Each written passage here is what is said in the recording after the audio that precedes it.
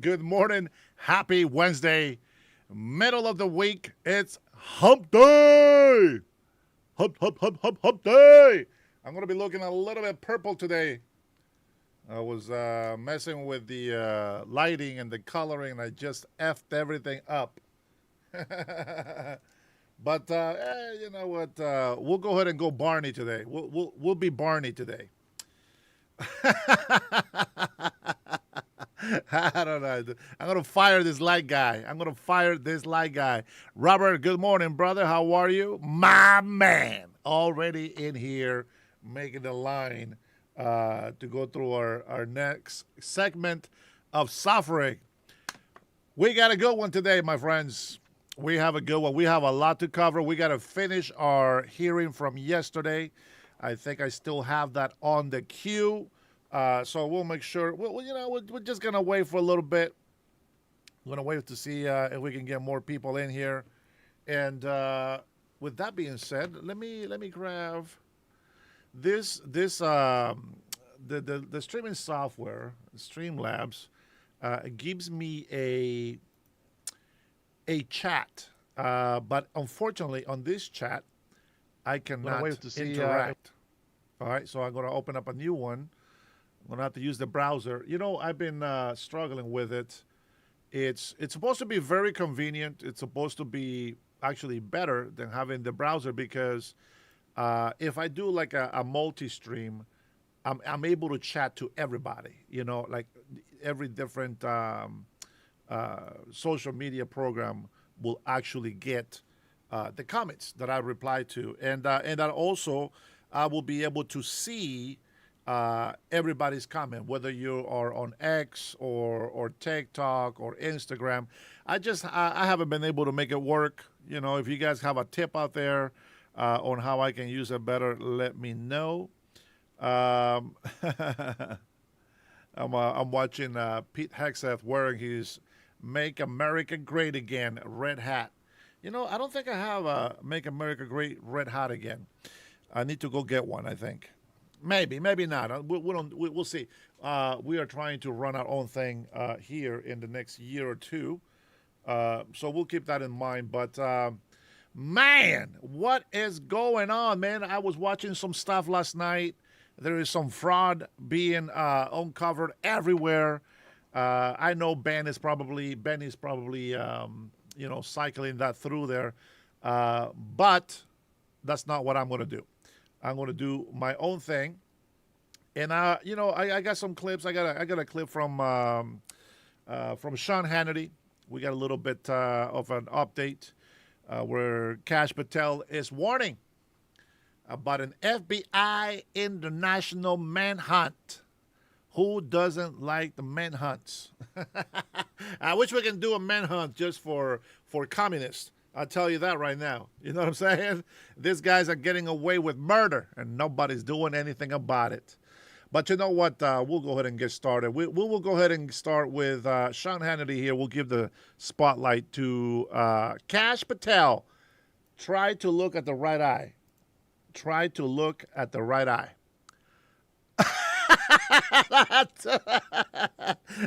Cash Patel.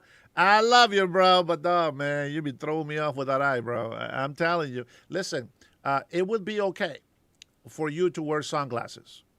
Don't worry. Hey, listen, let any guy on the left, any libtard, make fun of you. Don't worry about it. We love you, Cash Patel. Get some sunshades. You know what I'm saying? Get some sunshades. They have these sunglasses. Well, they're not sunglasses, but they have these glasses that are kind of what do you call those? Oh my God, gradient glasses. To where like it's darker. To like half, and then it gets lighter and lighter. You should get one of those. I think that would look fantastic. Get some nice frames. You know what I'm saying? Cash has never given Jason any cash. He doesn't care about Cash Patel. Man, I love Cash Patel. You know what? I'm telling you what. Listen, I know, everybody's going to judge you no matter what.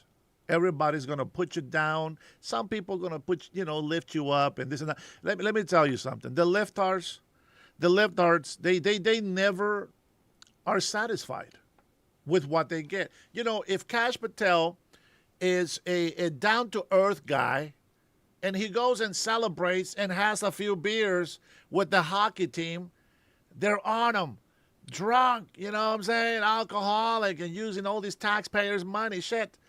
You use taxpayers' money for illegal immigrants. Let Cash Patel have some booze. You know what I'm saying? You know what I'm saying?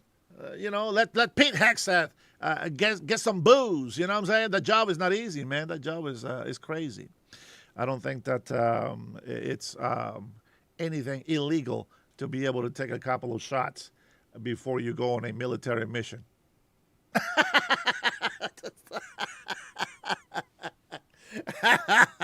Oh, man, I'll tell you, man. I want to tell you. There's a lot of things that can happen in this world. But you know what? I love Cash. Cash Patel, he's a down-to-earth dude. I'm not saying he's perfect. I'm not saying he has a clean, squeaky record behind doors. But what I'm saying is that he really does take his job serious. He was no DEI hire. You know what I'm saying? And I mean, I can tell you right now, if let's say you and I went on a show, CNN, Fox, whatever. I'm gonna tell you, man, if we have a shot of tequila before we start, why not? We're not gonna be drunk. We're not gonna be wasted. I mean, well, I can handle my liquor. You know what I'm saying? I don't know about you, but I can handle my liquor. I've taken 17 shots of tequila. And I drank in about 12 Coronas. And I don't remember what happened after that.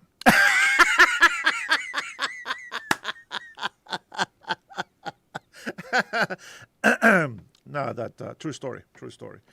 But I do remember what happened. It's just I was dancing a lot. It was a Mexican restaurant slash club. And we're dancing a lot of banda, banda music. I don't know if you guys know what banda music is, but it's like kind of the country equivalent to Mexicans. And, we're just dancing all night and just taking shots and, drinking beer and this and that. And, you stay hydrated, and then you're sweating it off as you're dancing and this and that. And I don't know. I have a big tolerance, a big tolerance for alcohol. It kind of sucks because when the doctors are giving you certain medicine, right, to numb you or put you to sleep. For some reason, this is the time where my body should be like, oh, relax, buddy. Just go to sleep. Forget about everything. Just go to sleep. Nope. My body doesn't want to be numb. My body doesn't want to go to sleep. It's just crazy how that works. I don't know. I don't know what makes that happen. But I can tell you that I need medicine probably twice as strong as for anybody else. I don't know what it is. I don't know. I will tell you this, that if I try to go to sleep, I can't. But when I'm supposed to sleep, I can. But when I don't want to sleep, I can't stay up. I don't know. It's crazy. It's a crazy world. Let me see here. I think this is going to drive me crazy. I apologize. This is going to drive me crazy. I'll probably mess up my green screen here, but this is going to drive me crazy. That's too damn bright. I look like a damn ghost. Hey, green substance. Good morning. Thank you for joining. We're about to get started. You know what I'm saying? We're about to get this party started. We're going to get this party started with Sean Hannity. He looks so much better with makeup, I'll tell you that right now. I need to get me some of that orange makeup. What do you guys think? Should I get some orange makeup? I think I should get some orange makeup. It's better than this Barney looking. I don't know why the hell is purple, to be honest. I'm going to have to, I just don't have somebody to be here so that I can make the adjustments. But we'll see. I will work on it. Eventually, I will have the right lighting here in my house, bedroom / studio. You know what I'm saying? You get my little fireplace back here, when it's warm. Back there. It's freaking hot. I'm telling you what, I should have a a picture of some burning flames in hell. I'm sure the libtards will love to see that in the background. Hey, who knows? Maybe I will. Maybe I will. No makeup, bro. You're perfect. Thank you, Mr. West. I appreciate that. I appreciate that, brother. All right, we're going to go ahead and Sean Hannity. Here we go with our beautiful, handsome, good-looking son of a gun, Kash Patel. Let's enjoy the show. Now, I'm going to be making my coffee while we listen to this. Now, President Trump's FBI is racking up win after win under Director Kash Patel and his leadership. Earlier today, the Bureau did announce the overseas capture of an alleged $547 million Medicare scammer. Now, the third capture from the most wanted fraudster list, but the Bureau's biggest potential victory as of late was the handling of all the security with the World Cup in the U.S. Over the course of several weeks, hundreds of thousands of foreigners descended on our country for the World Cup, with games happening in every region of the country. Amazingly, through the tireless work of the FBI, the brave men and women, rank and file, this tournament concluded this Sunday without a single security incident, not one. Director of the FBI, Kash Patel, is here now with more. Director Patel, good to see you. I want to put up here the magnitude of this. And, we're talking about 6.8 million fans attended, 78 matches, 48 national teams, 11 cities, and it's all up there for people to see. And then the task force where, you talk about, 26 resource deployments, field personnel, 5,000. And we'll put that up as well. I think your analogy was dead on. It's like having that many Super Bowls being played in a very short window, because it potentially had that much danger, did it not? Well, Sean, it's great to be with you. And look, this all starts with leadership. And President Trump secured the World Cup for America in his first term. And as soon as he was inaugurated in his second term, he set us to work and established the protocols and security and resources that law enforcement would need. He established the White House Security Task Force for the World Cup with Andrew Giuliani. And our federal, state, and local partners answered the call. This FBI deployed 5,000 specialty operators, agents, technicians, and field analysts across the country for the last 16 months in preparation for this event. And the best analogy I can give folks at home is, think about it. We do one Super Bowl a year, big security event. Sometimes the president goes, sometimes not. We did 78 Super Bowls in 38 days. And the way we prepared for this, Sean, was we had 250,000 Americans go to the Milan Olympics, 0 security incidences. We had 2 F1 races in America, 0 significant security incidences. We had the Club World Cup last year, 32 matches, 0 security incidences. And this year, 78 matches in 11 host venues, along with 40 base camps where the team stayed throughout the duration of the World Cup. We saw 6.8 million fans, shattering the previous FIFA world record, because the men and women of the FBI stood up their operational centers across the country and delivered for the American people. And maybe most exceptionally is our work on the drone programs to counter unarmed aerial pilots. I'm not going to ask for operational details or top secret details, but in terms of new technology that the FBI is now using, how critically important is that as you move forward, as you meet challenges like you just met with the World Cup? I would imagine the advancement of that technology is critical. Well, our drone technology is it, and I'm happy to talk about it, Sean. Look, we know the adversary or anyone willing to do harm to America and our citizens and anyone at the World Cup doesn't need a lot of money. They can go online and buy a drone. So what did the FBI do thanks to President Trump?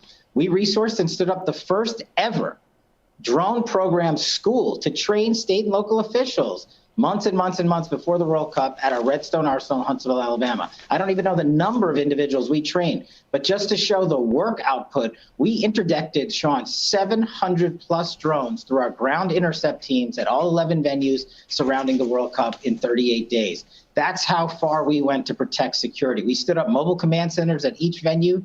We deployed tactical operators, SWAT, bomb technicians. We had mobile command centers. And maybe most importantly, too, Sean, we had 2 things that the world didn't see. We had a JOC, a Joint Operations Center, that that we utilized our lessons learned from Milan, and I stood that up in headquarters where the interagency was there 24/7. We had the International Police Cooperation Center, Sean. We flew in police officers from every nation across the world that was participating in this World Cup because of their unique knowledge for their soccer teams, and they embedded with us, and we gave them a home in Northern Virginia for the last 2 months. And of course, the International Coordination Center, the Intelligence Center, we allowed the interagency of the government, along with our White House task force partners, DHS, FEMA, FAA, U.S. Secret Service, you name it, they were all there, ATF, DOJ, all embedded with us, sharing lifetime intelligence. And we cut over 100 intelligence reports, the largest dissemination for a World Cup ever. And just again, to capitalize what we did this from coast to coast. The men and women of the FBI did not sleep. They delivered the safest and most secure World Cup in history. And Sean, this was the largest sporting event in human history and the largest deployment of FBI for a durational period ever. Director, let me ask you about the $547 million in Medicare fraud that these, fugitive overseas, most wanted fraudster list. Then I look at, Scott Besson finding out that, so many people either here illegally or dead are getting paid, government benefits. Then you talk to Dr. Oz. He thinks it could be in the hundreds of billions of dollars, the amount of fraud that's going on.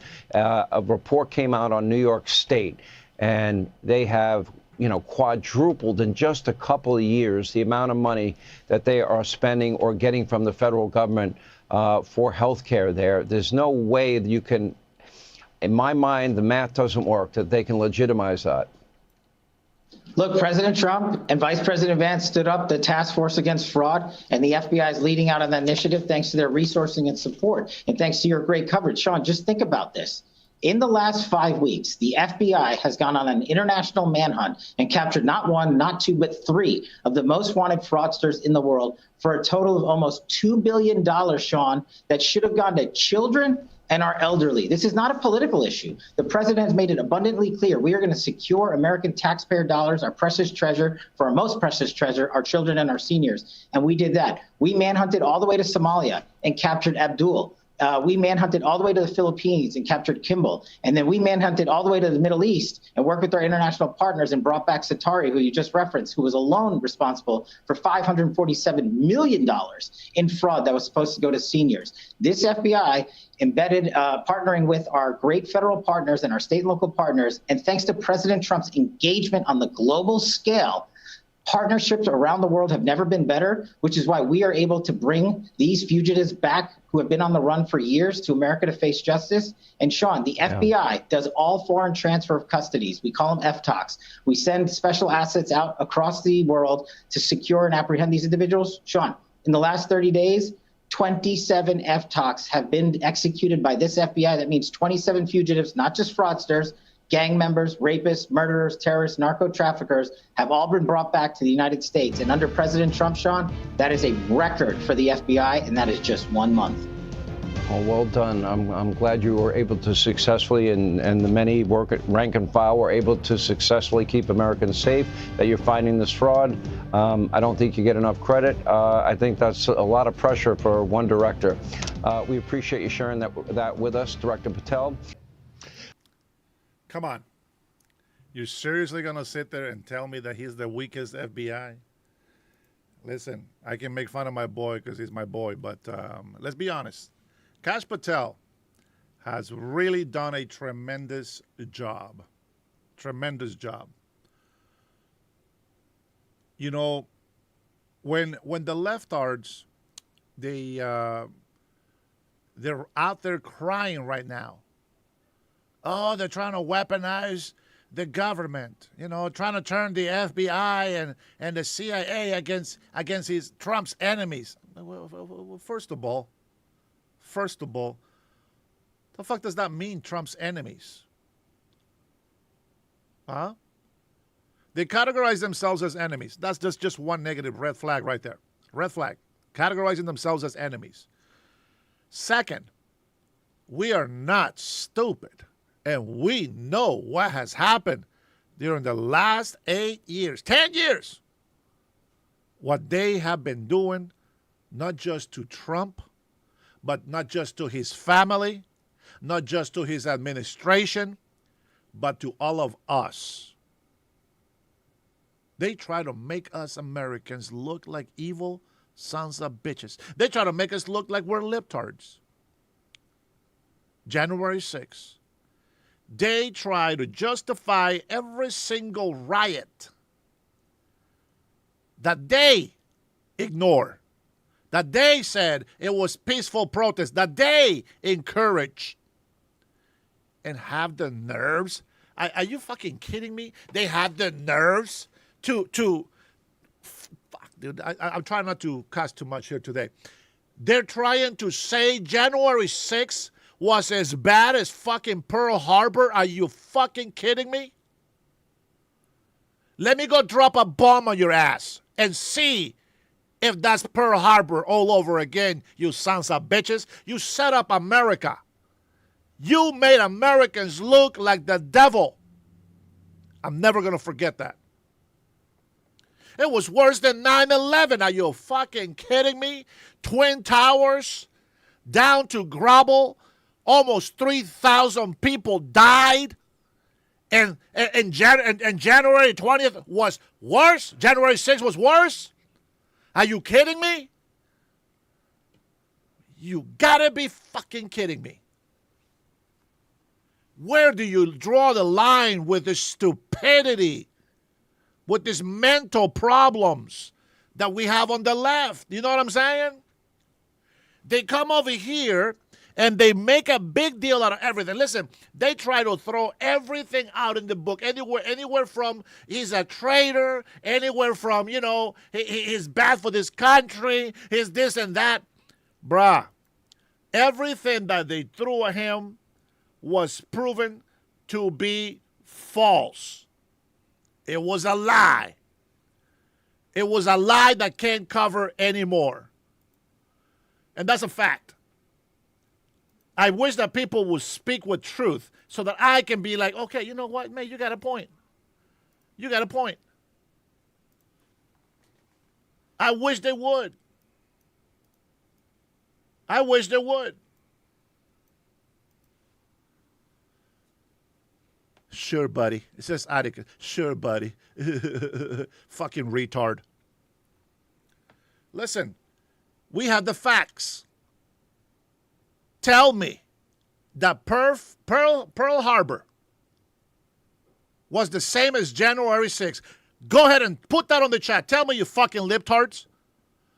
Tell me that January 6th was just as bad as Pearl Harbor.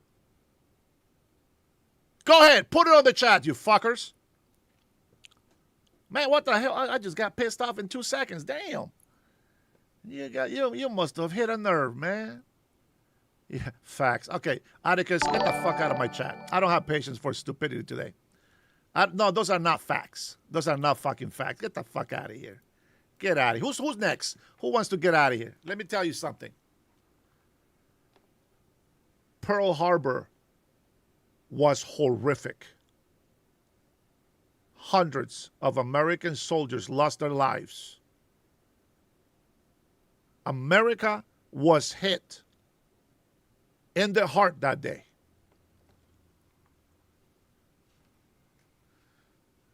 January 6th is just like Pearl Harbor. Are you fucking kidding me?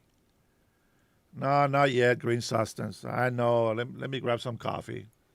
Coffee makes me feel better. I don't have my mug here. I left it in the kitchen. I have to go get it. I'll tell you what. Thank you, Green Substance. I apologize, guys, but fuck these libtards. You know, that's what pisses me off.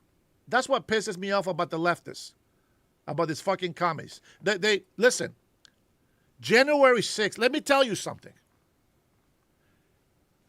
Pearl Harbor, 9/11, and all of the burning businesses, all of the riots, police precincts taken over by the libtards,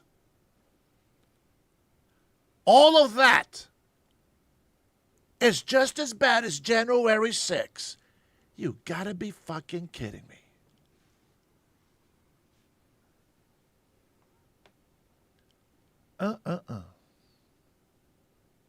Who's the biggest liar in the world? Barack Obama.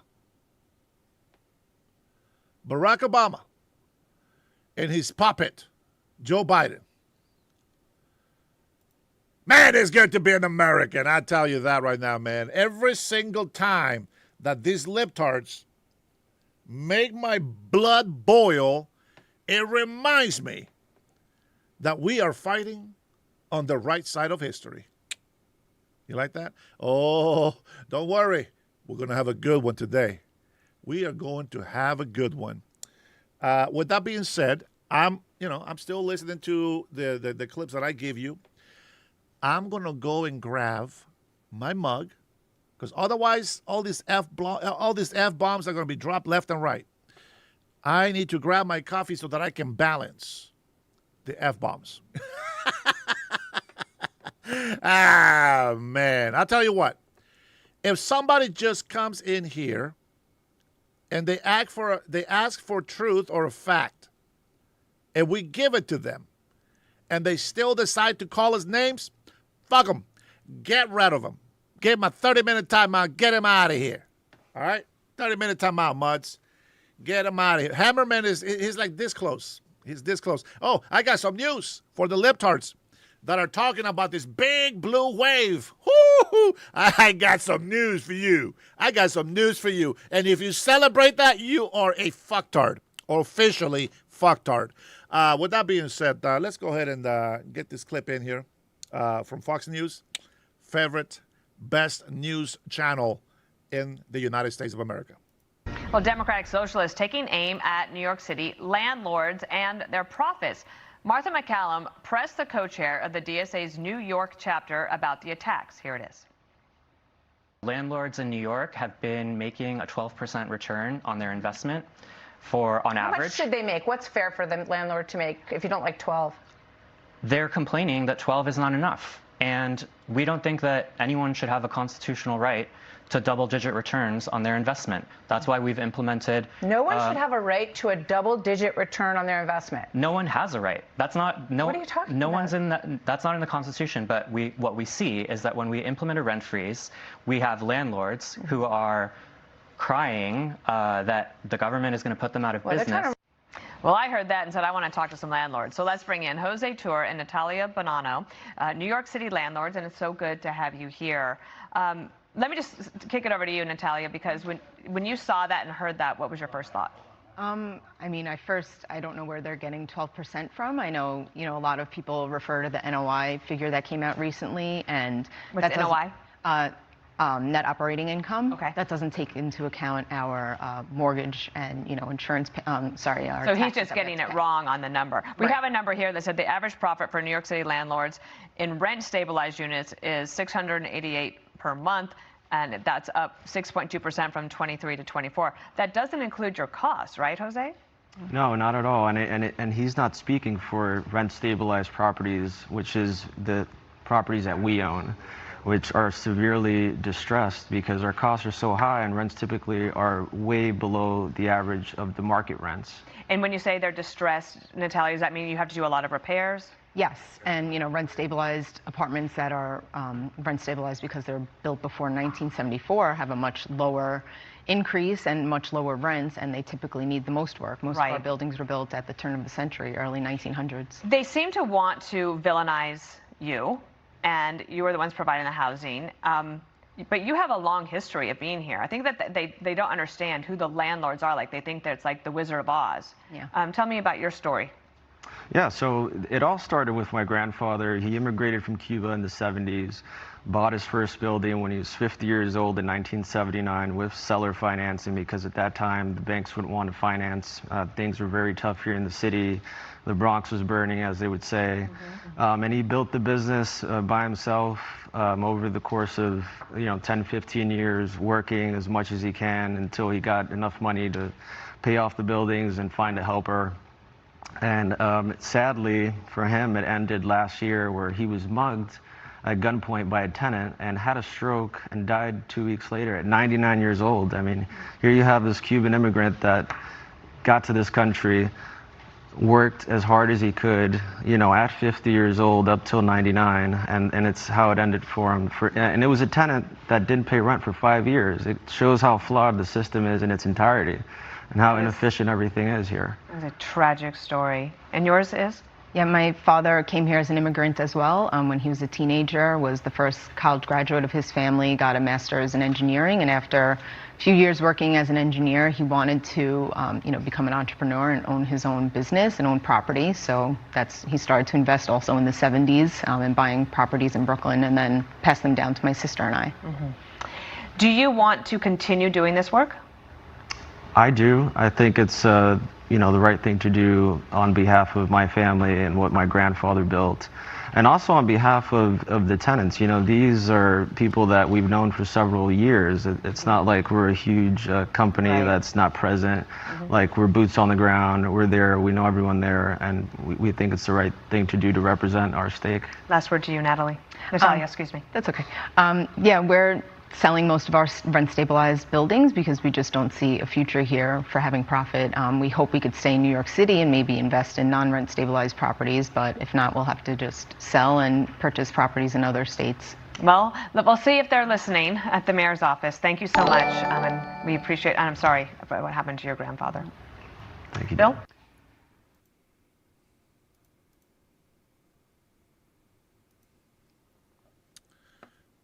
Let me let me explain to you why that clip is important.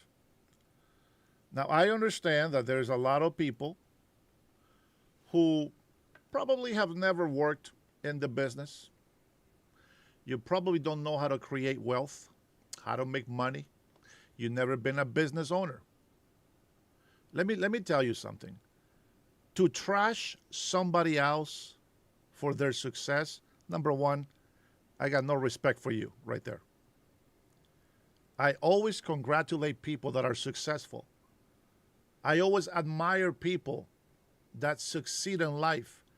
It's not easy. Hey, Whitehorse, it's not easy to succeed. Let me give you just a little bit of knowledge, since you don't seem to have any common sense. Let me give you some. First of all, Brian, what's up? Good to see you in here, brother. I told you to wait for yours. I almost forgot. My friends, I got my coffee. Nerves will become a little bit. I'll be able to give you more information. Salud, my friends.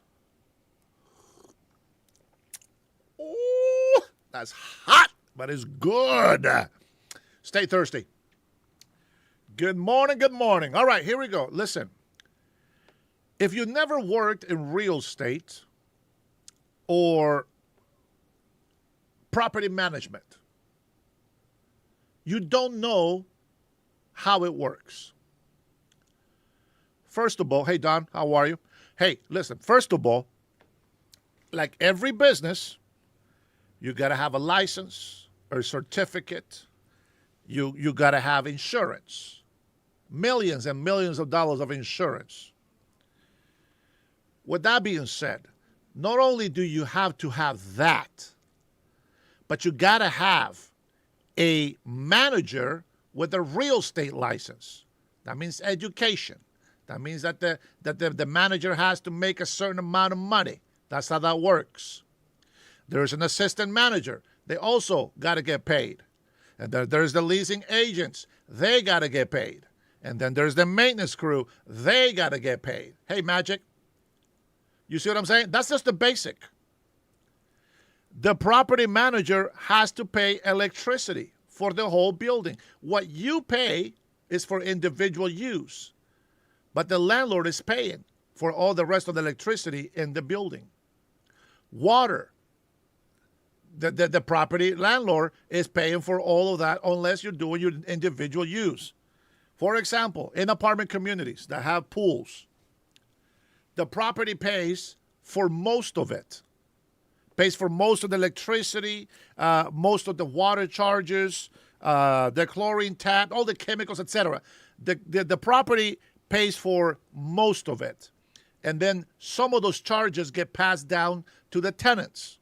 So every tenant will pay a certain amount of money. It is a socialist sort of system, because the more people are there, the less their bill will be. The less occupancy they have, the higher that bill will be. Does that make sense? Okay, with that being said, you're paying property taxes. If they raise property taxes, what do you think happens to your rent? If the electricity cost goes up, what do you think happens to your rent? If the excise tax, is the employee tax, the payroll tax, all this other shit goes up, what do you think that means for your rent? Now keep those things in mind, because this is one thing that the government doesn't tell you about prices going up. Some people have an idea of what inflation is, and we get it. Prices will go up to a certain extent. What you don't understand, how much damage do tenants do to apartment communities, to properties? They destroy them, and then you got to pay the maintenance, and they got to work overtime, and they got to turn that unit, and then you got to be able to paint, and you got to buy more material, you got to do this, you got to do that. You know why? Insurance doesn't cover that.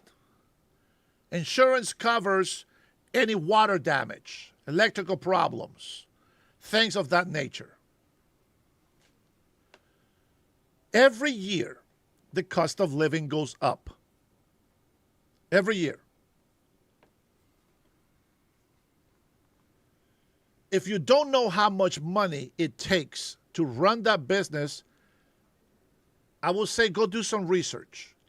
I worked in real estate. I worked in apartment communities. I worked for management companies. I know the cost behind it. I know there's a profit, but you got to make a profit, because you never know when the bad things are going to happen.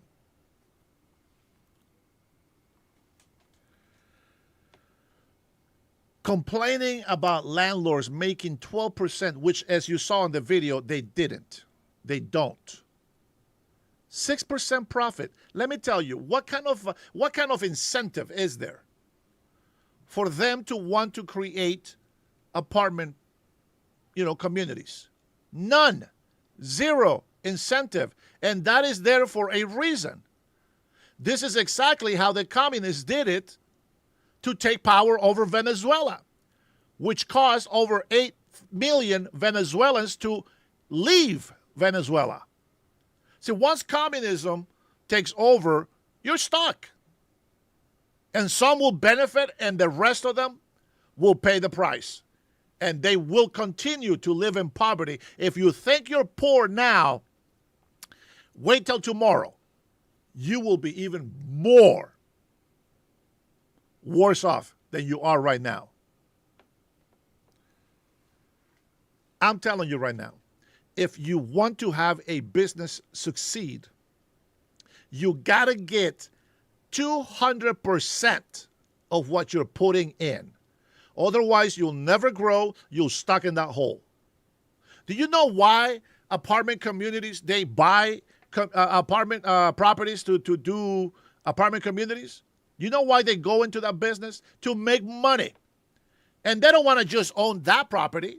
They want to buy another one. Well, how are they going to buy another one when they're not making the money to be able to invest again? That is a problem. That is a problem. Now, what you don't see, what you don't understand is communists, they run as socialists, but they are communists. And the first thing they do is they try to control the price of food. No, not the way you think. No. They get rid of private companies that sell food products. They get rid of them. The beauty of socialism is you got to destroy everybody in order to get socialism started.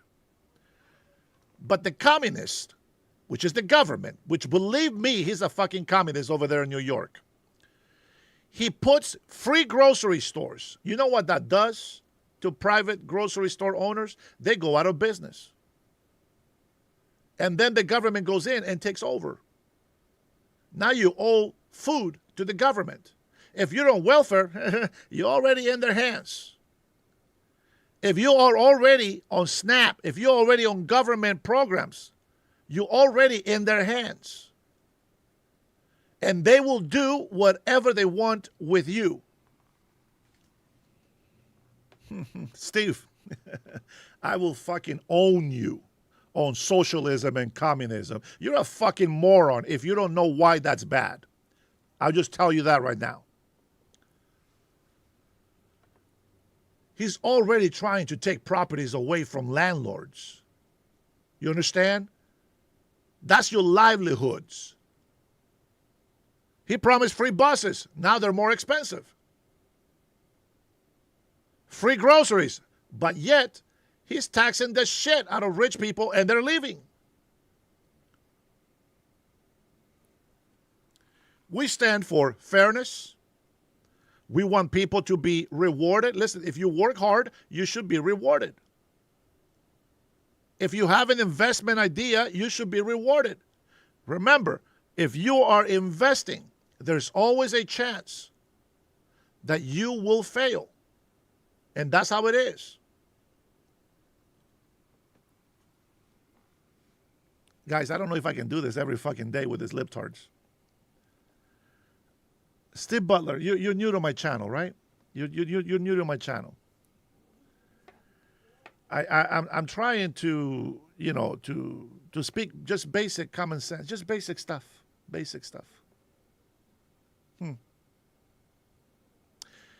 me ask you a question. I know maybe there's some young people in here that are stupid. Let me just ask you a question. Think about it before you answer it. Let me ask you a question. Let's say you're an apartment owner, right? You own an apartment community. Okay. All right. And you're making 6% profit. You think that's a good thing?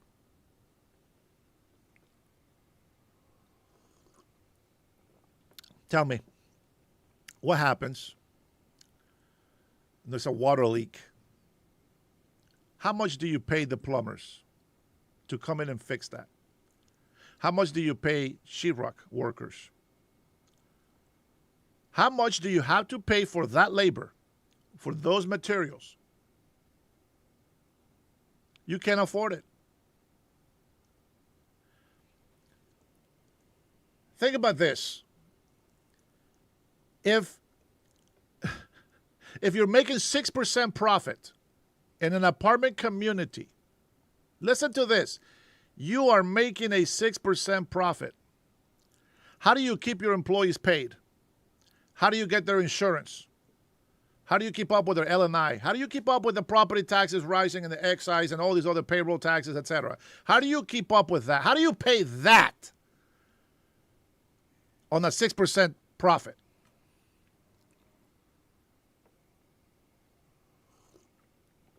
A 6% profit ain't shit. You gotta at least the minimum, you gotta have 100% profit. With that 100% profit, it allows you to invest in upgrades, in maintenance, in repairs. You're in trouble. How are you, Graham? Good to see you. The young American with common sense. Good to see you on here, man. Listen, that is garbage. It is garbage. You cannot sustain a business on a 6% profit. I can tell you right now, you can't. And if you say that you can, you're a fucking moron. It's that simple. It is, listen, that is the basic thing that I can give you. This guy, after tax, 6% is good. Yeah, okay. and when your tenant B goes out and break the fucking windows of your apartment, how are you going to use that 6% to pay for that? Are you allowed to make money? Are you allowed to save up?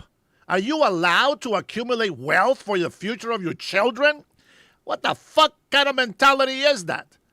Are you working so that your kids can work for the rest of their lives until they fucking die? Or are you working to leave your kids something to get started so they don't have to struggle the way you do? What the fuck kind of mentality do the libtards have accepted as right? You guys have been adopting the wrong dung shit. You defend socialism and communism and you don't even know what the fuck that is. You can go and look at the definition, but you don't see it happening right now. Socialism is already happening and you don't know what it is. Socialism is destroying our economy and you still defend it. No. Money is not the root of all evil. Their love of money is. There's a big difference. There's a big difference. If you're fucking homeless, I'm going to tell you right now, Hammerman, you are responsible for all the homeless. Yeah, go work for free. That way you don't make money. You know what I'm saying? Yeah, go work for free so that way you don't have to make money and then you'll never have to be evil. I'm going to tell you right now, if I was a millionaire right now, if I was a billionaire right now, there are so many places that I can go and help. But if I'm not able to make that money, I can't help shit. See, and socialists, they think that the way that they make money is to tax the capitalists, the hardworking Americans. That's not how you make wealth. That's how you take wealth. That's how you rob the people. Taxes were not meant for you to rob us. Taxes were not meant for the government to oppress us. Let's not forget why we're 250 years old nation today. As if you don't know history. You know, I guess they're right. There's a bunch of low IQ people out there that either don't understand history, didn't learn it, didn't bother to know about it.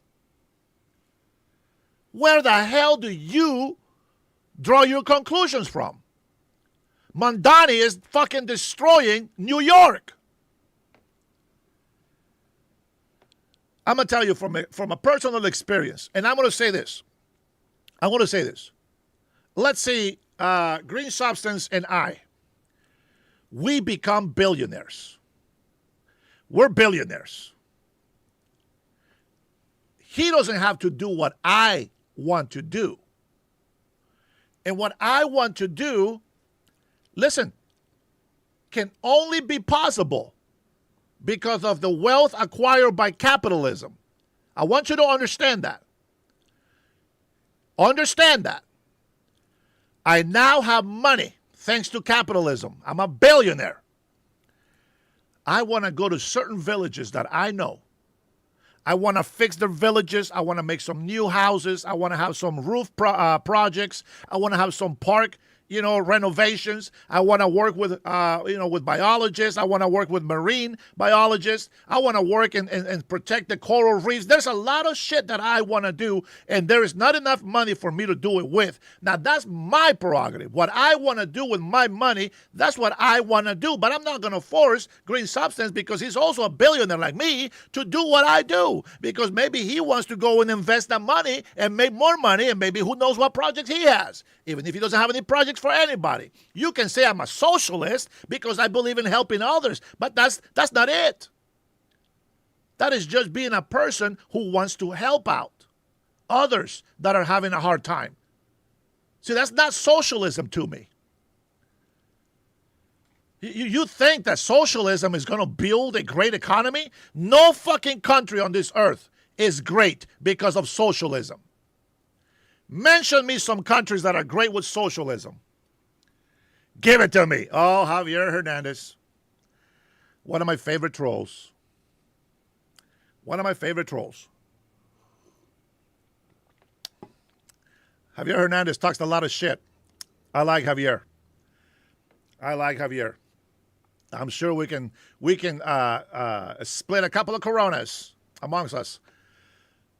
Javier talks a lot of shit, but hey, listen, let him. China. Woo, China is a very successful socialist country. Mm-hmm. Yeah, they're socialist. This is how I know you guys don't know what communism is. Now, I got to work on it. Keep it real. Got to work on it. Go ahead. Give me a country. Give me a country where socialist economy has built greatness in these nations. I will fucking destroy those socialist countries. Go on, make a list. Let's go. Here we go. Go ahead, show me. Sweden, Denmark. Oh, what do they all have in common? Oh, you're going to love this one. What do they all have in common? Only in America, the greatest country in the world. Only in America. Tell me, what does Sweden, Denmark, and Norway have in common? And Switzerland as well.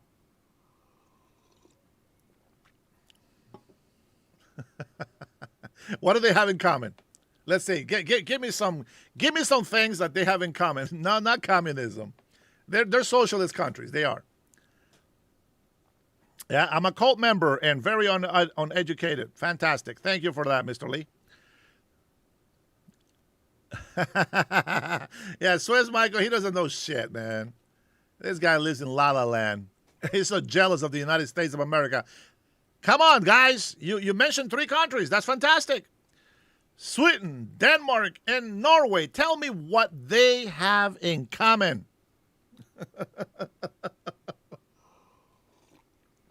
I'm going to help you out. What do they have in common? Let's take a look. Let's see. In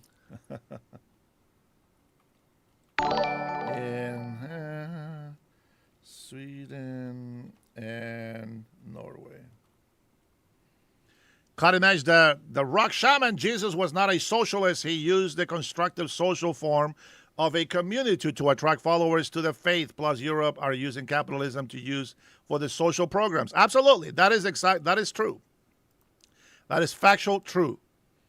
Factual truth right there.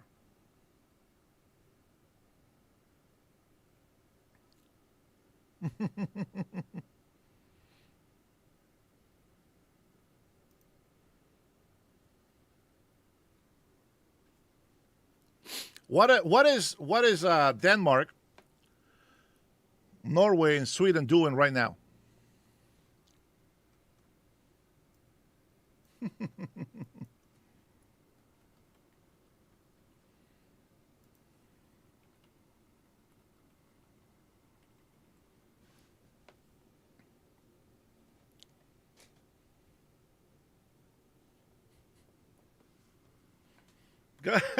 Go ahead. Let's see. Oh, okay. I'm sorry. I was just reading what I found for you guys. All right. Go ahead. Tell me what they have in common. Besides white people, besides settlers, besides innovators, what do they have in common? What are they doing right now? How's that? Let me make it easier. How the 3 countries are all cold. Laura, that good point. They are cold.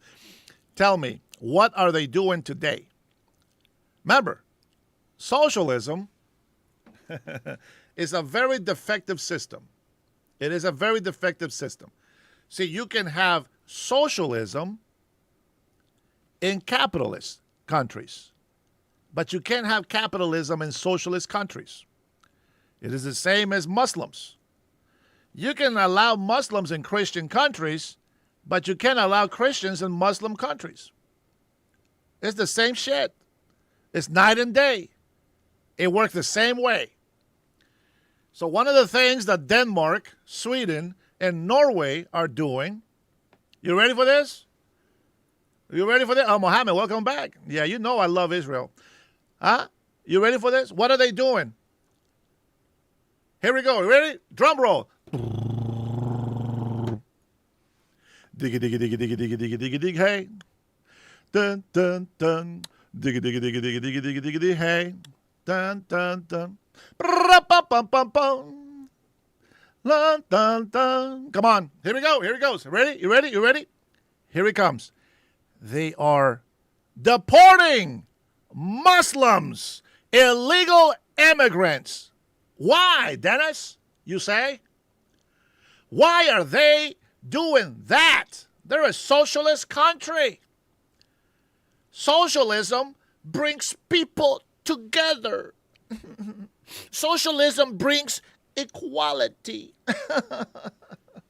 I love how there's some filthy ass rich socialist leaders and some broke ass socialist peasants. Woo! Let's go. Truth shall set you free. They are deporting Thank you, Rush, babe.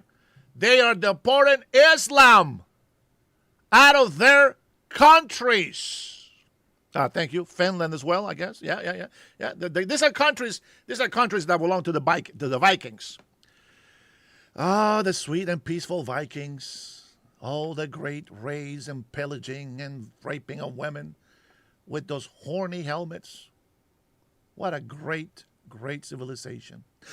Anyway, Poland. I love it. You know what? I don't want to say Poland, man. Poland is just fantastic. I love Poland. But you see that. So, Dennis, why are you saying that socialism is a bad thing?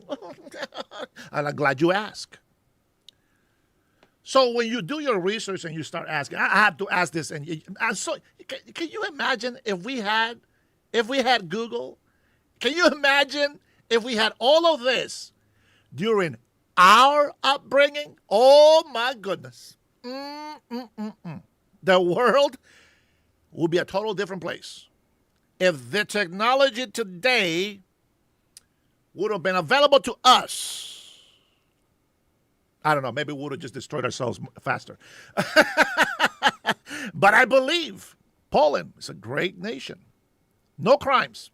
Oh, I just gave you my first one. Socialists have no incentives, does not encourage people to work, does not encourage individualism. It forces you to the will of others. You have no freedom. You are not a free thinker. You now belong to the hive. Now you belong to the oligarchy. You know what I find very ironic, very interesting? That's what Bernie Sanders is running on. Bernie Sanders is a fucking millionaire. When they told Bernie Sanders, it's like, man, you know why I admire you, Bernie Sanders?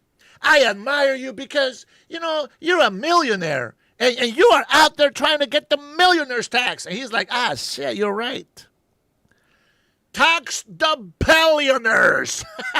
Not the millionaires anymore. Tax the billionaires. Bernie Sanders. Come on, man. Just give it up, old man. Listen, here we go. Socialism is the introduction of communism. Communism is just more open to you. You call it socialism, you think that's a great thing. Oh, well, we already have socialism. It must be great. No, shut the hell up. Think, smack yourself in the face. Wake up. Wake your ass up. Listen, you want to know why we got more homeless doing drugs out on the street? Socialism. That's right. I find very interesting how socialist people, I can't think of one socialist politician today that has come up from poverty. Help me out. Help me think. No? A socialist of Seattle mayor, fucking useless goat. No. Yeah, her parents paid her bills. She got married, got a baby, and her parents are still paying even for the daycare. Yeah. Don't come in here with insults. Come and drop some facts. Give me a conversation. Don't just come over here saying, oh, Trump is an orange Cheeto guy. Shut the fuck up, Travis. Wake up, you fucking losers. These are entitled children who are in their 40s and they haven't learned shit about life.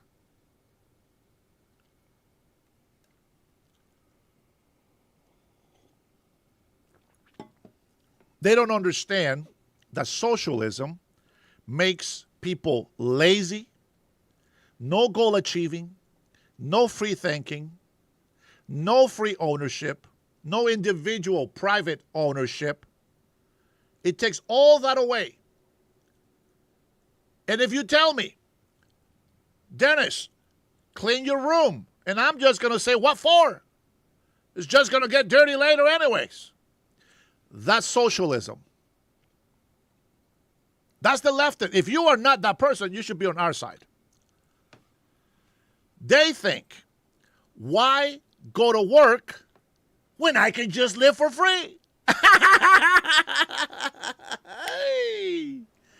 Why should I go to work when I can live on Section A? All I got to do if I'm a woman is get knocked up. Just spread the legs and pop a couple of babies. I don't have to go to work. I'll be on Section A. Free rent. Woo! Free rent. Free healthcare. Woo! Free healthcare. I love socialism. Free money. Woo! I love socialism. Free food. Ooh, I love socialism. Fuck, they even paying for my electricity. Tell me, does that force me to go get a job? Does that force me to get creative on how I can acquire money? How I can acquire some treasures, some wealth? Does that give you that incentive? No, don't call me names. Just go ahead and fucking put the answer on the chat and give me your answer. Does it? If you live rent-free, free food, free healthcare, why would you go to work? Tell me. Maybe a couple of Mexicans in here will say, well, because I love to work. Yeah. Well, I love to work as well, but... All right, that's just the one face of socialism. Here's the bad part. This is the bad part about socialism. Yeah, there is not one successful country. They are regretting their socialism right now. They're adapting some capitalist tactics. As a matter of fact, every socialist government is not a socialist. They're only communists to the people, socialist communists to the people, but for themselves, they make the money. They're taken care of. How many of you, honestly, listen, I don't see myself making $250,000 on a job. Maybe 100, maybe 150. But the majority of the people are making well under $75,000. And when you have a so-called servant, government, politician in office making $135,000, the mayor making more than the governor in New York, he just gave himself an 18% raise. When was the last time you got an 18% raise? When was the last time you got a 10% raise? See, they don't feel your pain. They tell you what you want to hear because they don't feel you. They don't feel you. Mandani comes from a wealthy family. Yeah, he worked for his mom. Never had a real job. Failed gangster rapper. He's never been poor. Fucking, he pays like $3,000-$4,000 for his apartment. Oh, I'm pretty sure he's suffering. Oh man, he knows the hardworking Americans. Yeah, he feels the pain. Now let me tell you what happens when you give free stuff. Not only do you kill the will to want to make something better for yourself, you also enable them to start drug habits. Because the human mind gets bored. It needs work to do. It needs something exciting in life. It needs responsibility. So they go ahead and give themselves into drugs. And then they go ahead and give themselves into violence. Why? Well, drugs brings violence. You have all these criminalities happening. Now let's go to the socialist countries and see why. Why are these socialist countries deporting all these Muslims, illegal immigrants? Here we go. Oh, your truth is not the truth. Shut the fuck up. This is not my truth. This is just the truth. Denmark, Sweden, and Norway are implementing stricter deportation and immigration policies. Remember what I said? Primarily to combat rising gang violence. And ease pressure. Wait for it. Here it comes. To ease pressure on their welfare systems. Lipters are like, whoop. What the hell did he just say? Socialism is awesome, guys. Just went over their heads. They didn't get that, did they? Let me read it again. Socialist countries, here we go. Stricter deportation and immigration policies primarily to do what? To combat the rising in violence. To ease pressure on their welfare system. Oh, it's fantastic. Socialism it's absolutely fantastic. It's work so good. Not. Wait, but there's more. This is to encourage the cultural assimilation of migrants. What? Interesting. This represents a significant regional shift driven by center-left and conservative governments.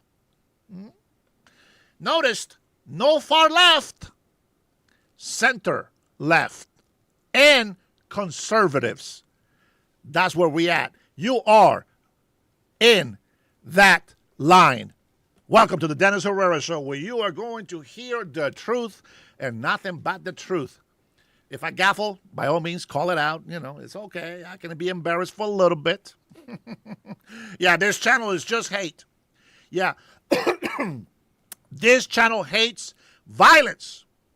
This channel hates poverty. This channel hates people breaking the law. Absolutely. I endorse that comment.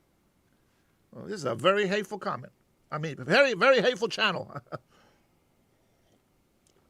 It's funny how criminals actually say that. But the most of the people, they don't believe that, and they don't say that.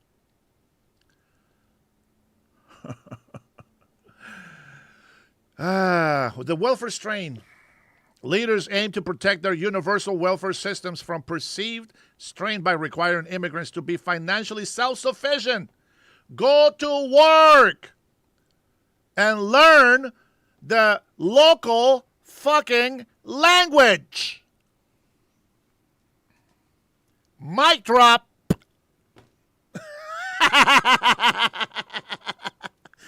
Look at the legal immigrants. They're so cute. They come in here and just insult my looks. That's fantastic. Man, I'd be a millionaire for it. If I got $1 for every insult this liptards give me, I'll be a millionaire right now. I'll be getting taxed the shit out of me right now. Did you hear that? Socialist countries are shifting their way of government. Here, look. Here, let me read some points. I fucking love Google, man. Google is fantastic. It makes sense sometimes. Sometimes I don't believe it. I take it with a grain of salt. You know what I'm saying? Look. Socialist countries. Look. Combating crime. The governments have expanded deportation powers. I just can't even read the whole sentence, bro. Oh, man, I just keep getting proven right. Come on, man. All right. I'll read it. I'll read through it. I will hold myself right through it. Combating crime. The governments in socialist countries have expanded deportation powers to crack down on foreign nationals involved in serious crimes, gang violence, and welfare fraud. What? I can't imagine that's real. I can't imagine. Everybody is called Muhammad Abdul Mahad. I'm sorry, what's your name? The same one that I just told you 100 times. Yep. My cousin, his brothers, his cousin's cousins, and the other cousin, and my neighbor's kids, we're all the same name. Oh, yeah, we know who we are. We know who we are. In the system, can you imagine going to the fucking list of the names and shit? And you have like 5 pages of the same name just going down the list. Oh, who's who? Who's who? You know what I'm saying? Enjoy the hateful comments. Enjoy the hateful comments. The welfare strain. Well, leaders aim to protect their universal welfare systems from perceived strain by requiring immigrants. All right, I'll do my best. Just, man, we talk about this all the time. We talk about this all the time. And now that I'm reading this, it's just like, bro, I've been saying this. Without even reading this shit, I've been saying it. By requiring immigrants, you ready for this? To be financially self-sufficient. Self-sufficient. Financially self-sufficient. Sounds a little bit like capitalism right there. What's going on, Precious? I checked my phone. It says babe. That's it? What the hell? Put a damn message on there if you want me to check the phone. Self-sufficient. Go to work. Socialist countries are saying this. Go to work. And most importantly, learn the fucking language. That's what we say. Speak English. Assimilate. Come to this country legally. That way you don't have to get deported. Rush, I checked the phone. All she typed was, babe. That's it.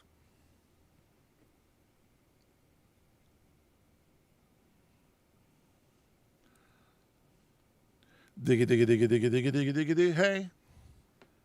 Dun, dun, dun, diggy, diggy, diggy, diggy, diggy, diggy, hey. Uh-huh. All right, here we go. Here's the last one. The last point that I'm going to make on here, well, maybe we'll make we'll make a couple more. Hey, Dosito, how are you?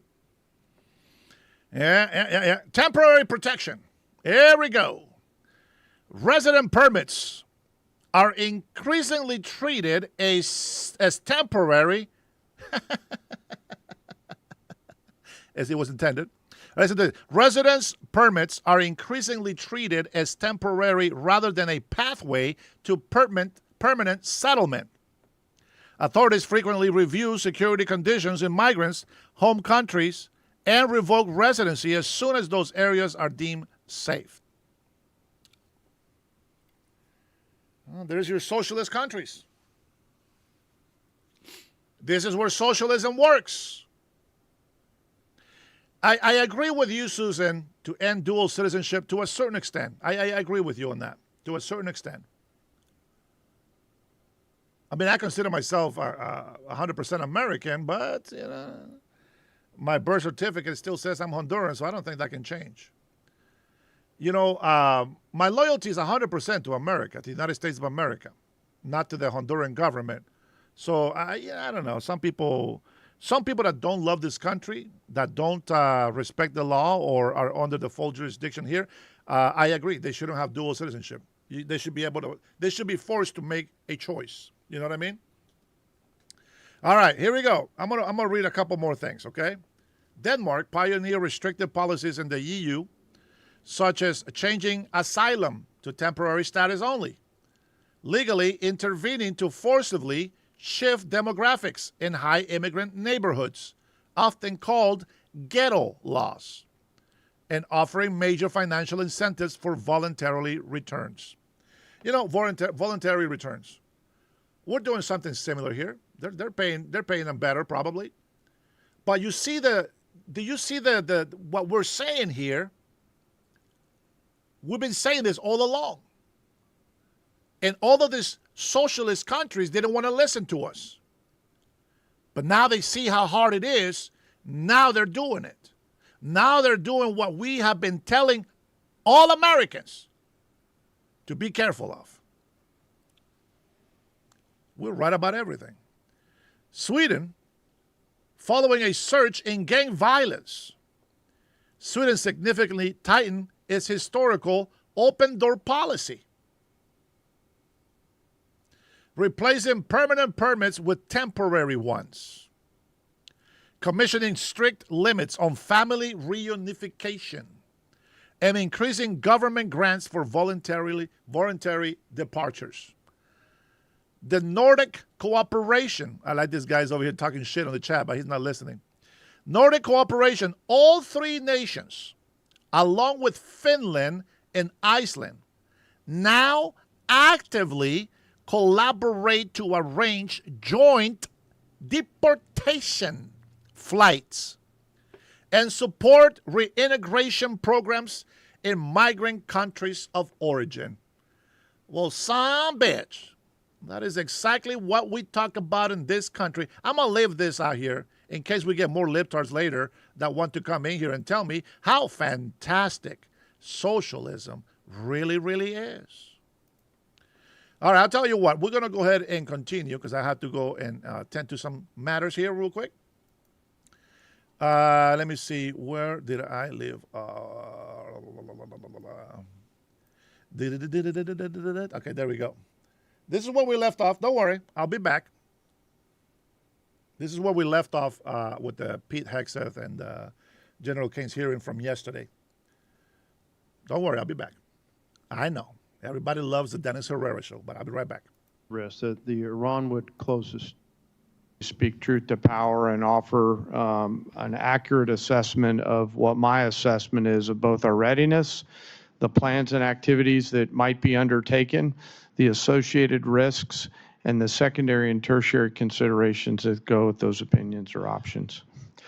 Thank you. So you feel like the various risks that the Iran could possibly close the strait, even despite the destruction of their navy, that the possibility of assassinating their political leaders and their military leaders could produce a strengthened hardline and weaken the reformers, that Iran would have the ability to sustain its ability to attack sites throughout the Middle East, that the initial requirements of the war could surely deplete our basically high-end standoff munitions, that this could affect our relations with our allies. All those were factors well considered in this decision to go to war. Sir, as I said, I won't opine on or share my private advice to the president. I'm not asking about your vice president. I'm asking you, did you understand these issues, or have these become revelations as the wars unfolded? Sir, my job is to understand all of the considerations that go into the carefully considered use of military power. Let me ask you this then. Yes, sir. So I understand why you don't want to respond, but these are all massive risks that seem to be poorly weighed in the beginning of this misadventure. Currently, there are reports that we have hit the Banji desalination plant that provides water to about 20 villages or about 10,000 people, and we also damaged the desalination plant at Keshem Island. Were these deliberate targets by the United States? So I'm not aware of those as being particular targets, nor am I aware of those reports, and I'll have to go back and get back to you on that. If you could, I'd appreciate that. You are aware that infrastructure that civilians rely on to survive is not generally considered legitimate military targets? Sir, as you know, we have a robust process which considers a target that goes through a system that looks at a variety of considerations to include what you're alluding to around both purely civilian or dual-use targets. Great. I have trust and confidence in CENTCOM that they're looking at the range of those things on a daily basis. It sounds like you are assuring us that we will, the United States, not target, even in retaliatory sense, infrastructure that is generally considered to be primarily for civilian survival. So, as I mentioned, we have a robust process, and we have the most professional military force. It'd just be nice to have you say yes, because this is international law. Yes, if you understand the international law. I do, sir. I've got a lot of lawyers that help me understand it. Thank you. Yes, sir. And will you get back to us on that Yes, sir. question of Of whether we course. targeted the Yes, sir. desalination plants, and Of if so, if so, why? My time's up, but I do want to express encouragement to look at what the negotiators have put forward, or advisors, as to whether a 10-day break could facilitate returning to dialogue that might find a path forward. Senator Hyde-Smith. Thank you, Madam Chairman, and I want to thank all three of you for being here today. I am going to direct my first question to Secretary Rollins, and again, I want to commend you publicly for the outstanding job you're doing at USDA. You know, this is my world.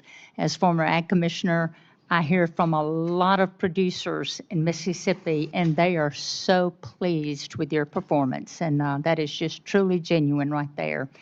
But I'm pleased to see the administration's supplemental request as for ag producers, because before I comment on that, I just want the entire committee and administration to take note of the tremendous timber losses as well in places like Mississippi due to winter storms and the tornadoes we've had there. It is significant, and I certainly look forward to working with you with the concerns of the timber sector. Regarding this supplemental, you know, our row crop producers, as you've mentioned in your opening remarks, they are truly in a serious situation. I've talked to multi-generation farmers back home who are the best of the best that did not even plant this year because they could not make the numbers work. And producers in Mississippi and nationwide, you know, we continue to face these economic conditions. They're not going away anytime immediately or soon, but we've seen the commodity prices drop and the input costs just go through the roof. If we want the next generation to stay on the land, Congress, we're going to have to take this opportunity to provide this critical market assistance for our farmers and enact policies that build structural demands for commodities like the Buy American Cotton Act, that year-round E15, all of which would make the paths better, more favorable for these producers going forward. But I appreciate the administration's effort to this date, including the Farmer Bridge Assistance Program that was so valuable, implementation of the updated Farm Safety Net with Working Families Tax Cut Act, and now the supplemental request before Congress. But will you speak to why it's critical for Congress to act swiftly to pass this supplemental and the need for us to pass legislation that drives the demand for farmers' products?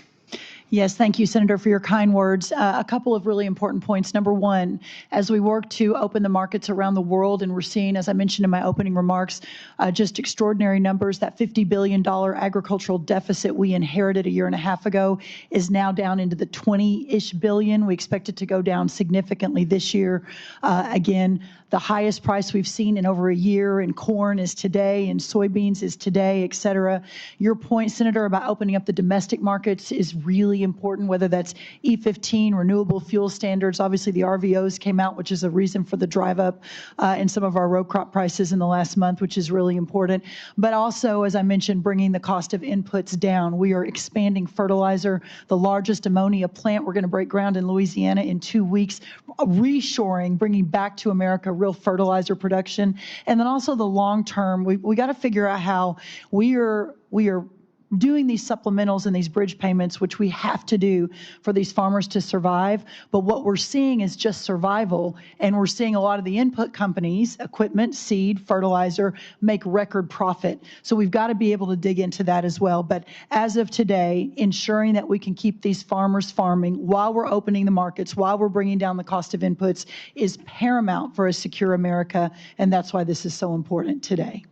Thank you very much for that. And Secretary Hegseth, thank you for being here and the amazing job that you're doing. I have the utmost respect for you, your team, and what you're accomplishing.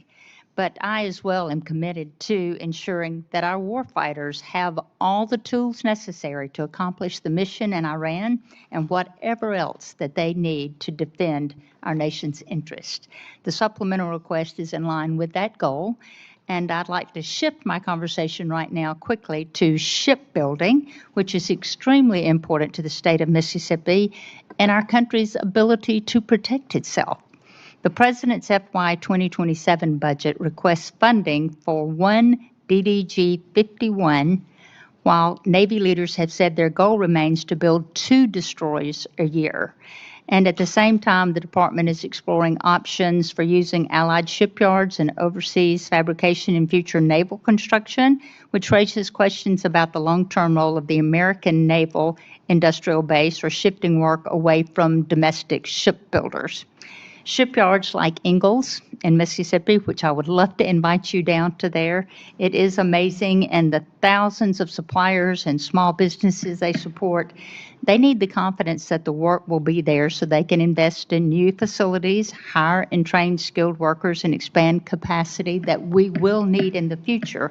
Will you help or talk to us about the Department's short and long-term shipbuilding plan and how it gives industry the confidence to invest? You just made the case for this generational investment because of the underinvestment, Senator, in shipbuilding in the previous administration. Just static, flat, bureaucratic, slow.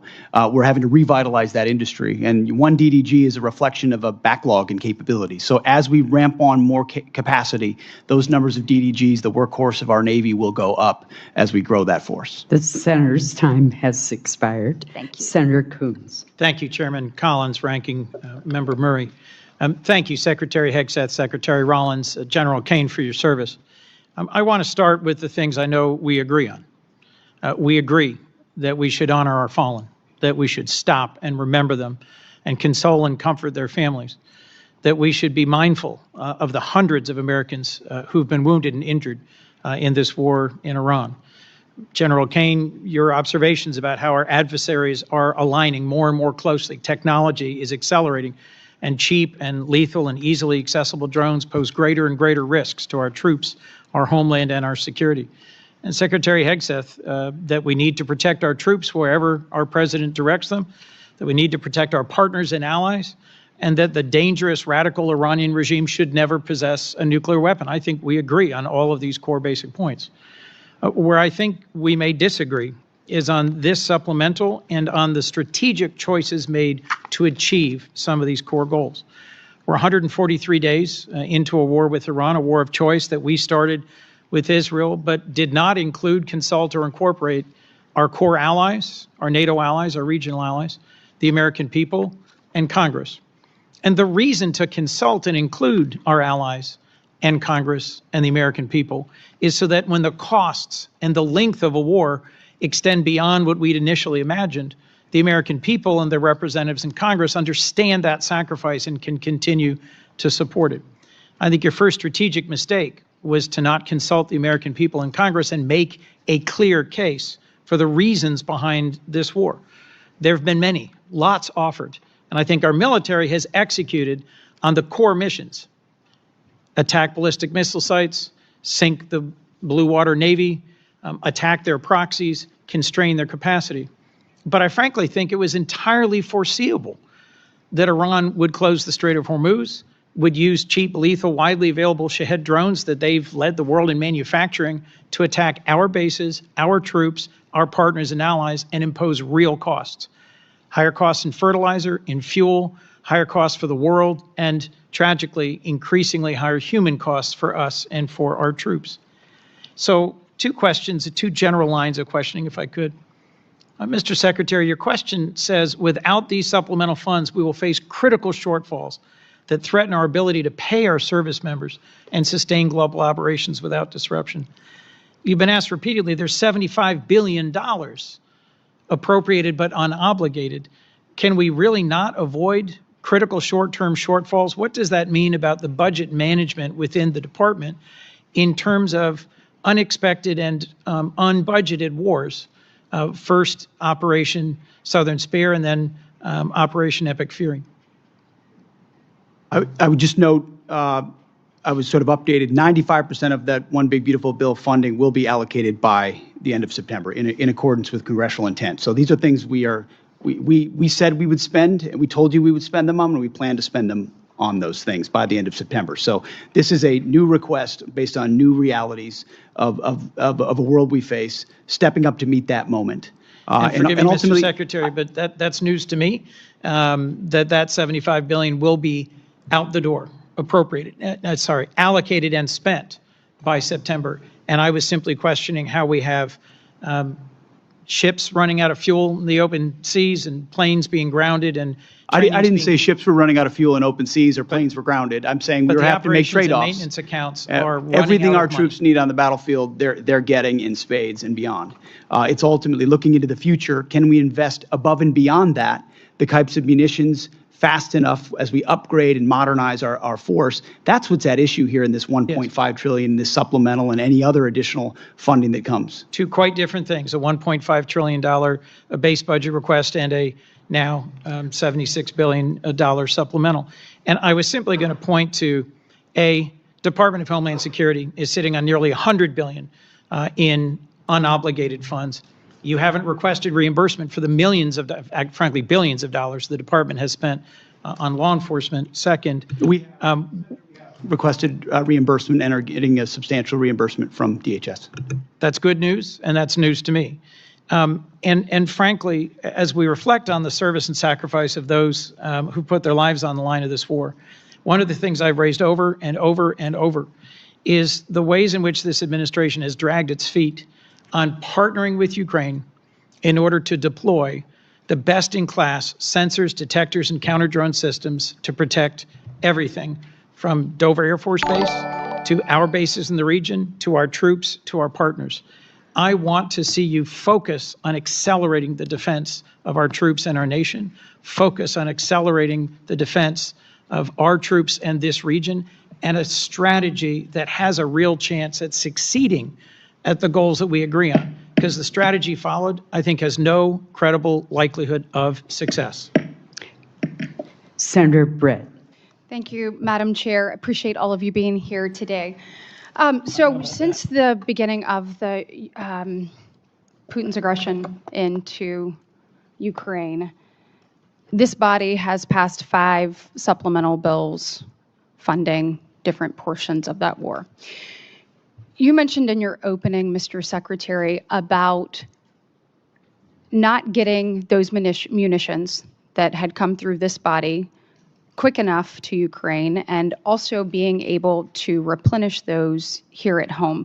Can you talk a little bit more about that? Because I remember the previous administration dragging its feet after this body gave them directive as to what to do. So can you shed a little bit more light as to what you were talking about in your opening? Well, thank you for that question.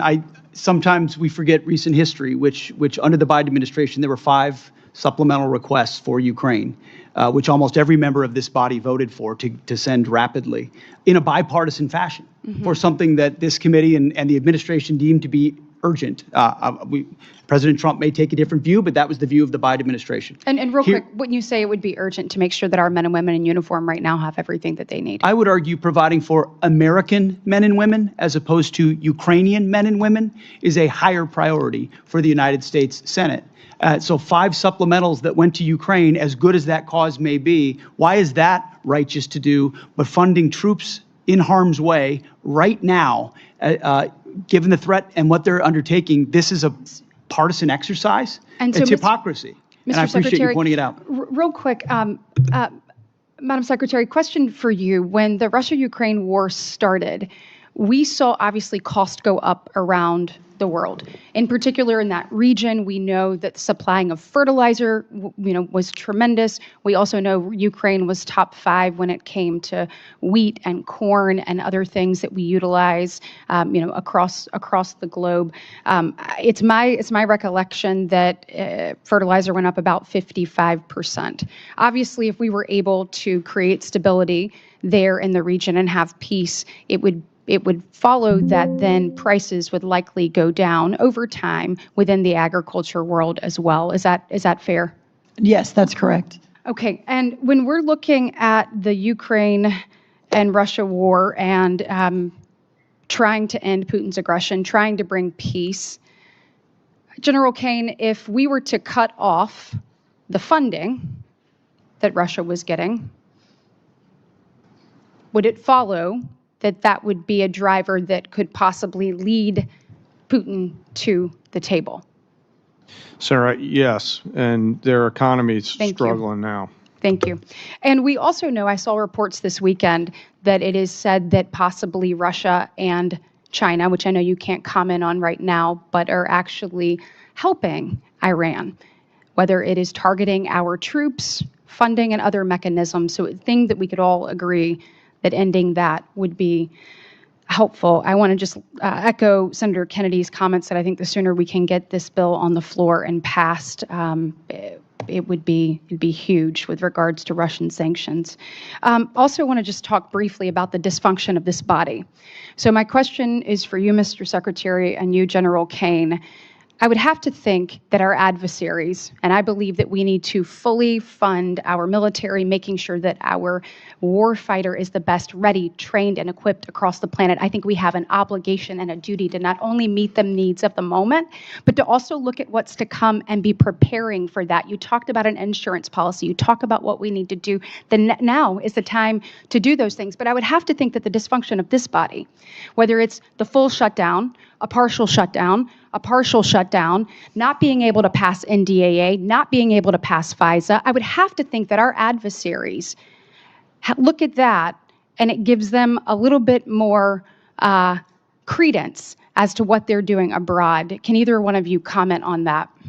Thank you, Senator. That's why I've said, and I will continue to say, that the inability to properly fund this department, the Department of War, is probably the single greatest threat our nation faces. Whether or not we will make a generational investment in not just winning the wars currently, but deterring the wars of the future, given the step change in technology of this moment and the underfunding of the previous administration. You didn't mention continuing resolutions, which is a whole nother way our department has foolishly budgeted. So I appreciate you highlighting that. It's very true. Yeah, and General Kane, question for you. Obviously, a shutdown is a terrible thing for the Department of War and the men and women that you oversee. But I would assume that a CR is not much better. Can you comment on the effects of that? Ma'am, the department's done a lot of work to bind together founders, funders, and fighters as we look to the challenges that we face in the future, and a CR would hurt badly the effort to properly arm the joint force. I hope we can work together to do the right thing. Thanks. The people are depending on it. Senator Schatz. Thank you, Chair. Thank you, Secretaries and General, for being here. I want to start by paying my respects to First Lieutenant Tyler Feehan of Eva Beach, Hawaii, who was among those killed in Jordan this weekend while serving our country. His courage, selfless dedication, and unwavering commitment to duty reflect the very best of our armed forces. We extend our deepest condolences to his family, his loved ones, his fellow service members, and remain forever grateful for his sacrifice. Secretary, about 190,000 people in the state of Hawaii, believe it or not, voted for Donald John Trump. And I know a lot of them, and I represent all of them. And one of the reasons that they were enthusiastic about Donald Trump, and you, Mr. Secretary, was they thought that we were going to have a new foreign policy. And that I think, I'm paraphrasing, but I think you characterized yourself as a reformed neocon or some such thing. And people were pretty thrilled about the idea that we were going to, that America First in their mind meant that we were going to not do this kind of adventurism. And so I don't want you to answer me, I want you to answer them. And I want to walk through the sort of stated objectives of this war at the outset. Regime change. We now have a younger and more radical regime. Depleting, eliminating their conventional missile capability. It's true that we've depleted their conventional missile capability. It's also true that anything the Department of War sets out to do, it usually succeeds at. So the question is not, do we kick ass? It's when do we decide to use kinetic engagement to extend our power across the globe And it's clear that Iran still retains enough conventional missile capability to attack our bases and our interests in the region. Now, it's true that the Blue Water Navy is destroyed. It's also true, and you know this, that the IRGC has something that you may not call a navy, but it's got capabilities to touch us with drones and missiles and lay mines in the Strait of Hormuz, preventing their nuclear capability. It's also true that if you bomb the crap out of a place, they're going to have less capabilities by the end of it. But it's also true that we have not eliminated their nuclear capability, and whatever duration we've set them back actually pales in comparison to the, and I'll say it, the Obama nuclear deal, which we did without having to put our people in harm's way.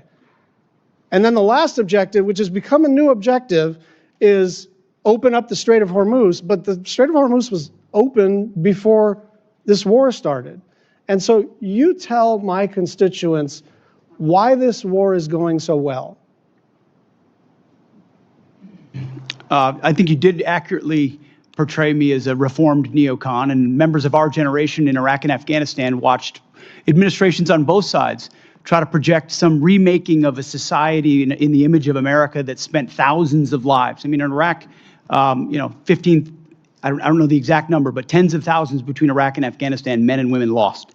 President Trump said we're not fighting stupid wars like that again. And he hasn't. That's why we haven't been trying to remake Iranian society, but simply in a realist, America first way, ensure they never have a path to a nuclear bomb, full stop. And he has said as a candidate, and he said as a private citizen, Iran can never have a nuclear weapon because radical Islamists with nuclear weapon will wield it over our head in perpetuity. Secretary, so President Trump ran on fighting wars differently, and we're doing so overwhelmingly. And he was very clear as a candidate that Iran can never have a nuclear capability. Yeah, so I think he's directly on par with exactly what he said. Let me get a question back in here. I think we're understanding the limits of air power here, because we're basically at a stalemate. Someone says the Strait of Hormuz is closed, and we say, well, we got a naval blockade, and we're just going to see who blinks first. And the truth is, in order to sort of change the balance here, change the equation here, some kind of escalation would have to be considered. And if you're taking that off the table, then we are in a holding pattern. And I go back to the original 5 objectives, and none of them have been met. Some of them have changed, but none of them have been met. And with gas at now 402, with the Brent crude hit 90 today, up from 70 2 weeks ago, gas up about $1 nationwide, about $1.50 in the state of Hawaii, people want to know, why are we even doing this? Senator Fisher. Go ahead. Thank you, Madam Chair. Secretary Hegseth, I appreciated your perspective on the focus on the 4-year war in comparison to a 4-month war with a nuclear adversary. And I thought it was very well said. Thank you. If we want to support Ukraine going forward, I think the best way to do that is to dramatically increase munition production. And we need more interceptors. We have to be able to move forward. So do our allies and our friends. And let me emphasize that this supplemental does that. This is what we're talking about here today. It's one of the things that we're talking about. As a member of the Armed Services Committee, one of my priorities for over 5 years now has been on munition production. General Kane, what happens if Congress doesn't fund this $21 billion request for additional munitions? Well, ma'am, there's been a lot of work done by the department to partner with the private sector. I'll acknowledge some of the efforts that the private sector is doing to utilize their own capital to facilitate factories. If we don't, as a team, figure out how to properly fund the department, then we're not going to get the munitions, and there's going to be a lack of shared risk between the federal government and the private sector. And I think we're at a point in time in our history where we need to partner. We need to find an ability to share risk. We need to be better sellers and buyers on both sides in order to make sure that the young all-volunteer force has the weapons that they need before they are asked to go do something. What you're saying is we need to be prepared as a country.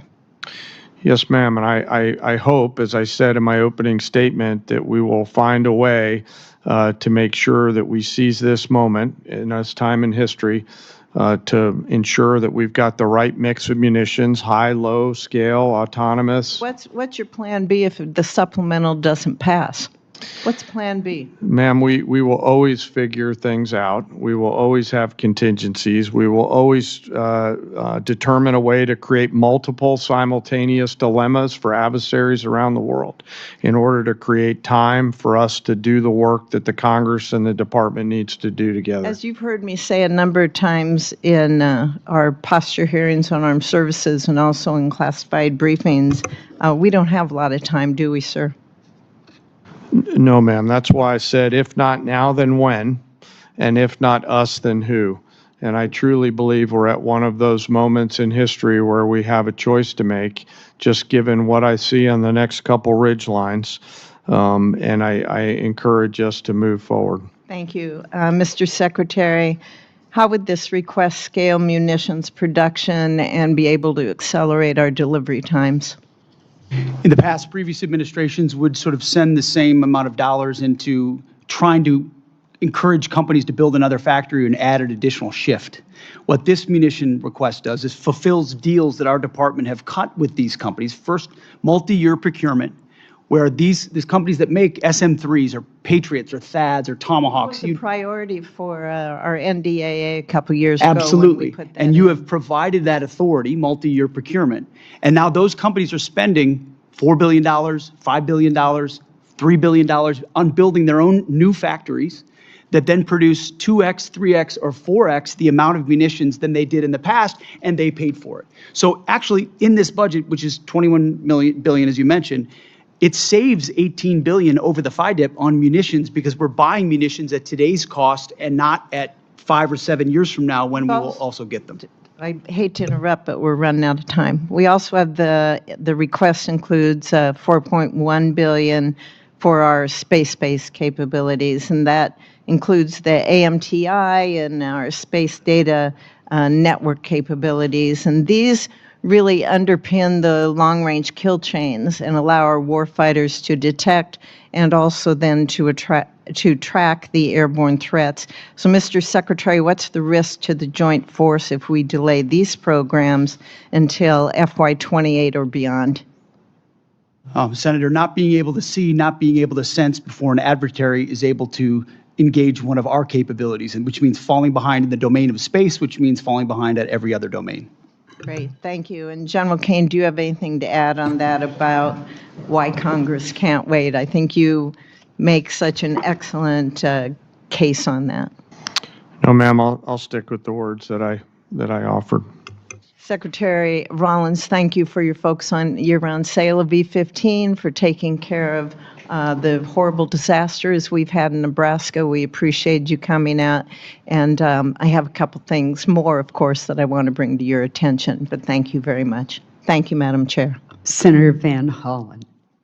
Thank you, Madam Chair. Secretary Rollins, the Beltsville Agricultural Research Center in Maryland is one of the crown jewels of agricultural research in the United States. And my question is simple. Can we find some time to get together in the coming weeks to discuss the situation there?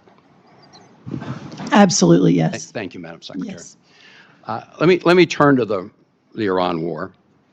We recently lost 3 American heroes. That brings the death toll for American soldiers to 18. 1 is still missing. Hundreds have been injured. That's on top of the civilian death toll throughout the region that now stands at several thousand, including the over 150 people killed in the bombing of an elementary school in Minab in Iran. Meanwhile, the Strait of Hormuz is closed. Gas prices today in the United States, again, spiked above $4 a gallon.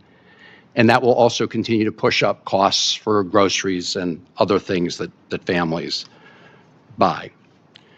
Secretary Hegseth, you said in your opening statement the best way to ensure peace is to prepare for war, and I agree with you about deterrence. I would also submit that the best way to ensure peace is not to start wars, because wars are a lot easier to start than they are to end. General Kane, I heard your testimony saying Iran will continue to be a challenge. And I think it's pretty clear that that is, in fact, the case.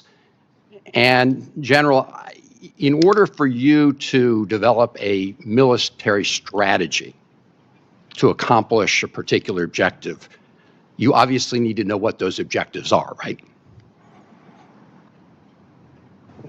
Yes, sir. It all starts with what is the political objective, and from that we derive military objectives that support whatever that end state. And as you say, that is a political objective. Yes, sir. So, Mr. Secretary, you've talked a lot about winning. You've talked about winning in your testimony today. You've talked about winning throughout the Iran war, and we all like winning.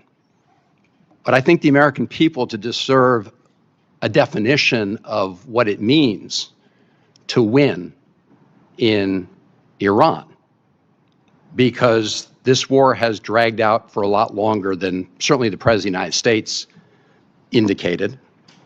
Indeed, the President said on March 24th, and I'm quoting, "We've won this war.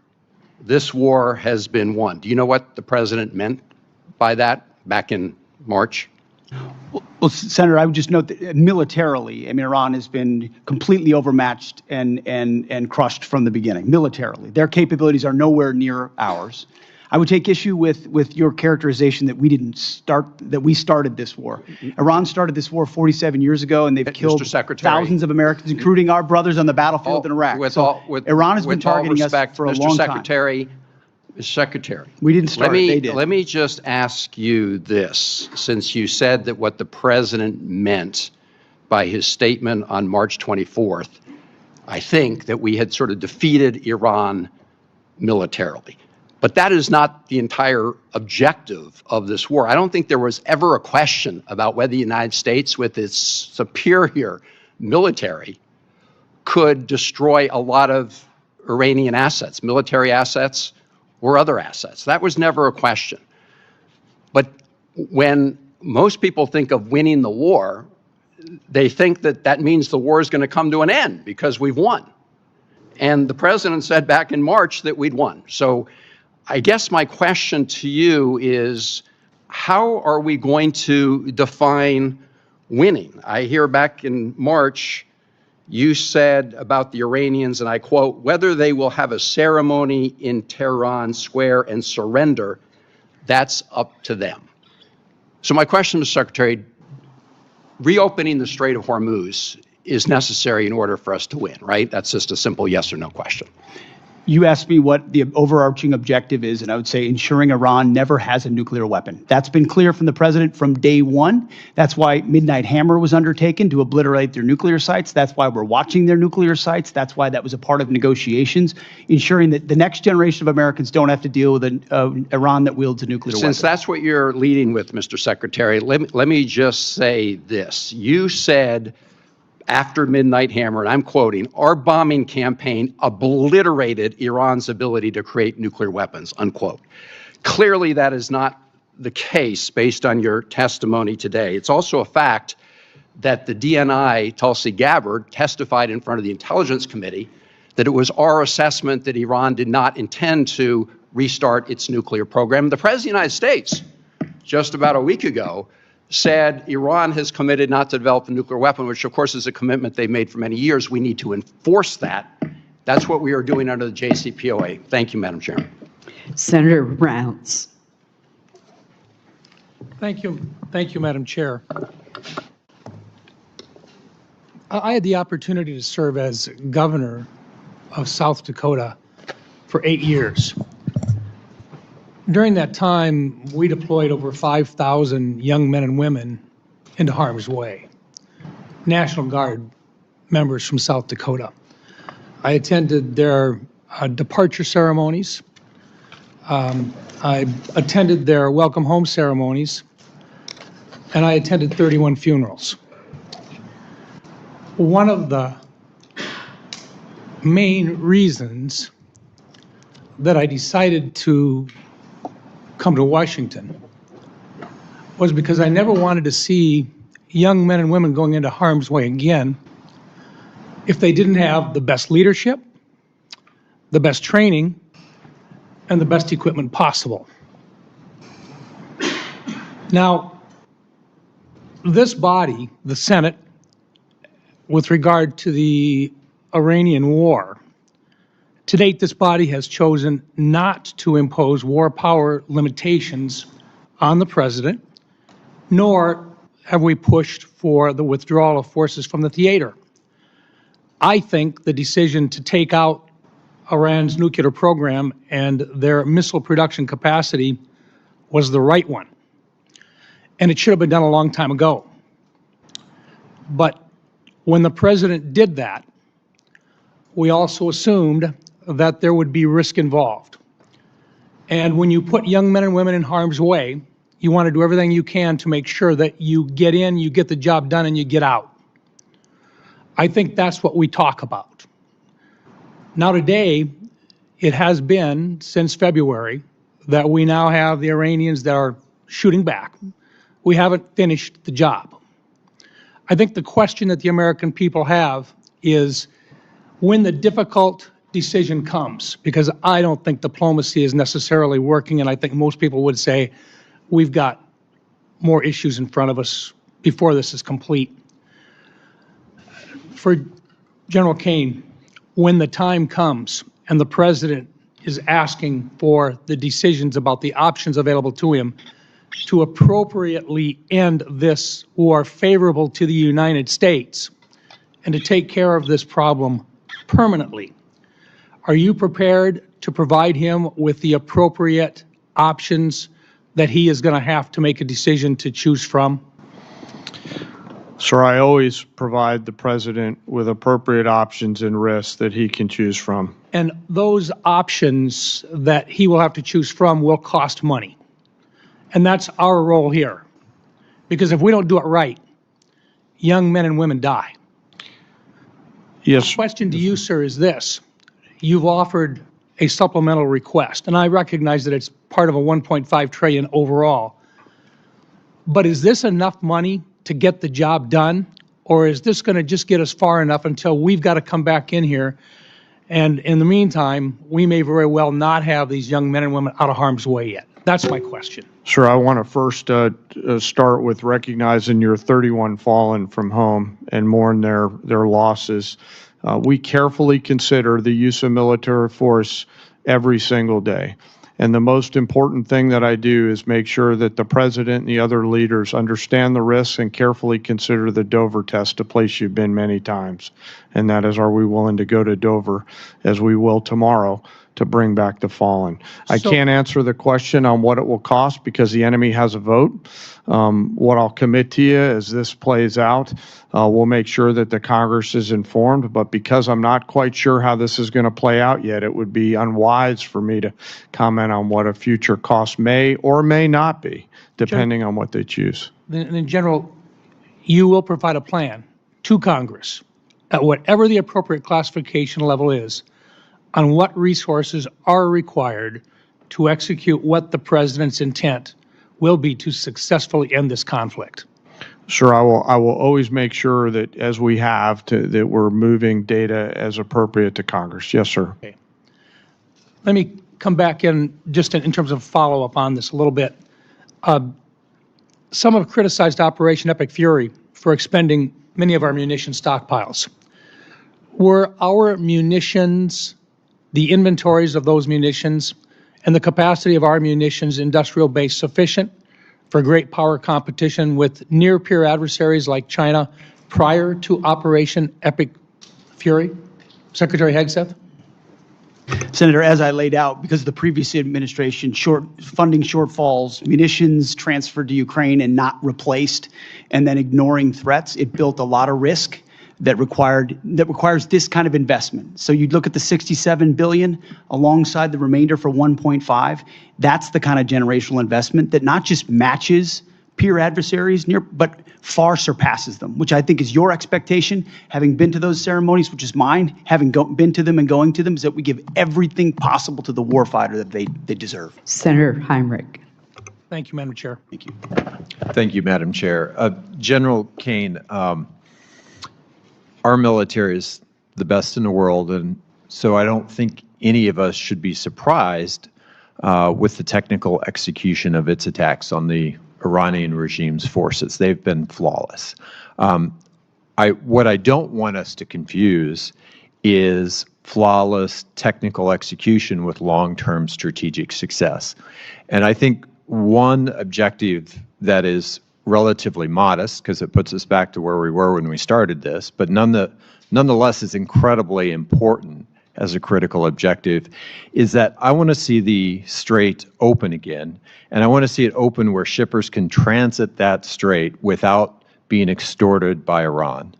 And I would love to see that before our commercial and other oil reserves are exhausted because of the impacts that will then have on the pocketbooks of American families. Is that a reasonable objective, and is it one that you share? So I'll defer on the military objectives to the political leaders who set them.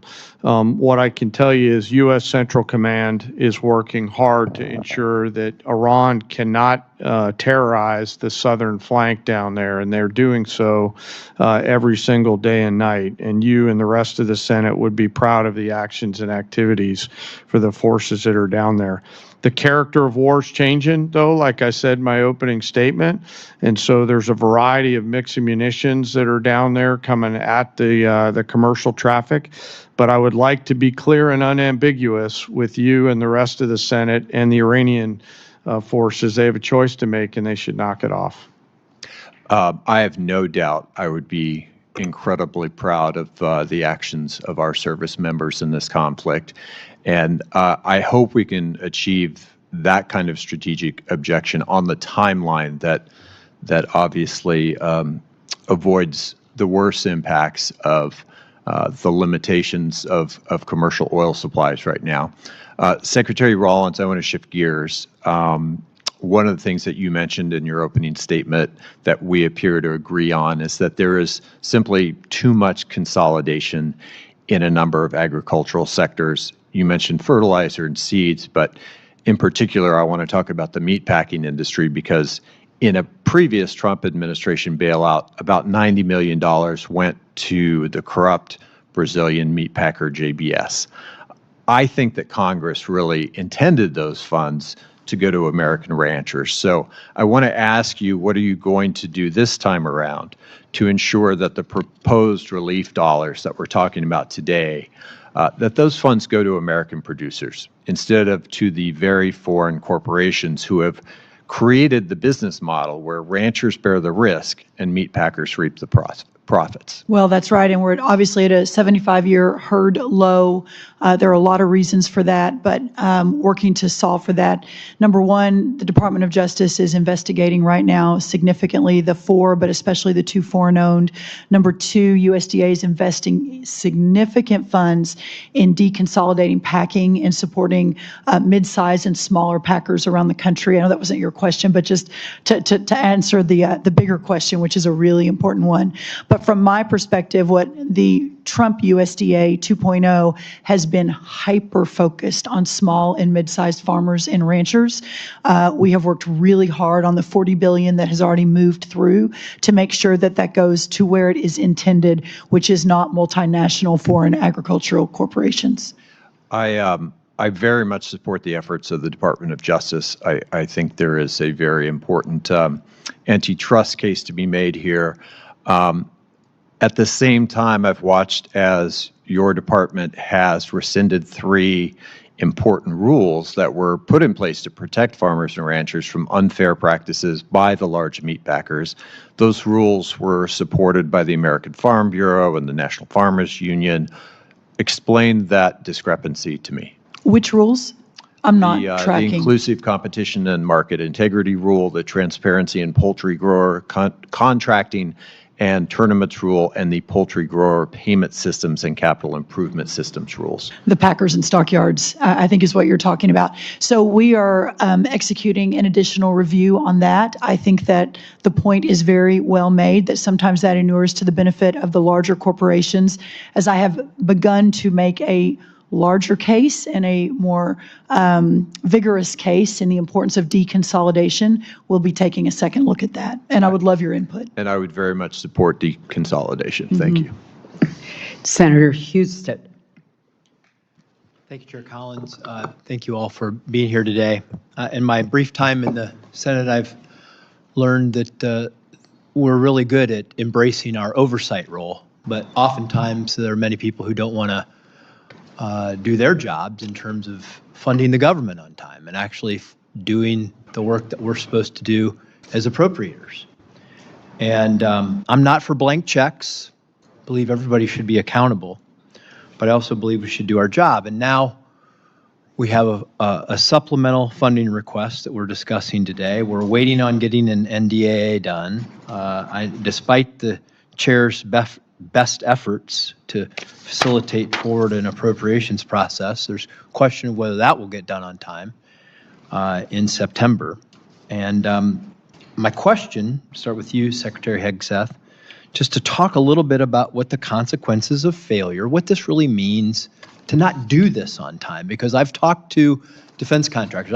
I as a former executive, a member of an executive branch, I know that the legislative branch often thinks, well, no matter when we get this done, we just wave a magic wand, we pass the bill, and it all magically happens. But that's not how it happens. It takes time for people to, you have businesses out there who are going to rely on to build these weapon systems who don't know if they're going to get paid.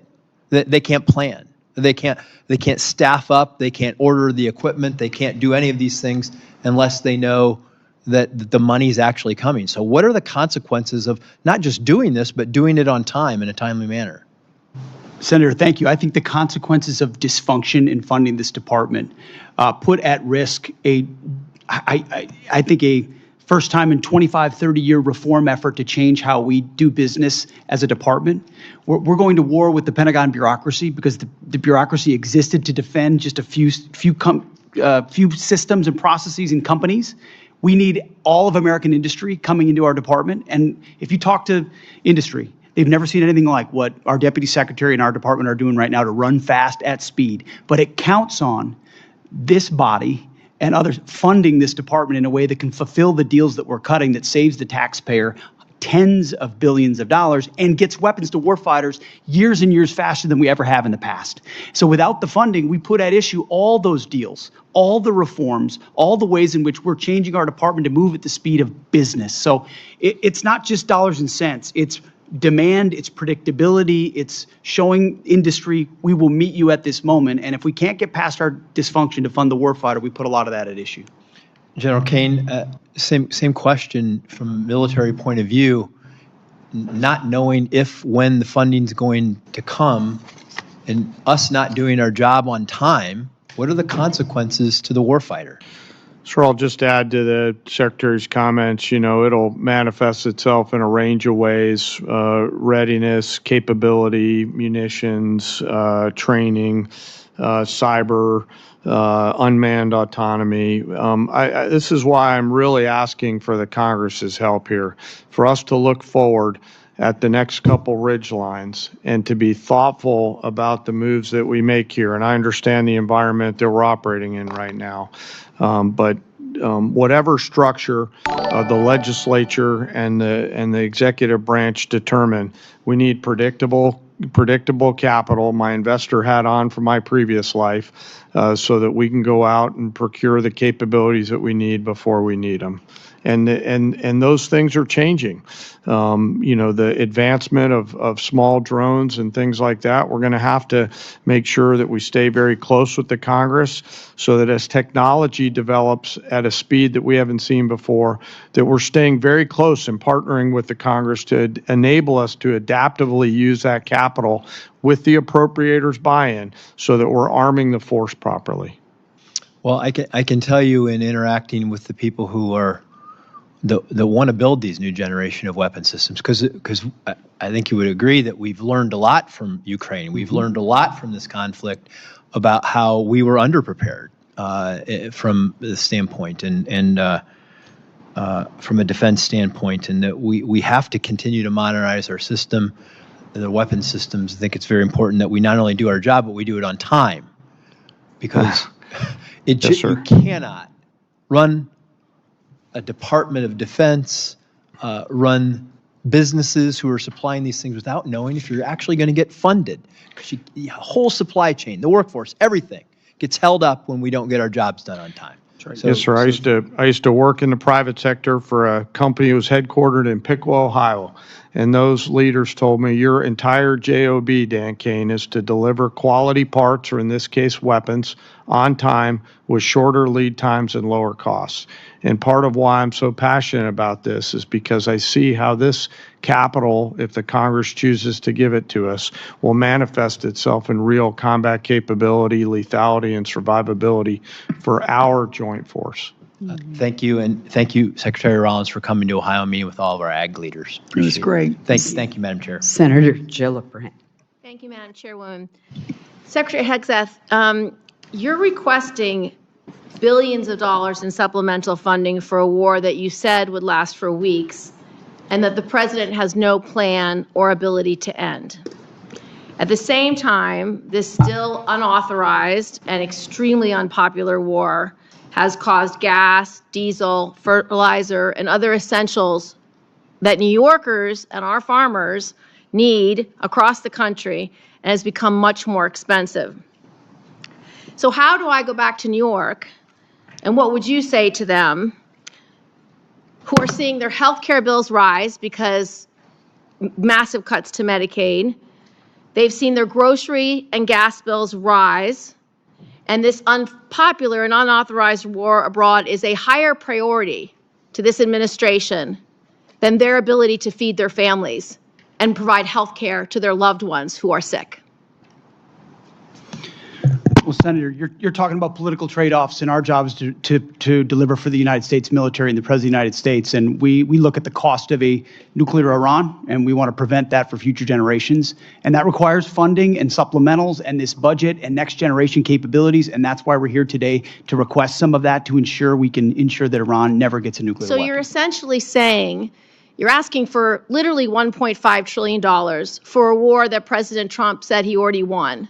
You're asking for $1.5 trillion, unlimited money for bombs, but insufficient money in for the American people, for their health care, their food, their housing, and our farmers, Secretary Rollins, who we have cut SNAP program. We are not funding the losses from emergencies that have happened in blue states, particularly when we had frost. That's not true. False. You're not funding it. But back to you, Secretary Hegseth. And I would like to respond to the fertilizer and the gas. Have your chance, Secretary Hegseth. There's no reason to be rude. You are asking for unlimited money for bombs when people can't feed their families. And I don't know how this administration intends to defend those decisions to the American people. Not unlimited bombs, Senator. I'm asking for the right bombs at the right time to ensure we can deter our adversaries into the future. And that's why this is a generational investment. And it was the previous administration that didn't fund this department. The reason why they are so upset with you and this administration is because the words you have used in the past don't add up. About Iran specifically, you said that we had obliterated, quote unquote, Iran's ability to create nuclear weapons. The president made the same claim. Yet 8 months later, in February of 2026, the president launched an active war claiming Iran was within 2 weeks of having a weapon. So when you say two very different things, the American people don't know who to believe or what to believe. They just know they can't afford their health care, they can't afford their food, they can't afford housing, and our farmers are continuing to suffer. So, which is true? Was it obliterated or wasn't it? What's the status?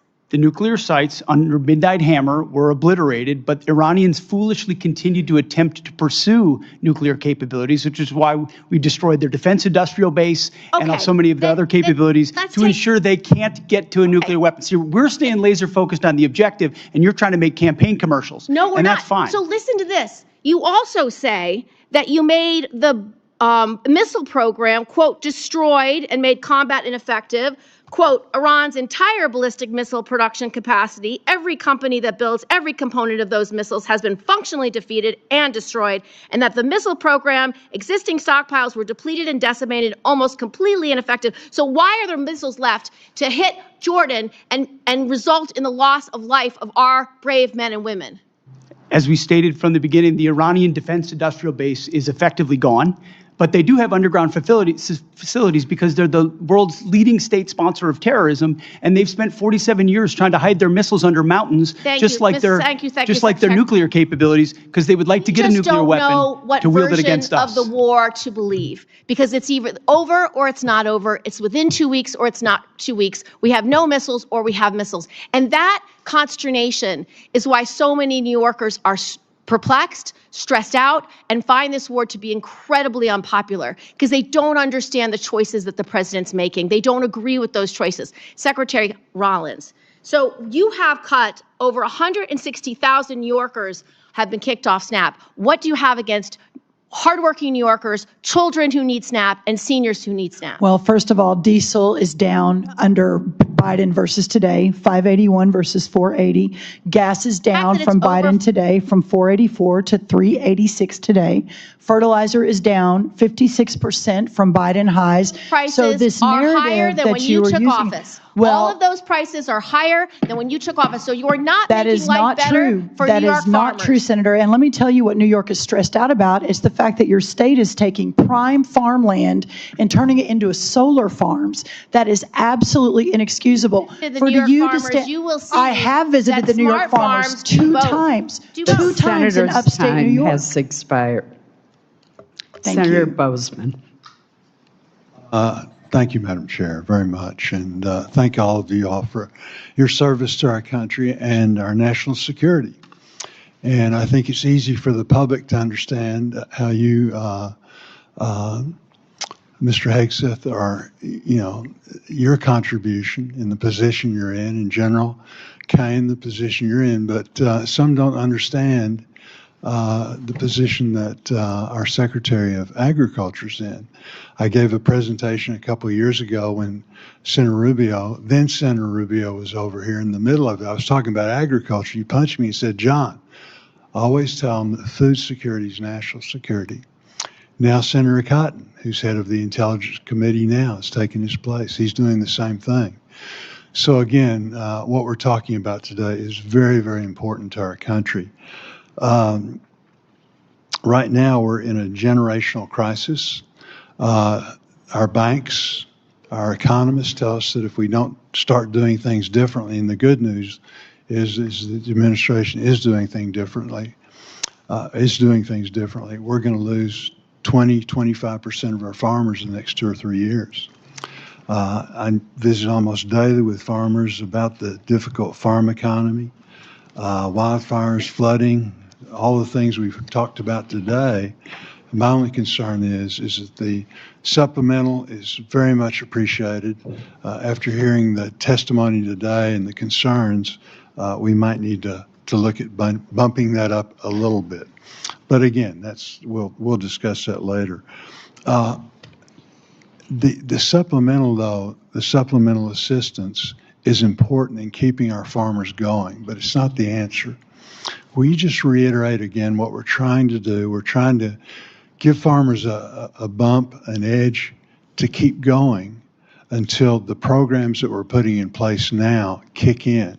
You mentioned fertilizer, you mentioned E15, you mentioned value adding our products, both overseas, finding new markets. Can you talk a little bit about that, the importance of not only the supplemental, but again, what we're doing in conjunction with that so we won't have supplementals in the future? That's exactly right. The effort to bring the cost of inputs down is real. Fertilizer, seed, labor, interest rates, et cetera, number one. And if we can just get inputs back down to where they were in Trump 1, we're going to have a remarkable recovery in farm country. But then you add that to the 19 new trade deals, more coming online every day, the record-breaking exports that we're going to see in a lot of our row crops, but also in dairy and tree nuts and others. That's going to be a game changer.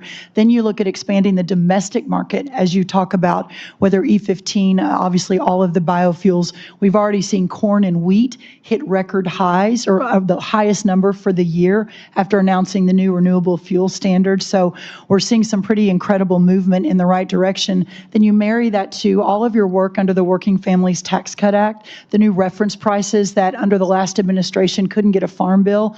You all did that with the president's leadership. The first time we're going to increase reference prices in more than a decade, combined with a $250 billion investment in rural America, the largest investment in rural America in American history. This Congress did that with the White House's leadership. All of that together is going to change the trajectory for the long term of farming and ranching in America. But to get to that point, that's why this supplemental is so very, very important. Madam Secretary, I have a letter from Farm Bureau that I want to put into the record that just outlines requesting relief to sustain America's farmers and ranchers. Secretary Hegseth, General Kane, one of the things that we're concerned about is that in the military construction aspect of things, we're really not asking for that in the supplemental. I know that the success of Operation Epic Fury, particularly for our missile interceptors and short-range aircraft, really basing was a large part of that. Can you tell us how we can help you, again, try and plus up our military construction in some way so that we're not going to be faced with this in the future, trying to double up? Senator, I think by Congress finding the ability to meet up to close to our the totality of $1.5 trillion means we're not making the kind of trade-offs this department has made now for decades.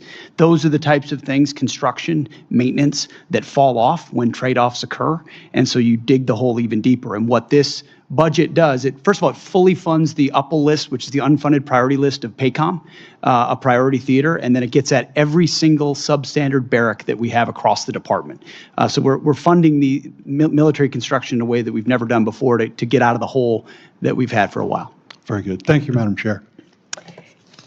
Thank you, Senator Bozeman. To the very patient Senator Baldwin. Thank you, Madam Chair and Madam Vice Chair. And thank you for appearing before our committee today. To many I represent and to me, this supplemental request is another example of this administration's misplaced priorities.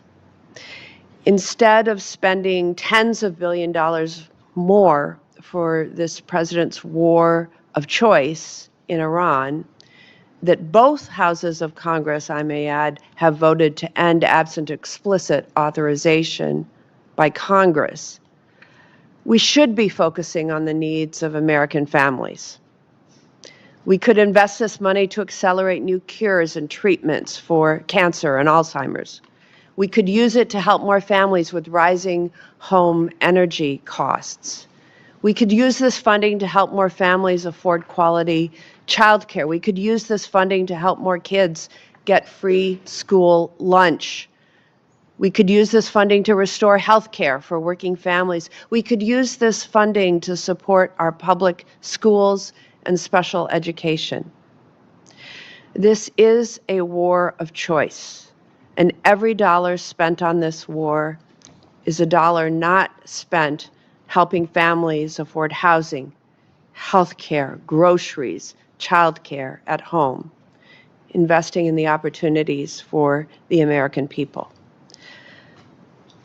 First, I want to express my condolences and my respect for the 17 American service members killed in this war since February, including 3 over the past few days. Their lives are the price this country has paid for this war. The deadliest day for U.S. forces was on March 1st, when an Iranian drone struck an army facility at Port Shuaibah, Kuwait, killing 6 soldiers and injuring more than 30 others, including soldiers from Wisconsin. Soldiers from the unit stationed at Port Shuaibah told reporters that the facility did not have adequate air defense capabilities. These soldiers and their families believed they were sent into harm's way without the defenses they needed. Secretary Hegseth, what would you say to those soldiers and their families? First of all, that we honor and recognize their sacrifice and what they've given. I've been in touch with at least one of those families on a regular basis and understand the pain of losing a loved one is unfathomable, which is why we greeted them at Dover, and we'll greet those again tomorrow. I would say in talking to Admiral Cooper, the CENTCOM commander, before all of this was undertaken, maximizing defensive capabilities, mostly by moving as many people as possible off the X, which we did in historic fashion, moving almost 90% of Americans in theaters off of where they could be a target, first of all. So bunkers that they would move into, early warning. On Fort Shuaibah, and I will quote from the Washington Post article of July 12th. Shuaibah, this is a quote, Shuaibah did not have any of the systems that would take down the one-way attack Shahed drones, and initial security assessments found that the base was not adequately protected, end quote. Soldiers at Port Shuaibah have also been quoted in news reports saying that requests for additional medical and drone defense systems were denied prior to the conflict with Iran beginning. Why were those requests denied, Secretary Hegseth? I would confer with Admiral Cooper, but it's not a single drone or defense request denied at any level that I'm aware of. We did everything we could to move heaven and earth in every single location to protect every single American we possibly could. An article from July 12th, Washington Post also quoted a soldier saying that the unit's request for an Eagles drone defense system was denied because of lack of assets. That's an end quote. U.S. Army Central has conducted an investigation into that attack. Do you commit to releasing the findings of that investigation publicly, yes or no? We'll get you the status of that. I would argue if it was a resource constraint, that's precisely why we're having this hearing today, to speed up systems to the battlefield, to warfighters as fast as humanly possible. It's been too slow in the past. It needs to be faster. The reforms we're undertaking will do findings that. of that investigation publicly, yes or no? I will work with Admiral Cooper to make sure it's handled properly. Yes, Senator. Thank you. Secretary Hegseth, I traveled to Walter Reed Military Hospital and met with soldiers who were injured in that attack. What they told me confirmed what other soldiers have said publicly, that most of these soldiers injured in the attack did not receive proper medical care in Kuwait, in Germany, or during their initial days back in the U.S. The U.S. military has been fighting wars in the Middle East for 25 years. Why was proper medical care not immediately available to these injured soldiers, and why were they not immediately screened for traumatic brain injuries? I'm not taking issue with the characterization of individual soldiers, but I would argue that every effort was made to provide every level of medical care possible, understanding how CENTCOM operates. The senator's time has expired, and there is a vote on. Senator Capito. Thank you, Madam Chair. Thank you all for being here. Thank you for your service. I want to begin because the last time that I saw you, Secretary Hegseth and General Kane, was at the Pentagon when you honored Andrew Wolf, who was attacked here in D.C. in November, and then the honor that you have given to Sarah Beckstrom and her family, who lost her life that day as well. I know that you've been in constant contact with Andrew and his family, and you also know that the great faith that they have in the Lord above is what's really brought them to the point where they are now. So let's keep them all in his prayer. I am interested in Senator Baldwin's question because I do have a soldier from West Virginia who is making a very similar complaint. So whatever follow-up we can do, I would like to do that. I'd also like to recognize the 3 most recent service member that we lost, because we talk about them as service members and soldiers, but I haven't heard them say their name, and they're so young. First Lieutenant Tyler James Freehan, Private Isabella Gonzalez, and Sergeant Michael Swinton. You will be, I guess, greeting their families and, unfortunately, their caskets as they come forward tomorrow. So my question is, we've heard a lot about why we shouldn't be voting for this supplemental, or questions as to, is that really necessary, or why? I guess my question, General Kane, is what's the consequence of not passing this supplemental? Where do you see that hitting us most deeply? Yes, ma'am. It will manifest itself in a few different places. Most significantly, it'll be in military personnel related matters. We'll figure out how to pay soldiers and sailors, but that would be a strain. Operations and maintenance costs, and then the ability for the department to take some of this capital and wisely invest it in future combat capability and things like AI, UAS, counter UAS, hypersonics, and space. So not only would it hit us today, but it could hit us tomorrow as well. Yes, ma'am. I actually view this as forward-looking. As we look at the future picture and the various risks that we're facing, the supplemental and the budget, frankly, help to ensure that we are properly arming the joint force for the myriad of potential contingencies that we face in the future. Thank you. So as we look at one of the, I think, best successes under your all's leadership at the Department of War has been the fulfillment of the recruitment in every branch. I remember last year, I think, or maybe the year before, only the Marines could brag that they had made their records, and now I think that many the other branches you're far exceeding what has previously done. So that tells me that American young men and women want to serve their country. They want to be safe. They want to do the right thing. So how does not funding them, and if they think that their salaries may be short, or we're going to have a continuing resolution, or we're going to shut down the government, how can this chill what has been one of the greatest successes, I think, in terms of not just today's force, but the force of the future? And Mr. Secretary, I'll ask you to answer that question. Well, in a brass tax sense, this $1.5 trillion budget in its totality sees a 7% pay raise for junior enlisted, 6% for your NCOs and junior officers, and 5% for senior officers. So it's a significant reflection of the value we place on top of the other increases that Congress has provided them. If we were to have to, and we're going to do right by the troops, we're going to make sure they get paid, but it's going to put strains on training and readiness and all the other aspects of O&M over time, which makes its way down to the unit level. When you're saying we're focused on training and readiness and lethality, but we have to cut back on training because Congress can't get the money we need to the department, that's discouraging at every single level. And when young men and women join this War Department, we want them moving immediately into the training pipeline at the highest possible level with the best possible equipment. And they've seen that thus far, and that's led to historic recruiting momentum. We need to keep that momentum going. Yeah, and I would say that it could have the reverse effect.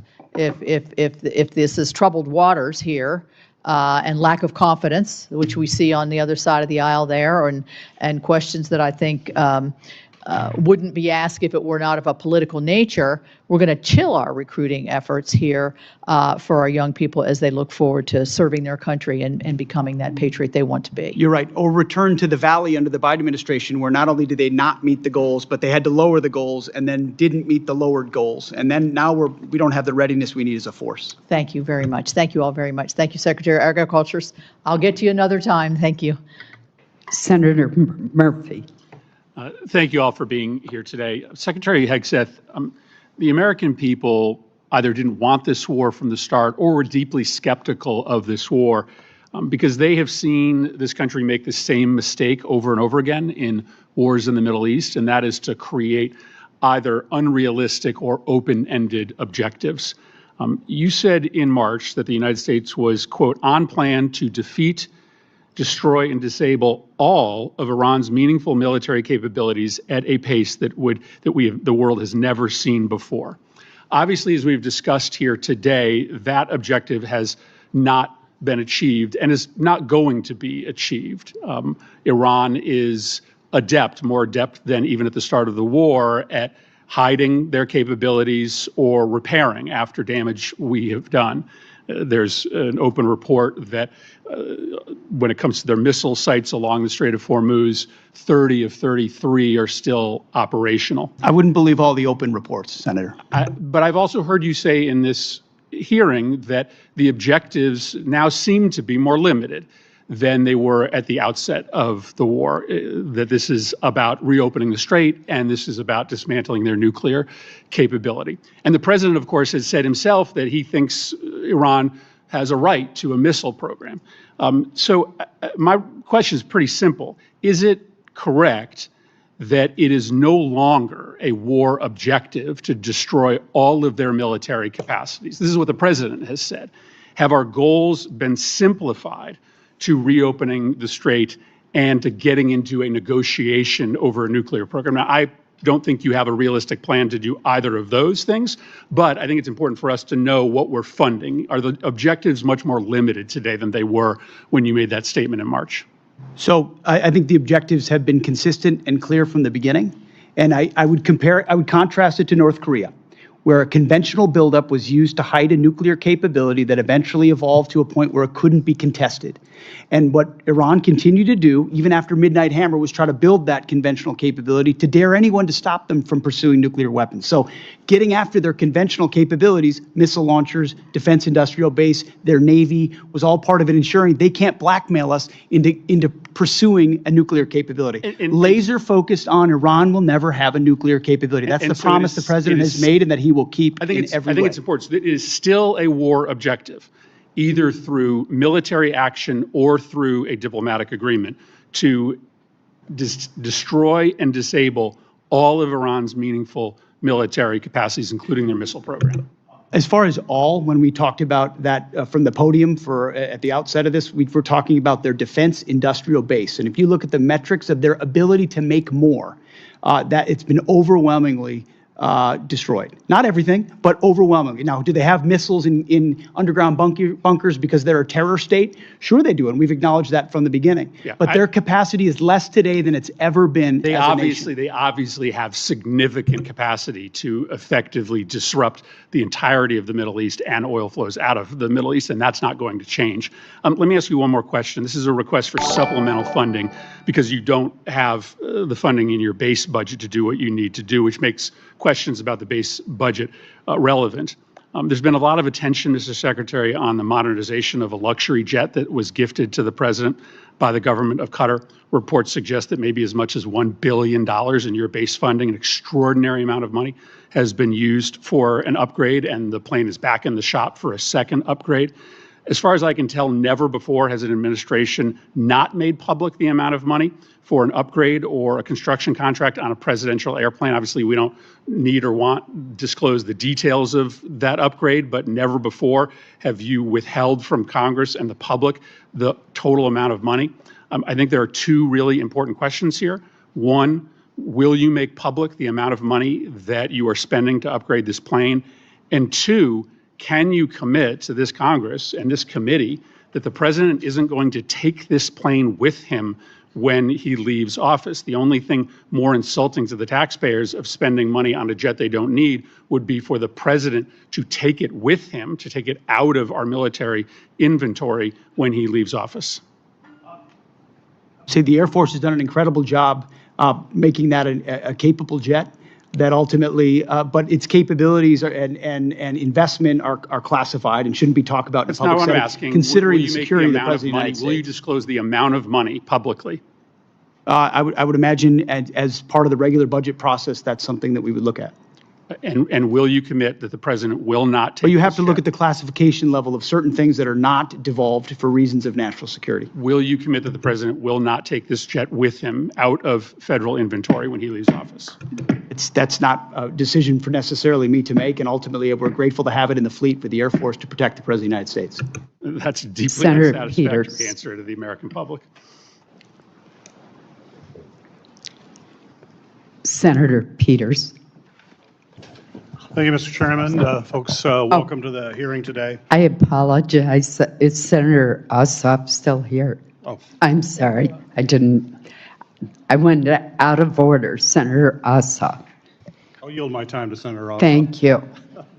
Thank you, Madam Chair, and thank you all for your testimony. And General Kane, let me just begin by expressing on behalf of all Georgians our immense gratitude and admiration for the service members who are making tremendous sacrifices and conducting themselves with extraordinary selflessness and professionalism on behalf of the United States and our state's unified condolences and grief for the families of the 4 killed in action and our hope for a swift recovery for the nearly 100 wounded over the last 2 weeks. And thank you to you for your service to the nation.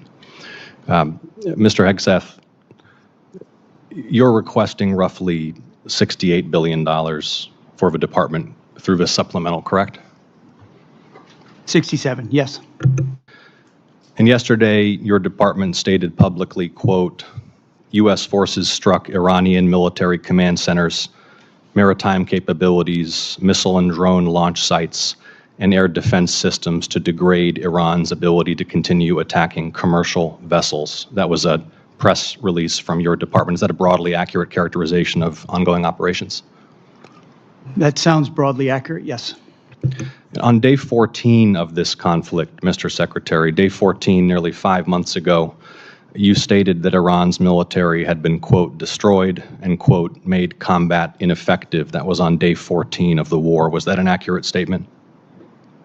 They didn't have a Navy any longer. It was completely sunk. Their missiles were buried underneath a lot of their underground facilities, and their defense industrial base has been almost completely destroyed. So as far as a military assessment of Iran's capabilities, it didn't mean by any stretch of the imagination absolute zero, but their capabilities Mr. Secretary, at the lowest level you they've been in stated a very that long time. on day 14 of this conflict, in the second week of the conflict, you stated that Iran's military had been, quote, destroyed and, quote, made combat ineffective. Was that an accurate statement? Yes or no? Iran's ability to challenge the United States of America at the level at which we're capable of. That's not what I asked you, Mr. Secretary. You said on day 14 Iran's military had been, quote, destroyed and, quote, made combat ineffective. Yes or no? Was that an accurate statement? What the American military has done to the Iranian military is a historic military defeat, answer the and they're question under ineffective oath? in that context. 3 weeks later, you declared victory. That was now nearly 4 months ago. 3 weeks after you'd already said Iran's military was destroyed and combat ineffective, you said, quote, Operation Epic Fury was a historic and overwhelming victory. You said Iran's military had been rendered, quote, combat ineffective for years to come. And you stated we had, quote, achieved every single objective. Were those accurate statements? It certainly was, on behalf of the men and women in uniform, a historic military victory over Iran. Had Iran's military been rendered, quote, combat ineffective for years to come? That was They a had statement that you made 4 months ago. They had 160 naval vessels You need to in the answer Blue the Water questions, Navy, Mr. and they're gone. Secretary. Their You Air said- Force you is said 4 months completely ago. combat You ineffective, said and they don't 4 have a months defense ago. industrial base. Excuse so me, Mr. describe to me a Secretary. country that doesn't have an Air Force, a Navy, or a defense industrial base, and Mr. I will describe to Secretary. you a country that does not have an effective Mr. military. Secretary, you It stated- can lob missiles. Mr. Secretary, you stated missiles, 4 but it's months not a ago combat that effective Iran's military had been rendered, quote, combat ineffective for years to come. Has Iran's military been, for the last 4 months, combat ineffective? It's been set back not just years, but likely decades. You considering stated we it had, can't quote, build at the level you it did stated- before, and not you even stated close. It we doesn't had, mean it quote, doesn't have capabilities. Mr. Secretary, you stated we had, quote, achieved every single objective. Was that an accurate statement 4 months ago? The main objective of this was to ensure that Iran never gets a nuclear weapon. Their main sites were obliterated. We're watching over them, and we're holding that issue. If they don't give them up at the table, there's other ways we can take them away. Early in the conflict Iran will on never day have 3, a nuclear Mr. weapon. Secretary, early in the conflict, day 3, you said one of those core objectives was to, quote, destroy the missile threat, and as you restated on day 5, to, quote, obliterate Iran's missiles and drones. Those were clearly and repeatedly stated core objectives of the campaign. which 4 months ago you declared had been completed victoriously with every single objective achieved. Were those objectives achieved 4 months ago? No one ever stated that every single missile was gone. Ultimately, combat ineffective means they're not able to dig them out of their UGFs and shoot Had at the us. missile It threat doesn't mean they been don't defeated have 4 underground months facilities ago? where they put missiles in them and hold on to them because they're the world's largest state sponsor of terrorism. So we never expected they would stop having capabilities to shoot. The question is at scale against an opponent like the United States of America, which went toe-to-toe with them and Iran couldn't. You stated on March 8th, day 9 of the war, on 60 Minutes, you assured the American people of Iranian surrender. Does that remain your prediction? Ultimately, Iran will never have a nuclear weapon to threaten the United States of America. That has been the objective, and it remains so. So just to review, you will not answer whether your statement made on the 14th day of the war that Iran's military had been, quote, destroyed and made combat ineffective was a truthful statement to the American people as you sit here and ask for tens of billions more for the conflict. Senator's time has Had a expired. historic and effective military campaign against the largest state sponsor of terrorism. Won't and answer will the ensure they question. never Senator get a nuclear weapon, Peters Senator. is recognized. Thank you, Madam Chair. And thank you to our witnesses here today. I want to begin by first echoing my colleagues' comments that we've heard throughout the hearing here and join them in mourning the loss of American service members who were killed in action these last few days. My thoughts are with their families, with a service member who remains missing, and with all those injured during the strikes. And I will continue to pray for their families. Secretary Hegseth, over the course of the war with Iran, I have repeatedly expressed concerns regarding the administration's lack of a winning strategy and repeated contradictions about the state of the war. It frankly doesn't help that you and your president continues to mislead the American people. You and the president have repeatedly said that the war, as we've heard over and over again, is almost over or already won. In fact, the president alone has said the war is almost over more than 30 times. On March 1st, the president said, we'll be done in 4 or 5 weeks. On March 9th, he said the war was very complete. On April 8th, he declared total and complete victory, 100%, no question about it. On the same day, you declared Operation Epic Fury was a historic and overwhelming victory on the battlefield, a capital V military victory by any measure. And yet today, July 21st, we have soldiers whose remains are sadly going to be returned to their deeply grieving families tomorrow. Clearly, the war is not over yet. After months of conflict, our strategy to win remains unclear. I have long said the United States has the strongest military in history in the world, and I have no doubt that our brave service members can execute any mission and prevail in any battle. But without a clear winning strategy, we're at risk of being in another forever war that'll put our service members in continued harm's way and continue to cost taxpayers billions of dollars. Secretary Hegseth, despite your failure to win this war, you are back now before Congress asking for almost $70 billion in additional funding. You're asking the American people for a blank check because, once again, the Trump administration's efforts have been an utter and complete failure to win this war to this point.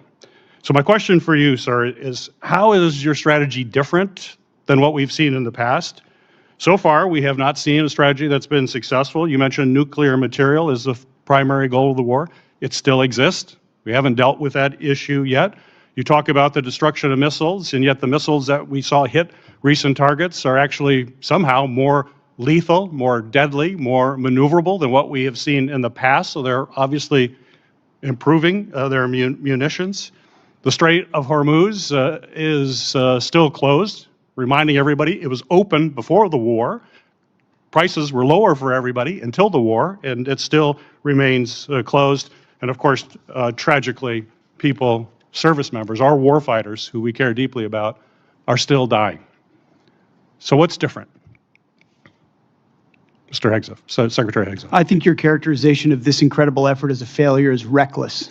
And I think it's irresponsible. And I think it smears the sacrifice of the troops that are out there making on behalf of the American people to ensure that Iran never gets a nuclear weapon. Shame on you and others who call this a quagmire and a failure, and then you want to turn around and say you support the warfighter. Either you do or you don't. Is the nuclear material still there, I can sir? get you a ticket out to CENTCOM and talk to what those Americans are doing, and how committed they are to this effort, and how they want to ensure that Iran never threatens their families with a nuclear weapon. That's the kind of intensity that our warfighters have about making sure that Iran isn't capable of doing that. Secretary Hegseth, if you listen to my comments, you would have heard me say how amazing our warfighters are. I heard failure. And the word heard, I heard exactly I will what you tell said. you how I use the word Exactly failure, what you because said. I use the word failure to their leaders. You, sir, are the failure, not the men and women who are on that front line, not the men and women who hold up their honor with distinction.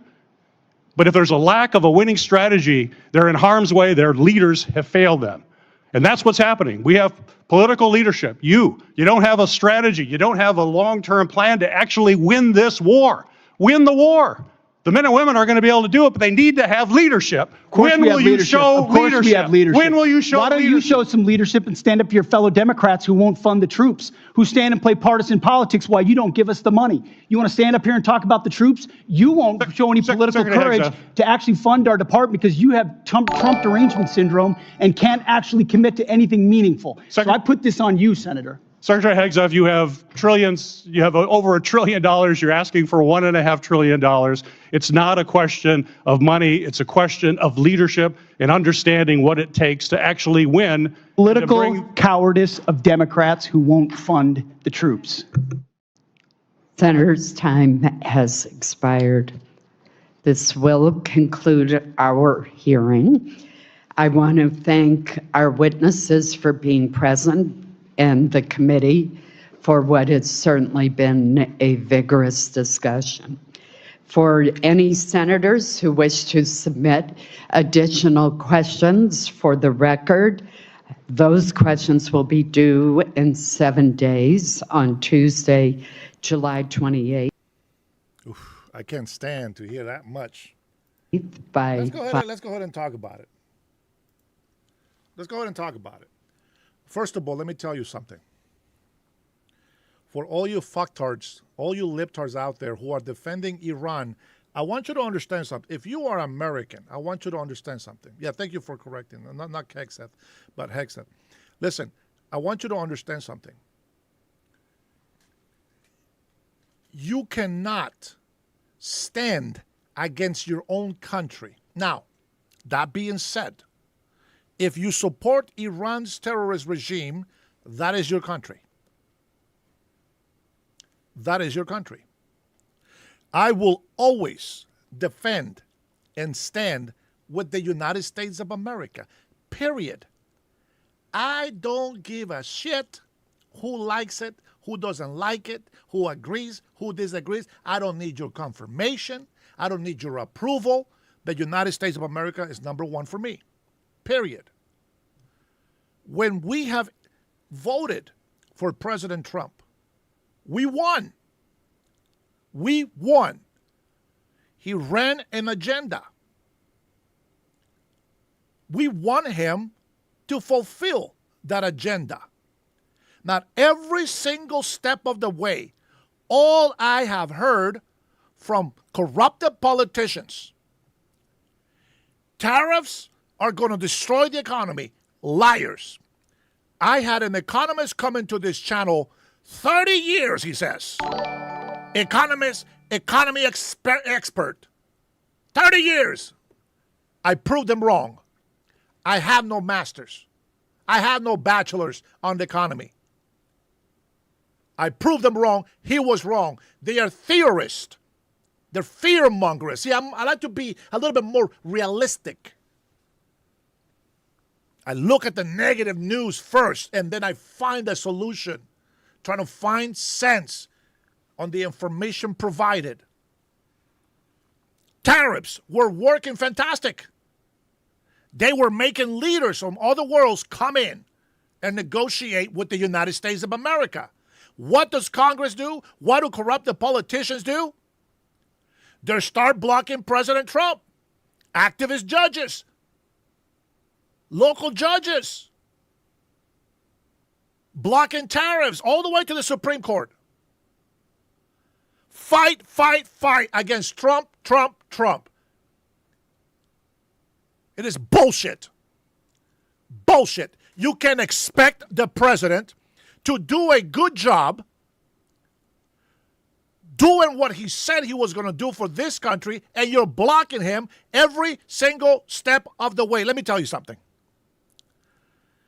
If I am going to run a race and you are an obstacle in my way, I am kicking your ass out of the way. It's that simple. There's rules. We beat the shit out of the Iranian regime. We won the war. Done. What do Congress do? What do Democrats do?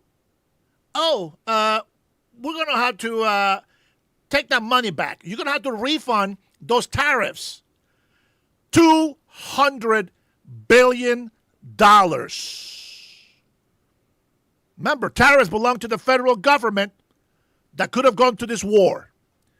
But Democrat corrupted politicians decided to give that money back to FedEx, to Costco, not to you, not to me, not to the consumers who themselves tariffs affected, but to big corporations, the same ones that libtards say they're fighting. $200 billion that could have been used right now. It's crazy. So what does Iran say? Well, hey, you know what? Congress is messing up the president. Congress is fighting a war for us. If you are American, you better listen. If you are American, you better listen. Let me tell you something. If I have a problem with my wife, it's none of your business. It's none of your business. I don't need you to make my relationship worse than what it is. It is the same thing. The President of the United States of America was elected by over 80 million American citizens, Republicans and Democrats and independents. Everything was won fair and square. We made it too big to rig. Now, you can call me all the names you want, but the facts are the facts. When Iran, first of all, when China saw that Congress was fighting President Trump on the tariffs, China held back, and millions of Chinese felt the pressure. A lot of people were starving in China. The economy had plummeted in China. But because of Congress, China resisted longer than they would have. But President Trump says, I don't give a fuck. I'm going to give you 220% tariffs. Fuck you, President Xi. I stand for the American people, and he knows that the United States of America is 1/3 of the market in the world. China has become rich off the backs of taxpayer Americans. China has become rich off the back of the United States of America. Fact. But Trump stayed the course, and the tariffs won. Again, war in Iran. They made us refund. $200 billion of tariffs. You didn't get shit. I know I didn't get shit. They said tariffs affected the consumers. They said the consumers paid the tariffs. So what the fuck is the argument with that? What is the outrage that we, the consumers, did not get the fucking refund of tariffs? Iran is done. No Air Force. No Navy. No sustainable military power that can stop us. Do you understand? They're done. That's why we want this war. Do you understand that the only reason why they are still breathing is because we choose to allow it? I have seen how many people, angel families, killed by illegal immigrants. And I have seen President Trump pissed that this was allowed. I have seen Trump helping black communities, pissed that nobody else would help them. I have seen President Trump trying to let the homeless inside hotels that were empty, apartment communities not being used, to help the homeless. Nobody says anything about that. I'm an American and I stand for America, so fuck you, losers that don't love the United States of America. President Trump has done more for this country than Congress has done in the last 50 years. Congress hasn't done shit except get rid of American jobs, manufactories, car manufactories. For Pete's sakes, Ford was the only company that didn't leave the United States of America. You know what they say? Listen, they were the only ones that didn't leave the United States of America. What does that tell you? All car manufacturers are gone. Hundreds and thousands of jobs gone because of fucking corrupted politicians. Congress is to blame for all that shit, especially Democrats who turned their backs on Americans. Not one of, well, there's actually, I'll take it back. Senator Fetterman is the only true Democrat that I still know today. But every single Democrat sounds the opposite of who they were 2 decades ago. Fact. Check it. Go look them up. Everything Trump says today, that's what they stood for. You know why? Because when they said those things, they were for America first. Now, they're for illegal immigrants first. They're for foreigners first. You Americans are shit. Back at the bus. American citizens don't mean shit. Oh, Ray, shut the fuck up. You don't even know what you're saying. I don't think you understand. You don't understand what the fuck you're talking about. Mexico can assemble engines. Mexico has car manufacturers because of that. Well, let me give you some fucking good news today, Mr. Ray. Toyota, which was manufacturing cars in Mexico, guess where they are going? I don't care if Trump likes me. I'm not looking for Trump's approval. Fucking Trump doesn't pay my bills. Trump doesn't dress me. Trump doesn't give me tickets to go to Honduras and visit people. Trump doesn't do shit for me, personally. But he's doing a hell of a lot more than the whole Congress and Democrats have done in the last 4 or 5 decades. You can take that to the bank. Toyota's manufacturing is coming to the United States of America. We bring data centers back to the United States of America, and the libtards, all they can do is bitch and complain about the noise. Oh my God, the noise. They go and blame Trump on farmers, losing farmers.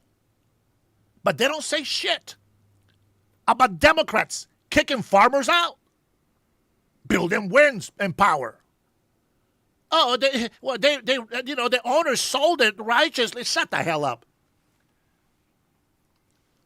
What is so stupid about that is Democrats continue to blame Trump for it. I agree with you, Susan. I agree about the farmers. They sold their land. But Democrats blame Trump for all those farmers that sold their land. All agriculture problems are being blamed on Trump, but they don't blame Trump is not God. He doesn't control the climate.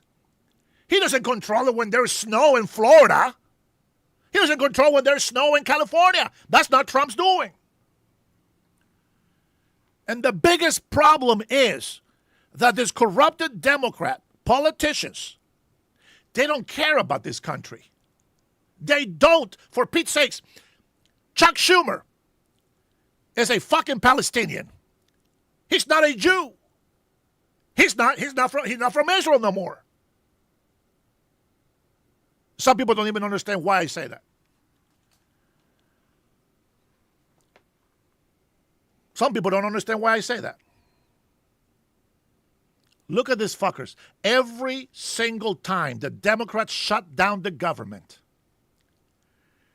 you hear it from their mouth.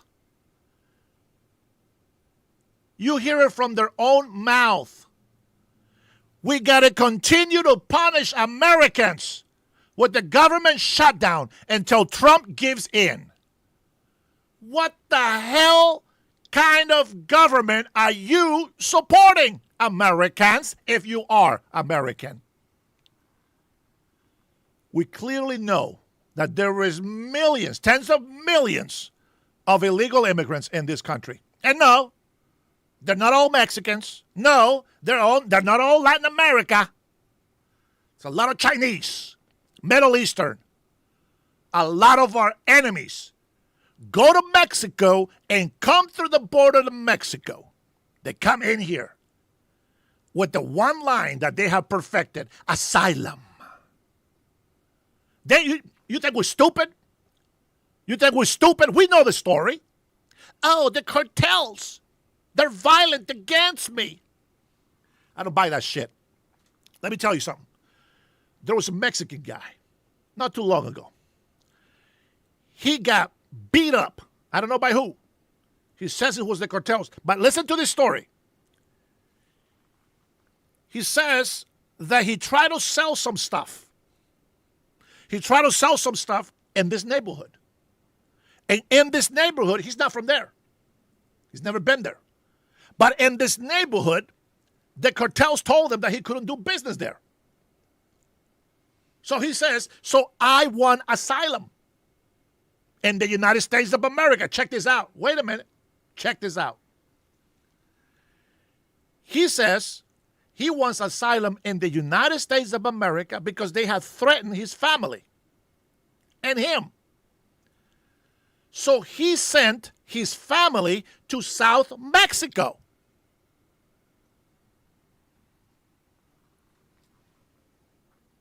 Did you pay attention to the story? What's the problem with that? What is the problem with that story? They threatened him and his family. To protect them, he sent his family to South Mexico. But he alone, listen, he alone came to request asylum for himself only? Tell me you didn't buy that story.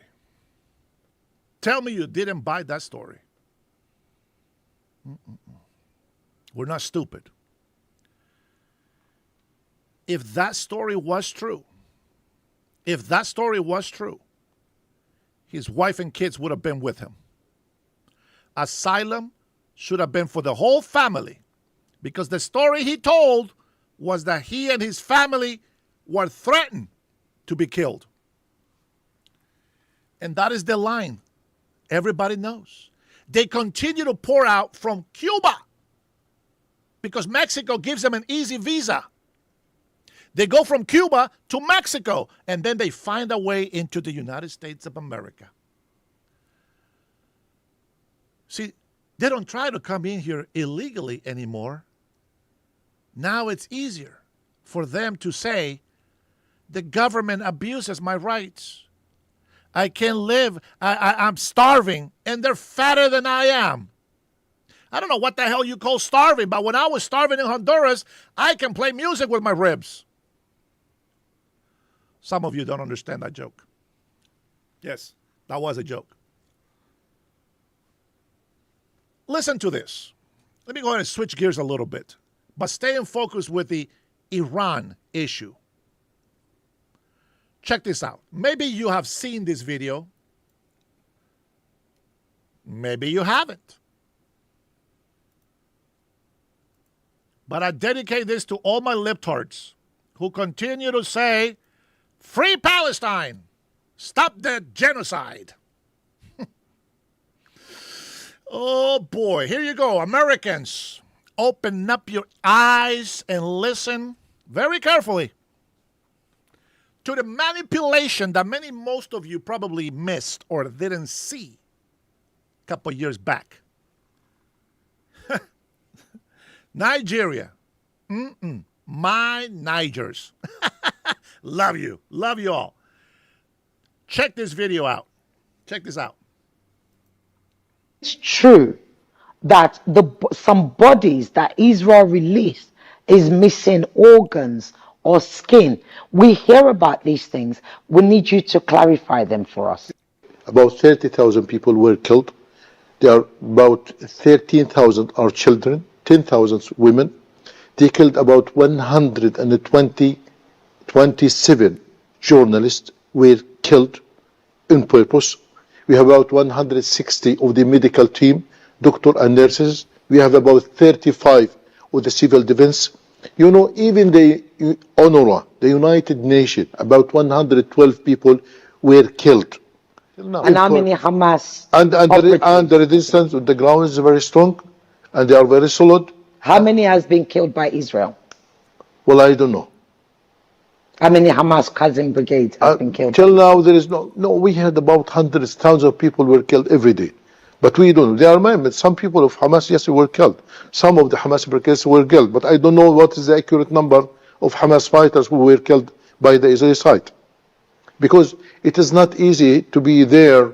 You know, that situation is it's an area of war. No one can count, can know, can make investigation.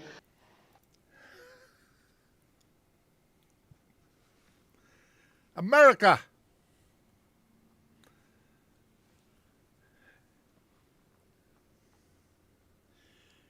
Libtards are low IQ.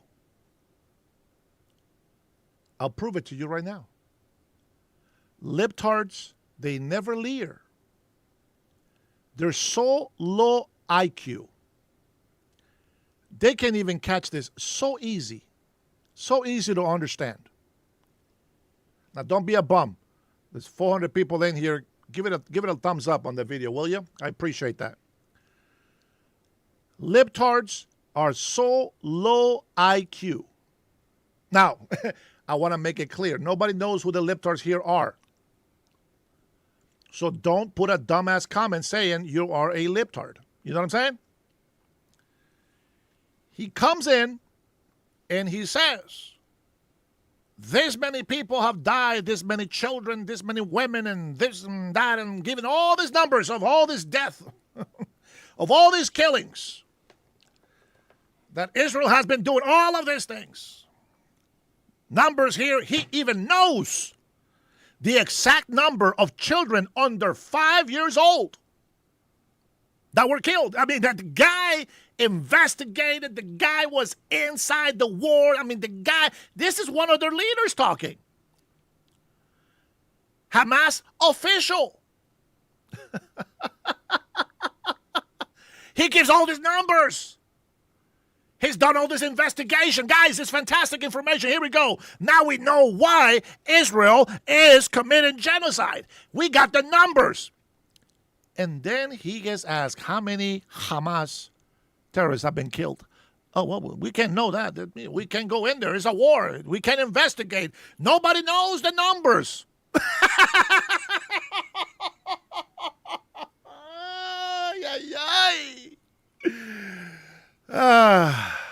Low IQ. Low IQ. I'm going to play this video again. Pay attention, please. Pay attention. No, CS. No, we're not going to have no rice and bananas. No rice and banana. Well, I will tell you this, okay, before I replay this video. Man, I am a sucker for fried, ripe plantains with refried beans. Mantequilla crema is like a sour cream. If you grab a brick of Philadelphia cheese and you add a quart of whipped milk, heavy whipped milk, and a little bit of salt to taste. That's what the sour cream is. Mantequilla crema. For Mexicans, mantequilla is butter. But for us, it is like a sour cream. It's a cream. That with some eggs mixed with a little bit of chorizo. I can have that every day. Refried beans, eggs and chorizo, or eggs, huevos rancheros, with ripe fried plantains, couple of tortillas, some cheese, some cream. I can have that every single day. 3 times a day. I'm sorry, guys. I'm just a beaner. I'm a happy beaner. And I love that food. But not rice and bananas. Doggone it. With that being said, I'm going to go ahead and play this video again for your liking. Don't let the libtards, don't let the fake Americans. We already heard about Canadian women out here pretending to be American, abusing and beating our young women. Real young American women. Canadians, eh? Who would have thought? But we know how the libtard generation acts. We know. Socialist Democrats. You guys are the cancer of this world. And you listen to garbage, but you don't pay attention to what you're actually hearing. Let me play this again. Here we go. Let me go. Let's play it again. Is it true that some bodies that Israel released is missing organs or skin? We hear about these things. We need you to clarify them for us. About 30,000 people were killed. There are about 30,000 people were killed. 13,000 are children, 10,000 women. They killed about 127 journalists were killed on purpose. We have about 160 of the medical team, doctors and nurses. We have about 35 of the civil defense. You know, even the UNRWA, the United Nations, about 112 people were killed. What's going on, G. Jason? Good to see you on here, brother. Rose says it's because they never were taught anything in school, just package and push through. That is true. That's the educational system that we have today. You know, back in my day, if you didn't pass first grade, you got stuck in first grade until you learned. And if you never learned, well, shit, you just get kicked out of school and you're just retarded for the rest of your life.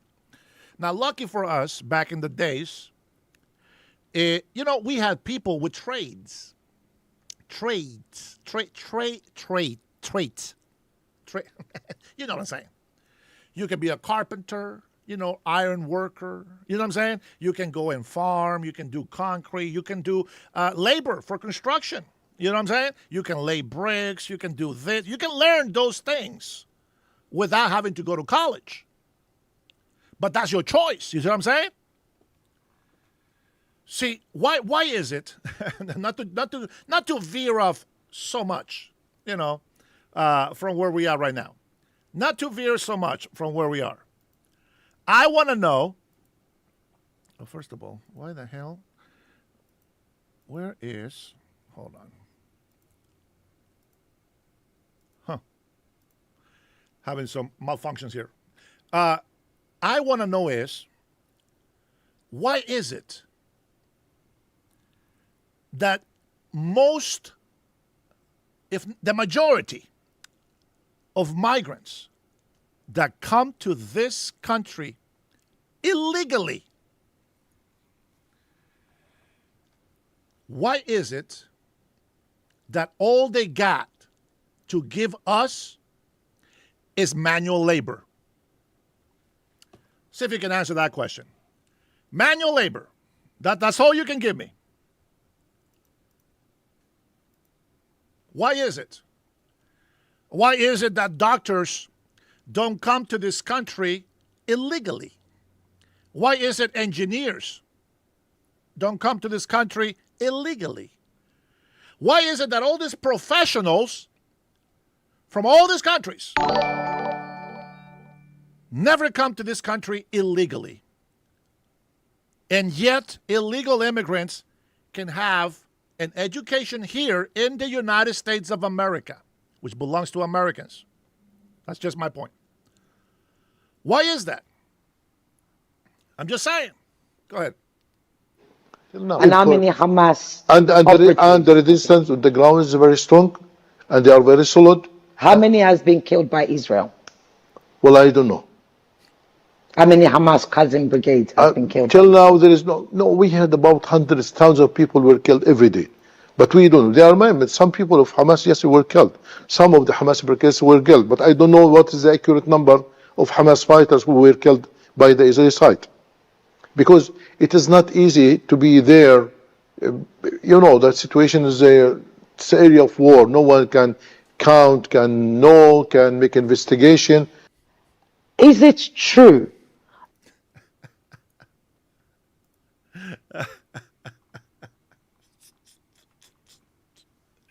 I listened to this guy. Just drop numbers from this war. Just drop numbers, making Israel look bad. Boom, boom, boom, boom. He says facts. Boom, boom, boom. Here is the numbers.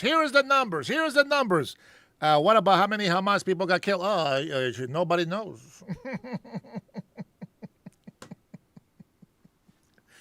Very low IQ. Listen, for the libtards, let me explain to you why it's low IQ.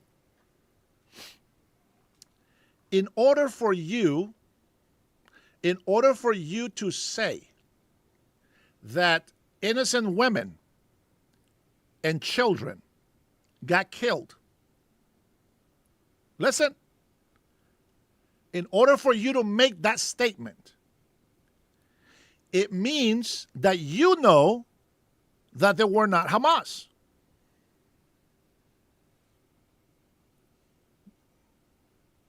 Low IQ not helping still? If you say 13,000 innocent women died, okay, you said 13,000 innocent women died. How do you know they're innocent women? I'm not playing stupid. How do you know? Well, because the other ones that were killed were Hamas. How many of those? You see what I'm saying? You can't have one without the other. Love and marriage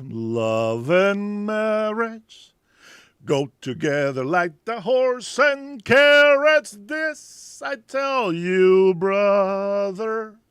You can't have one without the other. Man, welcome to the Dennis Herrera Show, where you will see the truth or you will continue to lie to yourself.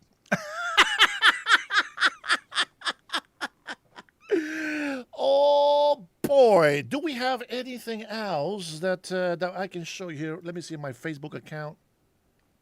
I probably have to log back in again. Oh, no, I already showed you guys. But I will show you this again. I will show you this again because I want to make a statement here. Let me see if I can enlarge this thing. What the hell is... I don't get the option to enlarge. But I shared this during the hearing, right? Let me make this smaller. I want you to see something here with me.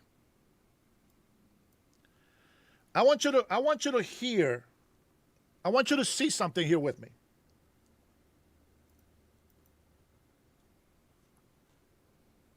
Whoo! Watch this. Let me move my big head out of the way. Let me move the screen here so you can see. I want you to look at the veteran heroes that are still alive.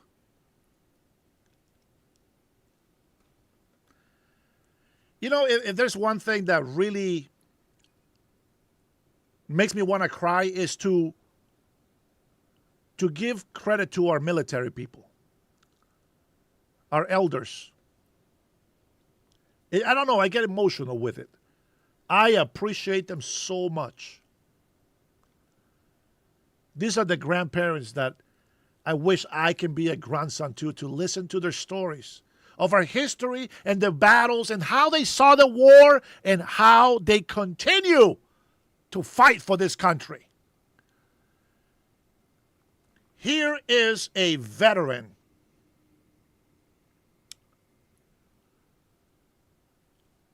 You don't understand how powerful this is right now. This is potent right now. This is probably the most powerful thing that you're going to see today.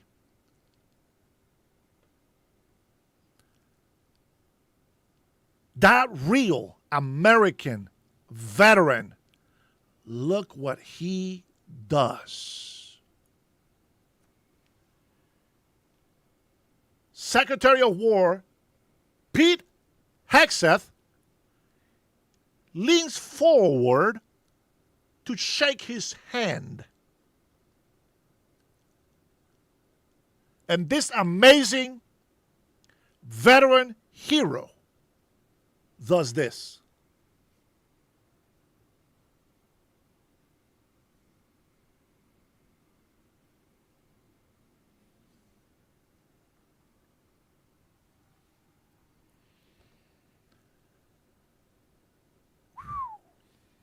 Powerful. Powerful. Just powerful. A real American hero with real life history experience stands up to give honor and respect to the Secretary of War. Potent. That's the real American spirit right there. That's what I'm talking about. That's what I'm talking about. See the veterans that stand with Trump, that stand with the American people, Native Americans, especially from Navajo. Shout out to the Navajo Nation. Love my peeps. They who served in the military, true American heroes and patriots, they all have one thing in common. They have never forgotten, nor do they even believe that their oath that they made to the United States of America and the president is not active. They don't believe that it's not active. That oath has not been depleted, revoked, changed, inactivated. Their oath is still active. Damn, that's a real American hero right there. Now listen, we mourn and we're saddened by all the soldiers who we lose in battle. I mean, a lot of them we lose in training. That's how difficult war is. Just training for it.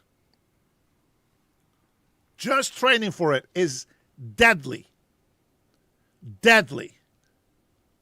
You go out in the ocean, there's a chance something might happen. Every time they get on the plane, something will happen.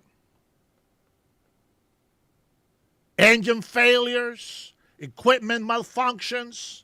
Nothing is perfect. Every time from the day that you sign to be in the military, your life is already in danger. And that's why I love you all. I love all the men and women who serve. Just for that little fact. Every single day, your life is in danger. And they know this. And they still go out and get the job done.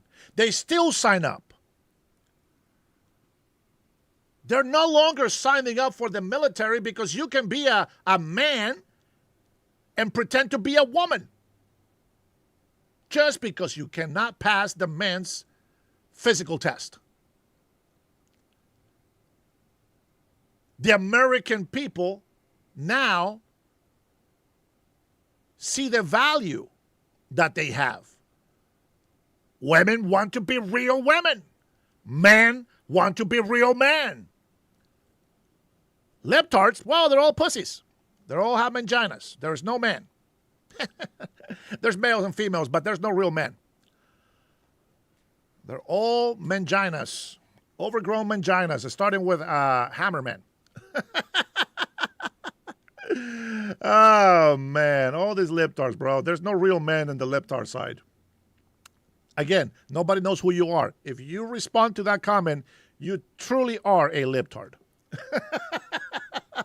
Unbelievable. Unbelievable. Let me see. I think there was a live. Yeah. Well, let me see. Let me see what this one is. I think this is a live coming up. Whew. Let me put this out. Let me see if it started already. No, not yet. Okay. All right. I'm going to put this. I'm going to pin it right here to the side. We'll come back to it. I'm telling you, man, it's a lot of work. It's a lot of work. I don't got no team over here putting shit together for me. I got to do it all myself, and as many people do, obviously, that do my job. Okay, we're going to go ahead and put that here. Make sure we're ready for it. But I also want to post, and the live that I'm going to show you is probably going to be the one that hasn't aired out yet.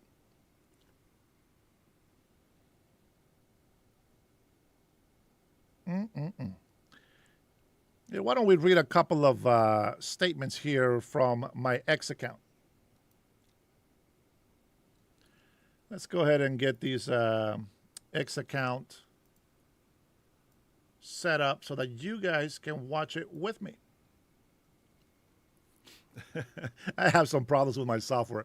So now I'm going to show you guys the background from Seattle's sunrise. But I want to go ahead and 47th President of the United States, Donald J. Trump. Woo! All right. So there's going to be delivering remarks at the Wheeler Wildcats, powering the American dream. And I'm proud to be an American, where at least I know I'm free. Let's go, the United States of America. Love you, love you, love you so much. All right, I'll tell you what. We will go ahead and leave my X account for later. I got all day for you guys today. You guys are some lucky sons of bitches. I have a lot of time for you today. Let me go ahead and give you our POTUS. He's being introduced right now.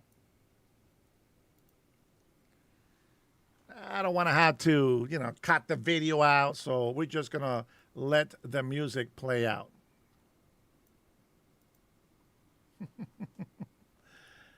Beautiful POTUS. Bless you, sir. Thank you so much for your service.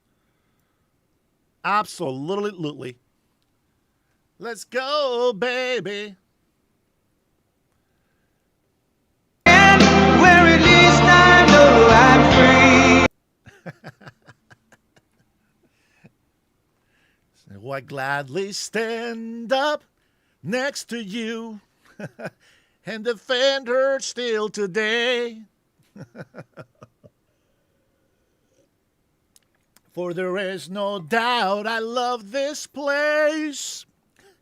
God bless the USA. Man, I just like to torture all my libtards with my horrible singing. Oh, man. Good timing, man. Good timing.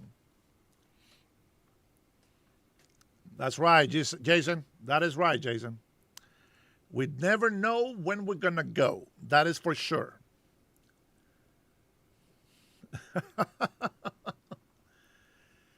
Let's see. Define the term and why you find it threatening. I don't know what the hell you're talking about. Hamrand.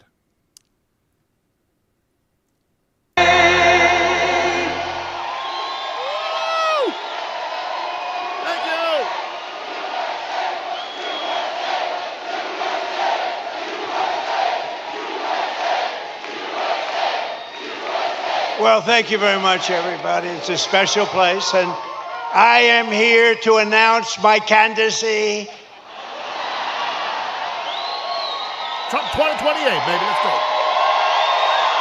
He's messing with you. I'm only kidding. Nah, boy, I tell you what a group. We have thousands of people outside on a weekday. The weather's nice, but we're in Marietta. We're in Atlanta, right by it. And I just want to thank everybody. Those are places, we had a tremendous victory here. And it was a big, beautiful victory. We won by a lot. And we have some great candidates running. They got to win by a lot. Otherwise, we're going communist. I don't think anybody wants that. We're not going to do that. But I'm thrilled to be back in the great state of Georgia with thousands of proud, hardworking American patriots. That's what you are. And with your help in 2024, we earned more votes than any candidate in Georgia history. There's never been anything like it. And when I say that, I have to be careful because look at all the fake news back there. They will correct me. They will say, he said he earned more. If I was 2 votes short, they would say, he's lying, he's lying. They are sick individuals. They're the fake news.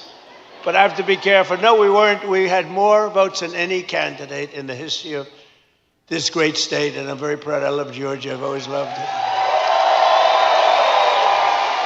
And every day since, I've been fighting for the people of Georgia like no president has ever fought before. You're doing well, too. We're going to keep it that way. And 18 months ago, you were in trouble. Our country was in trouble, frankly. It was a catastrophe what was happening. Sleepy Joe Biden and the radical left Democrats, they're Democrats, D-U-M, Democrats, created the worst inflation in 48 years. Scott Bessent, was it the worst inflation in 48? Now, if Scott doesn't have credibility, nobody does, okay? He said it's the worst, and it was. It was actually, I think it was beyond 48 years, but 48 years is good enough. Wide open borders with millions of people, even from the world's worst prisons from all over the world. They were pouring into our country. All over the globe they came, prisons and gang members, drug dealers, child predators, and 11,888 murderers, many of whom committed more than one murder. More than 50% committed more than one murder. We had transgender for everybody. Men and women's sports came ravaging through our cities. And the whole world was laughing at us. We were a joke all over the world, but not anymore. They're not laughing. They're not laughing.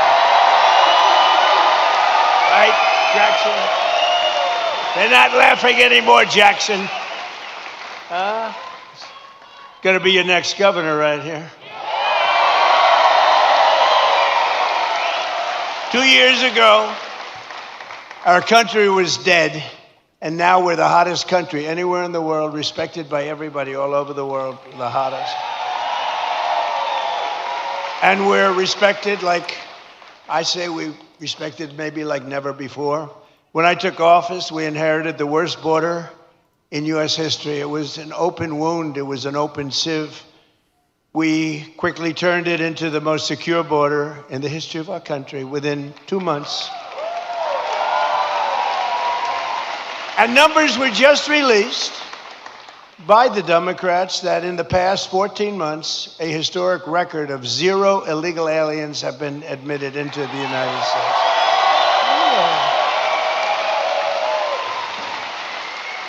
And now our crime numbers are among the lowest they've ever been. It's plummeting downward, and nobody's ever seen anything like it. Nationwide crime has been the lowest numbers that we've had in many, many decades.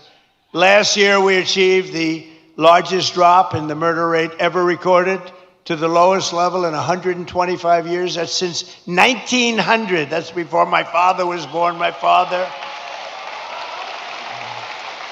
Before my father was born, think of it, from the year 1900, lowest murder rate and that's despite the fact that we had millions of people poured into our country who were, in many cases, very, very dangerous people.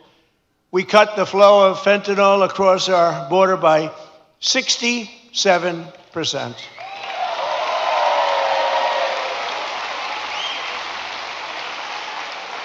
And drugs coming in by ocean, sea, by water was cut 97%. We're trying to figure out who the 3% are because they are among the bravest people anywhere in the world. You've seen that. They are the bravest people in history, I believe. We're making the largest ever investment in the United States Armed Forces, and we've got the strongest and most powerful military anywhere in the world by far. There's nobody close. And I built it during my first term. I built our military. And as you know, they stupidly gave a lot of it away, but actually it was a lot, but it was small compared to what we built. But they gave a lot of it away to the Taliban, to Afghanistan. They gave it away. They said, take it. We're leaving. Let's leave brand new machines behind. Let's leave airplanes behind. I said to them, well, what if you just fly it out and we'll take it back, or we can even fly it back to the United States if you'd like. Sir, I think it's cheaper to leave it. Brand new planes. It was so sad. I saw what was happening. What a disgusting thing took place. But we then, as you know, we won Venezuela, which is now working with us to produce millions and millions of barrels of oil. We're getting along great with them. One day. And we've already paid for that operation many, many times over. We're taking tremendous amounts of oil, and they're taking tremendous amounts of oil. It's a partnership, in a sense. They're doing a great job. We're working together. And millions of barrels of oil is going to Houston and Louisiana, coming to you indirectly after it's refined. They're refining it there. But millions and millions of barrels of oil. And also, Venezuela is doing better than they've ever done before, too. The big oil companies are going in, and they're signing up. We have Chris Wright working on it, Doug Burgum working on it, Scott is working on them, and it's been incredible, actually. It's got serious oil. In fact, if you combine us and Venezuela, we have about 62% of the world's oil market. So we don't need straits. We don't need anything. We don't need the Hormuz Strait, but we do it because we have to do it, because we cannot let Iran have a nuclear weapon. It's very interesting.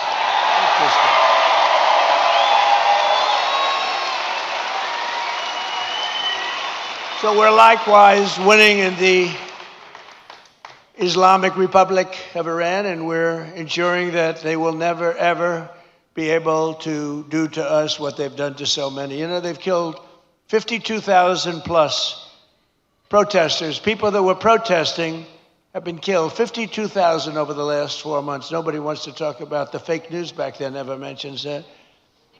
And I just left Dover Air Force Base, which is an incredible place, but oftentimes very sad, because that's when they bring the bodies of our great heroes, our great patriots, warriors. They bring them back to Dover. And I've been there many times before. This was in particular something very sad. I attended the dignified transfer ceremony for 4 great U.S. service members killed in the conflict with Iran. As they returned to American soil at Dover. And one of the families happened to be traveling to Georgia. Beautiful family, beautiful wife and husband and brother-in-law. And I said, I'm going to Georgia too. Where are you going? She says, well, after this, sir, they lost their beautiful son. We're going to Georgia. I said, so if you want, I'll give you a ride on Air Force One. And they said, wow. Wow.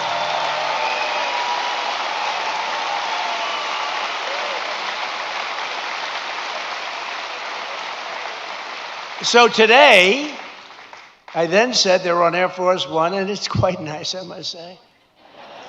And they said, wow, this is something, thank you so much. But they're heartbroken, you know, they're heartbroken. But they couldn't believe it. And they live very close to here. They live minutes away. And we're here today, and I said to them, celebrating the memory of their beautiful, this was a beautiful son. You know, I read, when I go to Dover, I read charts on all of the young people. And some are unbelievable. Some are a little bit, you know, they got a little bit of a couple of little bad things put in. This is a son who was like a flawless, perfect person. Beautiful, beautiful son. Handsome in every way. Brilliant, respected by everybody. His sheet read so beautifully, and I told them that their beloved son, and his name was Lieutenant Tyler Feehan, and he was a person that was going all the way. He was going to be a general. He would have been a general very quickly. He was heading in that path. But I just want to thank Tyler's mother, Sherry, his father, Stephen, and his uncle, David, great people. I got to know them a little bit on the plane, and standing there watching this sight, which is, it's very tough to watch, to be honest with you. Very tough. I think it's the toughest thing I do. Of anything I do all this stuff, but I think it's the toughest thing I do. But to Sherry and Stephen and David, we will carry Tyler's memory in our hearts forever. And I just want to thank you. It's an honor to have you here today. Please.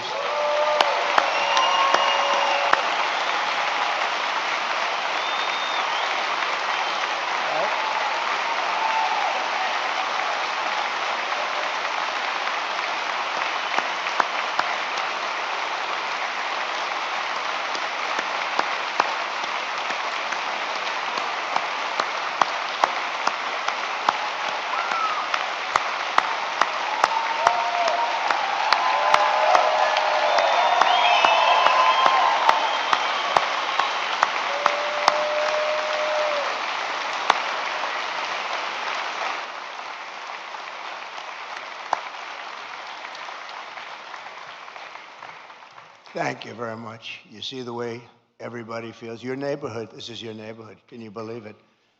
You see the way they feel. Thank you. Thank you, Sherry.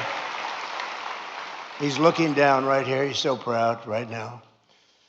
So together we're making our country safer and stronger and far more successful than it's ever been before. And that's happening before your very eyes.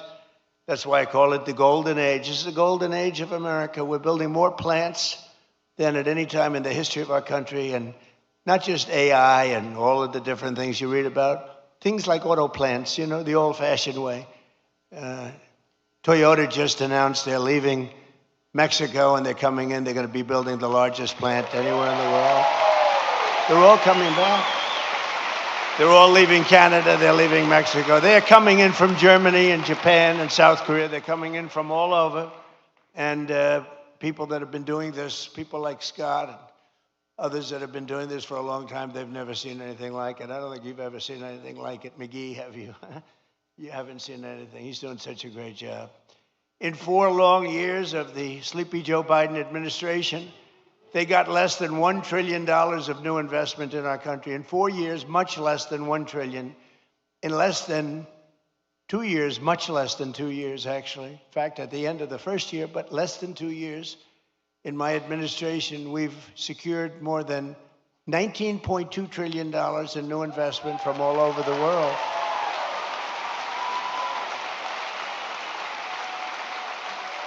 So think of that. So in 1 year, they did much less than $1 trillion of investment. We were losing this country, I'll tell you. And the welfare, you see all the theft that's going on. Guys are stealing $100 million. Some guy from the street steals $100 million.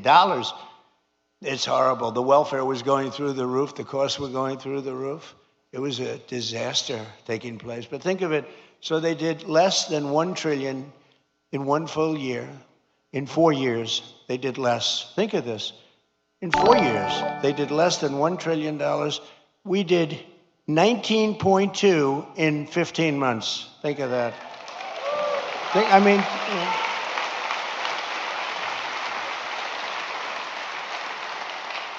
The pharmaceutical company, we're bringing our pharmaceuticals, we learned that through COVID, we're bringing the pharmaceuticals back.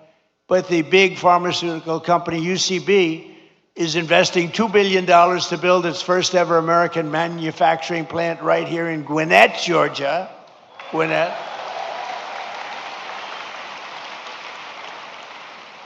Look at the front row Joes. I love these people. I love these people. I think there are about 283, I don't know what the hell they do. I think they make a lot of money too. I'm hearing they're very rich. They follow us. It's a rock concert, right? You have a good time, right? Thank you. They've been with me right from the beginning. How many have you done so far, do you think? 4, 5, 6, close to 1,000. It might be. You think he's kidding? It might be. Well, we love you. Thank you very much. We love you guys. Thank you. We have groups. We have a group from, I don't know if they're here, but we have a group from North Carolina, women, beautiful women. They follow us, and they're at 218, I think. 219, they come, and I always say, what the hell are your husbands saying about this? This is crazy. They're these beautiful women. I think they're sort of a wealthy family. I don't know what the hell's going on with them. But, you know, like the Front Row Joes, it's good. We have a lot of those groups. They're just great. They've been with us right from the beginning. And you know why they're with us? Because they love our country. That's why they're with us. It's really why they're with us. So, Japan is investing $600 million in a cutting-edge diamond processing facility, as you probably read this morning in your state. $600 million. Yamaha Motors is building its brand new U.S. headquarters in Kennesaw.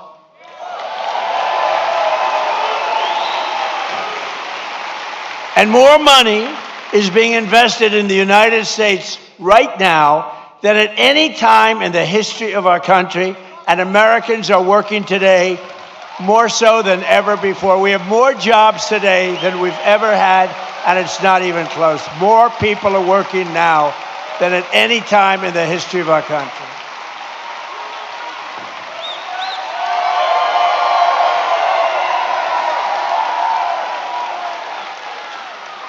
And the stock market has said, and that's with this skirmish we have going on. I call it a skirmish. This is with this skirmish we have with the Islamic Republic of Iran. And I call it that because, let me tell you, they're getting hit so hard. And they want to make a deal. But I say they're not ready to make a deal. Because every time they make a deal, they want to change it and everything. They're not ready. They'll be ready very soon. And this is despite this. It's going on. The stock market has hit 73 all-time highs since the election. Think of that. And the typical American's 401k is up by $34,000, setting records day after day. It's up by numbers that have never been seen before. So your 401ks, they always say, oh, the stock market. Stock market's very important. But I have people coming up to me that have 401ks. They said, you know, I was a disaster. My family wouldn't talk to me. They thought I was a total loser. And now I'm like, the one guy said, I feel like Warren Buffett. No, the markets are right through the roof. And it's a beautiful thing to watch, frankly. It's beautiful. What's brought families together. I mean, I told the story about a policeman in New York City. He said, my wife was really down on me because the 401k was a disaster. It wasn't moving. And you get elected, and it's she thinks I'm the most brilliant financial mind in the world now. She loves me much more than she did. She's close, but you should never love for that reason. Remember that, please. And while the stock market is skyrocketing way up, inflation is way down. We're coming way down. And last week, it was announced just last week that inflation dropped by the largest amount in more than 6 years, because we're doing it right. We're running the country properly. And they tried to blame high prices on me. So think of it. When I inherited this thing on January 20th, we had the highest inflation in many, many years, 48 years, they say. I say maybe ever. This is what I inherited. And when I had nothing to do with it, I walk into office, I have a press conference first or second day, and they're screaming at me, what are you going to do about high prices? Right? What are you going to do? I said, I just got here. What are we talking about? Tell me. Eggs have gone up 4 times. 4 times. I said, I just got here. Give me a break. They did. They hit me with the eggs then. You remember that? Kelly, you remember I got hit with the eggs. First day, first press conference, nice friendly press conference. You know, they treat me so nicely. What are you going to do about the prices? And they said, they used the word, first time I heard it, It was a word, made up by the Democrats. Affordability. They said, affordability. I said, I've been here one day. Don't worry, I'll take care of it. And we're taking care of it, we're taking good care of it. They had the highest prices. They had the highest prices. In fact, with the eggs, we have an Easter egg hunt like a few months after this, and they said, don't order eggs, sir, because they're so expensive. Use plastic eggs. They wanted me to give the kids. I said, nope, we're going to get it done. And we did a great job. Our Secretary of Agriculture did a great job, and we got the price now of eggs is lower than it was when we started, right? And many other things, too. And oil will be coming, it's going to be tumbling down. It was 3 weeks ago. They thought we had a deal. I said, I don't think we have a deal with these guys. They break every deal they make. But I said, but people thought the geniuses on Wall Street, they came down, really down, and goes back up a little bit. But it's going to come down maybe lower than when we even started. But just give me a little time. I always say, I said to the farmers, give me a little time, and look how we're doing with the farmers. What's going on with the farms and everything. This country is rocking and rolling. So every day we're fighting to put more money back in the pockets of the hardworking American families. And that's why, with the help of our incredible Republican majorities in Congress, we've done so much. I proudly signed the great, big, beautiful bill delivering the largest tax cuts in American history. Largest in American history. And we did big ones first. We had the best economy in history in my first term. A lot of people don't, because we had a COVID period all over the world.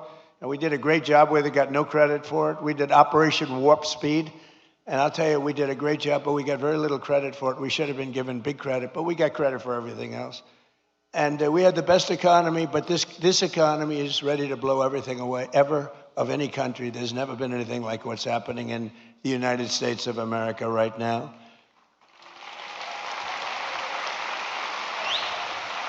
So I just want you to remember that if you're paying a little bit more, a lot of it's come down now. We got it coming down very rapidly, actually. Look at the number just released.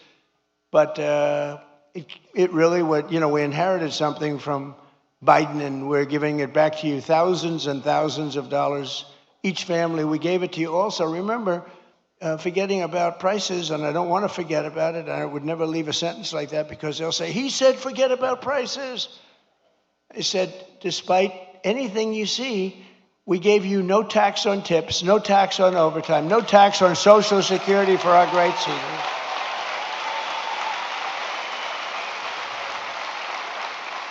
We gave you something that nobody ever thought of. This was my idea. I said, give people a deduction if they buy a car only that's made in America. Give them a deduction. They go out, borrow money. They're allowed to get a deduction.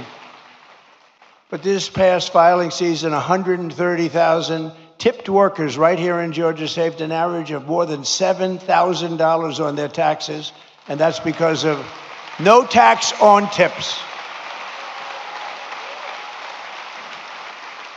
We're building a tremendous military facility at the White House. It's a ballroom, but it's also a big military facility, a drone port on top, and tremendous things underneath. And they've been working hard, a lot of overtime. They work till 11 o'clock in the evening, almost every evening, 11:30. They get there at 6 o'clock in the morning. They're really working. And the other day I went over to them and I said, gather together. And I had, hundreds of workers, very big thing it is. Beautiful. It's going to be incredible. It's an incredible project. It's a contribution to the United States of America by very wealthy people and very wealthy companies. It didn't cost this country. But what happened is I said to all the workers, it was a Sunday and they were working on a Sunday. Maybe they shouldn't. Maybe they should be in church. I don't know. I'll get them in trouble. But they were working on Sunday, and I said, remember this, no tax on overtime, all the overtime they're making. And they gave me a big cheer. No tax on overtime. As an example, 700,000 Georgia workers saved an average of over $3,000 thanks to no tax on overtime. And 500,000 Georgia seniors paid $0 on their Social Security benefits thanks to no tax on Social Security. But perhaps most consequential of all is the provision that the great big beautiful bill that we're celebrating today. It's something that's beautiful. It's beautiful because it takes care of our youth. It's called the Trump accounts, and it's hot as a pistol. It's hot as a pistol. And under this groundbreaking new policy, every American child gets a tax-free investment savings account that can grow over the course of their childhood and be used for them when they reach 18 or 21. Their parents, grandparents, employers, and loved ones can contribute up to $5,000 a year. And with the modest contribution, these accounts will reach hundreds of thousands of dollars for these young people by the time they get to, let's say 18, let's say 21. But by the time they're just young adults, they could be worth hundreds of thousands of dollars, most likely will be. And for decades, Washington politicians gave our children absolutely nothing but debt. But the Trump accounts, we're finally seeing and ensuring that every young American gets a great start in life and a really fair shot at the American dream, which is what we all want. They all aspire to that.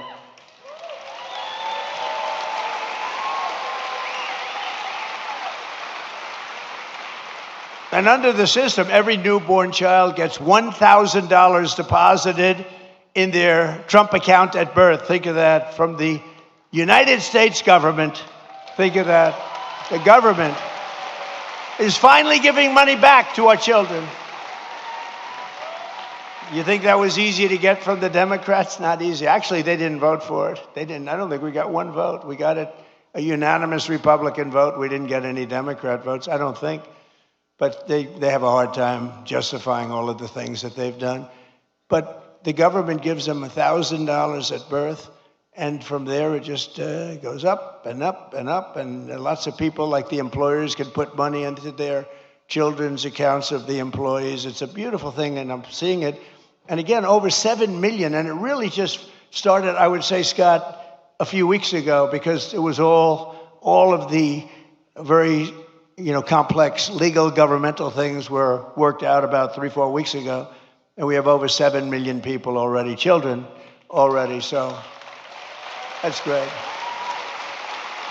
And I want to just tell you that generous individuals like Michael and Susan Dell, Brad Gerstner, and so many others have donated billions of dollars to fund Trump accounts for millions of children. Some people are going to take the children from states, the entire state. Like Gerstner is looking at the state of Indiana, where he contributes the money for, these are wealthy people, they've made a lot of money, they're putting it back. But Michael and Susan, they're two special, incredible people. As an example, donated $6.25 billion into the accounts for youth. They gave them for youth. Michael Dell, Susan Dell. $6.25 billion.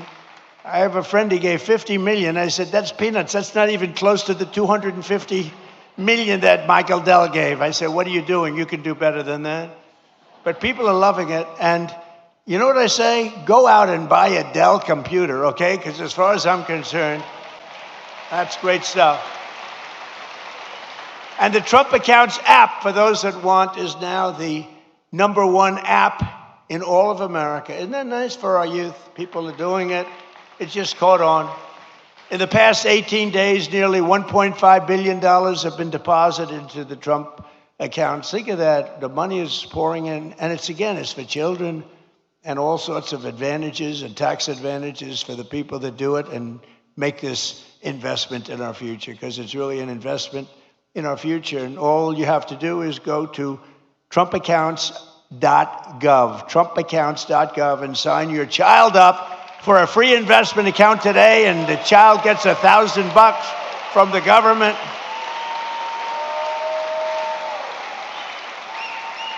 You think that was easy to do? That wasn't easy to do. Tell the Democrats you're giving everybody $1,000. But we're pleased to be joined by some of those incredible Georgia families benefiting from the Trump accounts, including Cole and Allison Loden and their 3-year-old beautiful child Ray, their 2-year-old Rex, and 3-month-old daughter Ren. And Cole and Allison met at Kennesaw State University, where he played football, and he was a cheerleader and a respected guy, good student. Now Cole is a project manager helping build data centers, and just this past April, they became the first home buyers. Cole and Allison bought their first home. So I just want to come up here for a second, Cole and Allison. Come up, say a few words, wherever you may be. Where are you? Come on up. Come on, don't worry about Secret Service.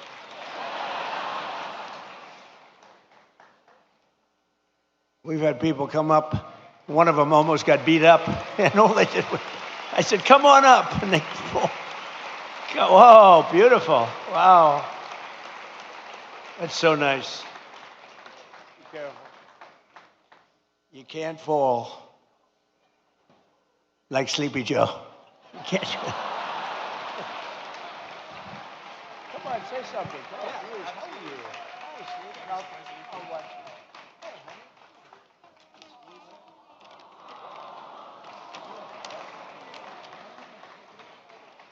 Thank you, Mr. President, and the White House staff for allowing my family to be a part of this special event. It is truly an honor. Thank you, Mr. President, and your administration for the hard work and commitment that that made the Trump account possible. As a father, it's encouraging to know that our children's future can begin with an investment from day one. To every eligible new parent, I encourage you to take advantage of this opportunity by opening a Trump account for your child and continuing to invest in it each and every year. Mr. President, thank you for your continued commitment to investing in American families. And on behalf of my wife and me, thank you for providing our children with a greater opportunity to pursue and achieve their American dream. Thank you, and God bless America.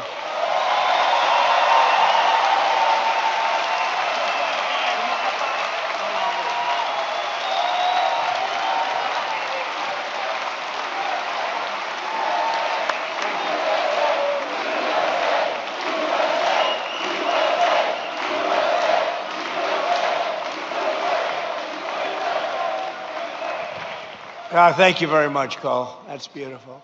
Also with us are Dean and Gabrielle Fungawing and their 4 children, Elise, Jude, Isaiah, and Talia, who also have been very proudly members of the Trump accounts. And Dean and Gabrielle are both entrepreneurs who believe in teaching their children the importance of self-reliance. And it's happening. You know, people are watching the market now. They're watching how are the stocks doing, how's it going, and they're only going up, it looks like, and we're going to keep it that way.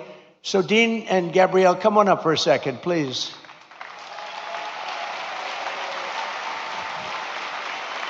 Wow. Wow.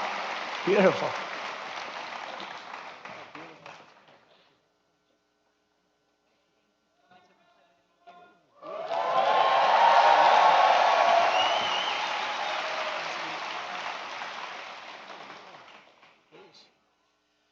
Well, Mr. President, thank you for this honor. My American story began when my parents brought our family from Suriname to this city in 1990. We attended local schools and college right here in Georgia. And in 2008, my wife and I lost our jobs just before learning we were expecting our first child. A friend taught me the appliance repair and service trade, and it changed our lives. Together, we built a company serving over 55,000 homes across the city. And then she fired me and made herself CEO. Later, I founded a technology startup, and that patented technology, along with our team, protects millions and millions of square feet of commercial real estate from water damage. Standing with me today are my wife and our 4 beautiful children. We opened Trump accounts for each of them, and because investing in the next generation strengthens the fabric of America. Thank you. Thank you, Mr. President, and God bless America, and God bless you. Are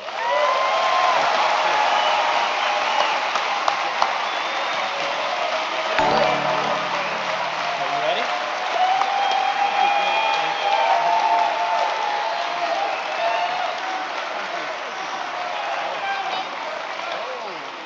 She made that for Kai.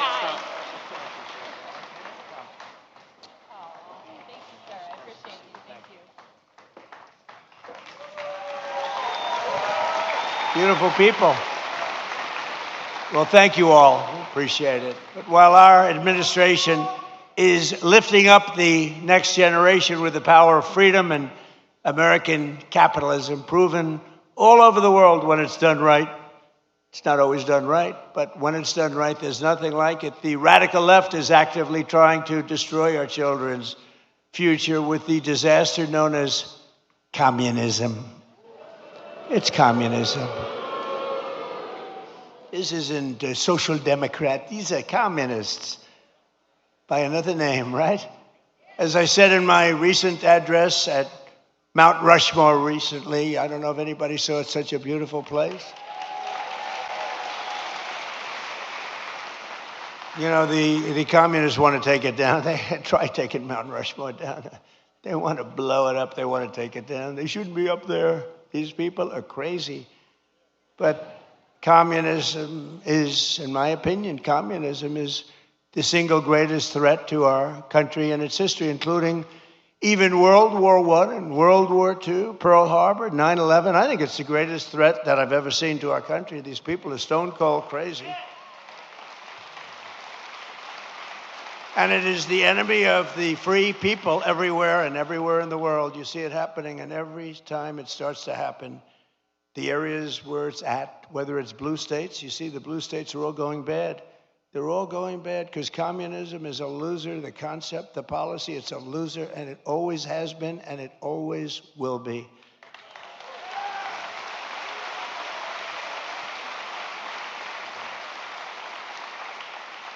And you know, they want to give everyone everything away. You want free rent, you want free house, you want to, what they don't say is that a year from now, there'll be absolute squalor, turmoil, and death.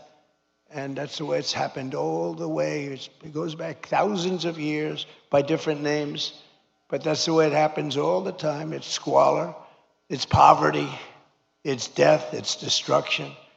And that's why we declare again today that the United States of America will never be a communist country.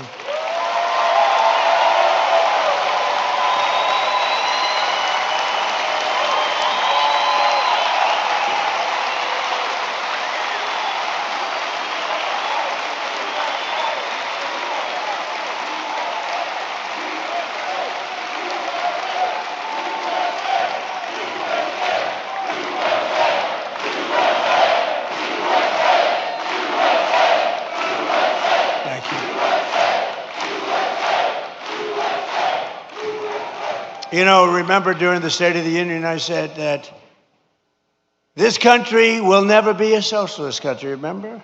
And I was right. They skipped socialism. They went right to communism. Georgia's a state that believes in common sense, and yet your terrible Senator, John Ossoff, he's terrible. And the Democrats in Congress are voting with the communists every single time. They're afraid of the communists. You look at it. Now, I fought Ossoff before, as you know, and we won. We had a great success against this guy. He reminds me of Pinky Herman. Did you ever see Pinky Herman? John Ossoff and the congressional Democrats voted against securing our border. They voted against our massive tax cuts that you have. They voted against the Trump accounts for your children. They want to raise your taxes by a lot, not lower them. We lowered your taxes. We gave you the greatest tax cut in the history of our country twice now. And they want to raise your taxes substantially. You know, I've been watching politics. I've been involved in politics in the other side, you know, for a long time. I've always found it interesting, fascinating, important. But I've never seen people say, ever, it's always politicians. I've watched great politicians. We will lower your taxes. They will always say, we will, even if they didn't mean it. They'd say, we will lower your taxes. These people say, we're going to raise your taxes. I've never heard it before. It's a new phenomena. It's a phenomenon. They voted against no tax on tips. They voted against no tax on overtime. They voted against no tax on Social Security for the seniors. They voted against voter ID. Can you believe that? Well, you saw what happened. They caught thousands of votes in New Jersey where illegal aliens were allowed to vote, thousands and thousands of votes. They voted in favor of the transgender mutilization of your children and in favor of men playing in women's sports. Isn't that lovely? They voted against lower energy prices, lower car prices, and bigger paychecks for everyone. They voted against every one of these things. John Ossoff and the Democrat communists want to let the Marxists into power, bankrupt your families, and leave you totally undefended with wide open borders. But we will not let that happen to our country. We're not going to let it happen. Right?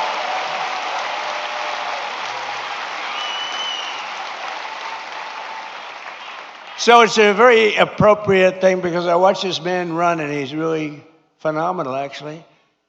Because I like the other side, too. I was a big fan of the other side, too. Two good men, frankly, but I watched him run and it was amazing what he was able to do. Very, very successful guy, and he decided he wanted to be governor because he thought he could do some really incredible things for this state, more so than have been done. And I'm very pleased to be joined today by a true champion for the people. He just won, Georgia business leader Rick Jackson, who I'm told has a big announcement to make. I don't know what this is. Come on up here, Rick.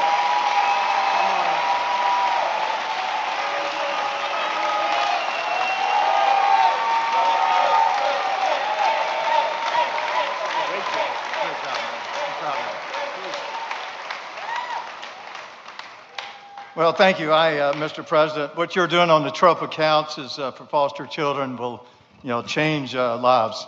I know because I said earlier that it changed my life when I got a $100 Christmas gift in an orphanage. That's why here in Georgia we should not stop with $1,000. I want to announce when I become governor, I'm going to push the state of Georgia to match the federal contribution with another $1,000.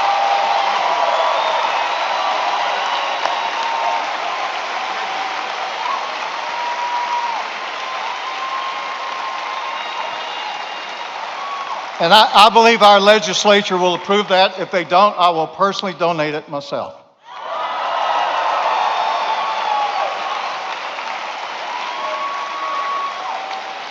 Mr. President, you're fighting for Georgians every day for the state and what you're doing to lower costs.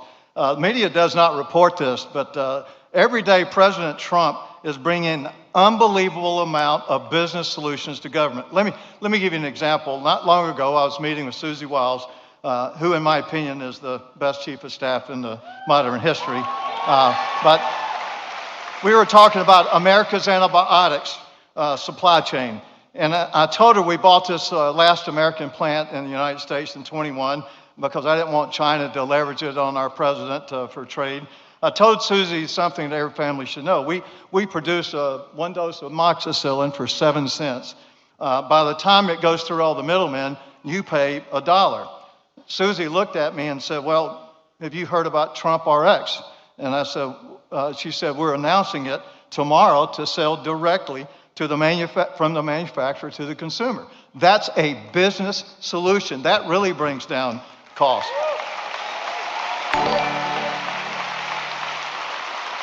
When we bought this manufacturer of antibiotics, we wanted to change the name to U.S. Antibiotics, which I thought was a good name. So it took the Biden administration 7 months to approve our bottle logo where it had been for the entire 35 years. Then last summer, we wanted to bring out for our kids amoxicillin extended release. Under the Trump administration, we applied to have a new drug that hadn't been here in 25 years. Under his administration, it was approved in 60 days. 60 days.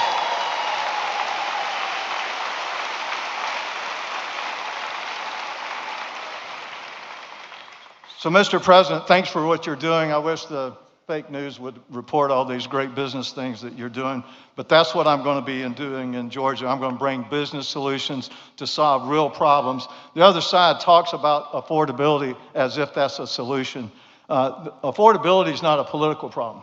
Affordability is a business problem. It requires business solutions, just like this man's been doing all his life.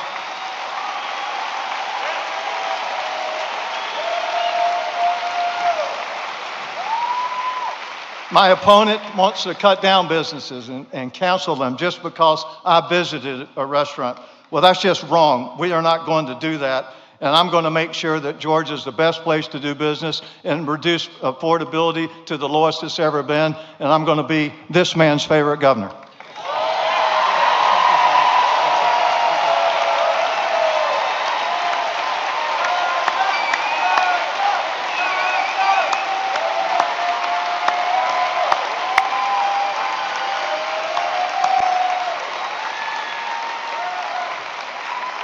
Wow.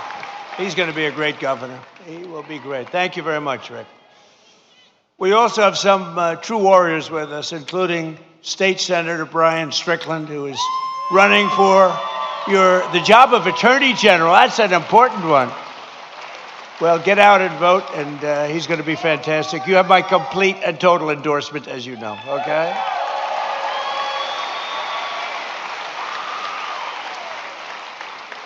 And State Senator Greg Dolzwall, and that he is a fantastic guy who's, as you know, running for lieutenant governor along with Rick.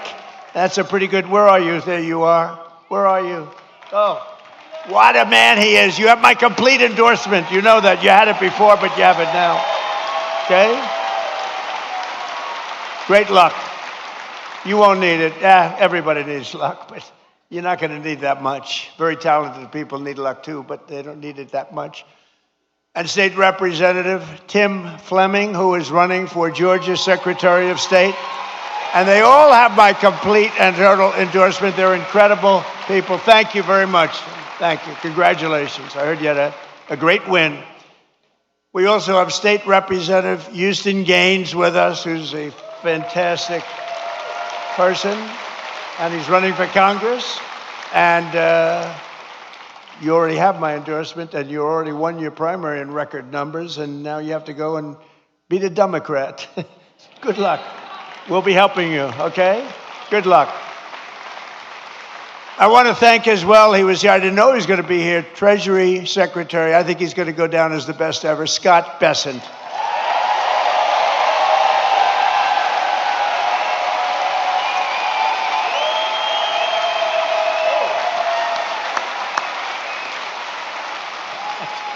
That's good, Scott. Don't make him too popular. I won't like him anymore. That's very good. Secretary of Education, a woman who's absolutely incredible. She's moving education back to the States, Linda McMahon. And she's phenomenal.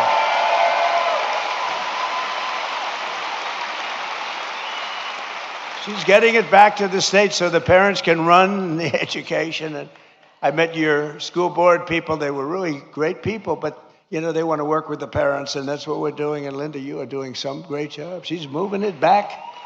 Not easy. Not easy. That's years and years of turmoil that went trying to do it. She just gets it done. This woman is incredible. Thank you very much. I appreciate it. Another great person and great administrator, a woman who's really smart. Everybody loves her. Everybody respects her. And she runs a thing called small business, but small business, when you add it all up, is probably bigger than any bank in the world, right? Kelly Loeffler, and you're here with Jeff. Jeff, stand up.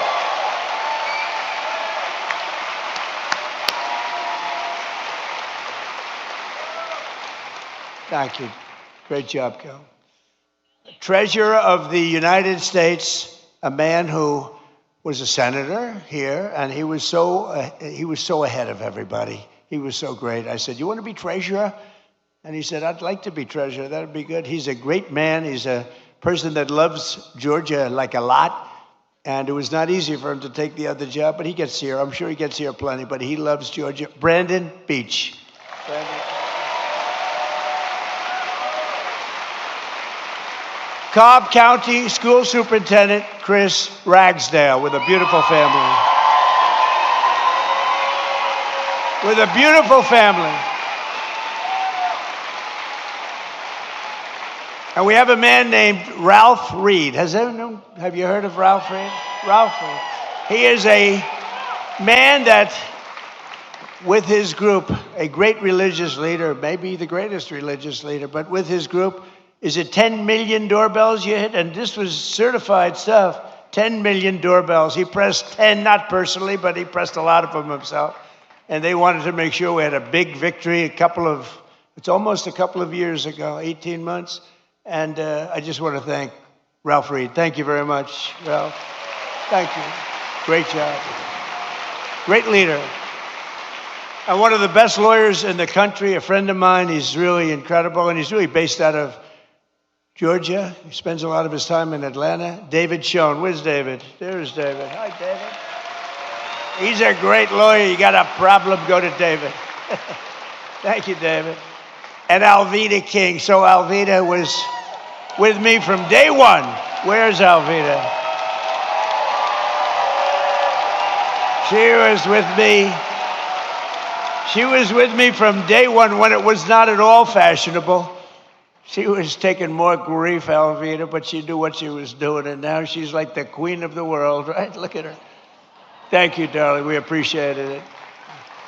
You always like those people when it wasn't fashionable, like Front Row Joe's. It wasn't fashionable, like the ladies from North Carolina, which maybe it wasn't fashionable. Well, they had a good time at least. But these are great people. Thank you all. Thank you all. Great group. And you guys get yourselves elected, please.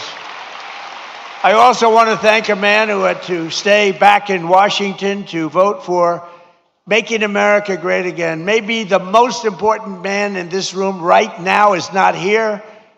His name is Mike Collins, and he's going to beat Pee Wee Herman.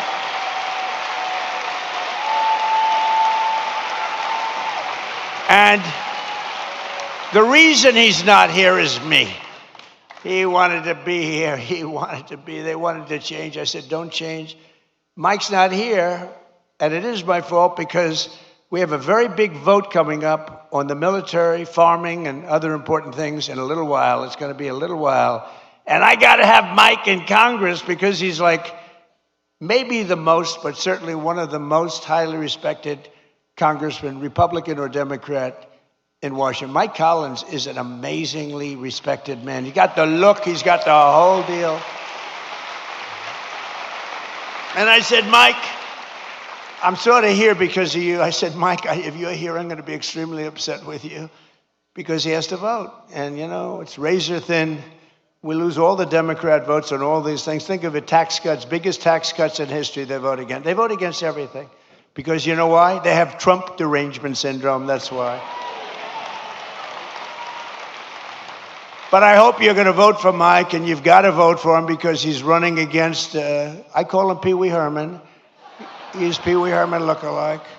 You know, I don't know, people don't know this, but I beat him once before as a congressional candidate. Does anybody know that? He ran for Congress a number of years ago.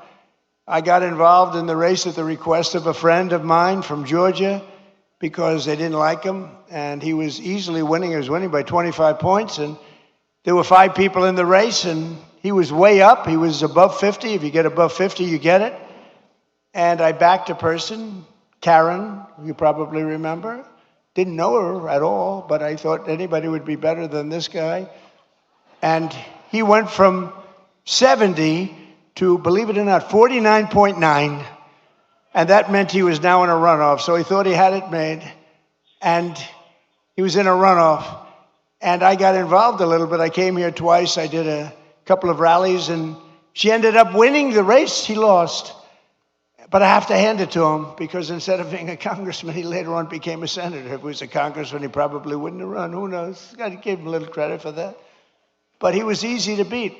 He wasn't. I can't believe that he's a senator and he's not respected at all in Washington. You don't even hear his name mentioned. You don't hear his name mentioned. I mean, I hear all the names. I hear all the bad ones and the good ones. I hear them all. But you don't hear his name mentioned. He's not even a factor.